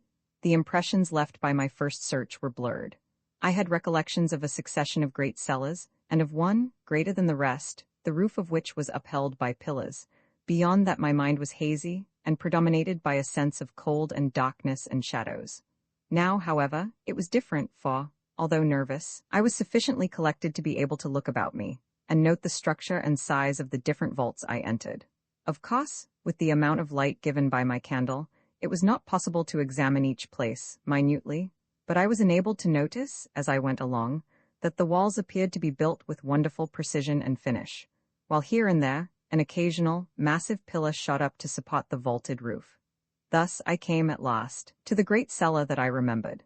It is reached through a huge, arched entrance on which I observed strange, fantastic carvings, which threw queer shadows under the light of my candle. As I stood and examined these thoughtfully, it occurred to me how strange it was that I should be so little acquainted with my own house.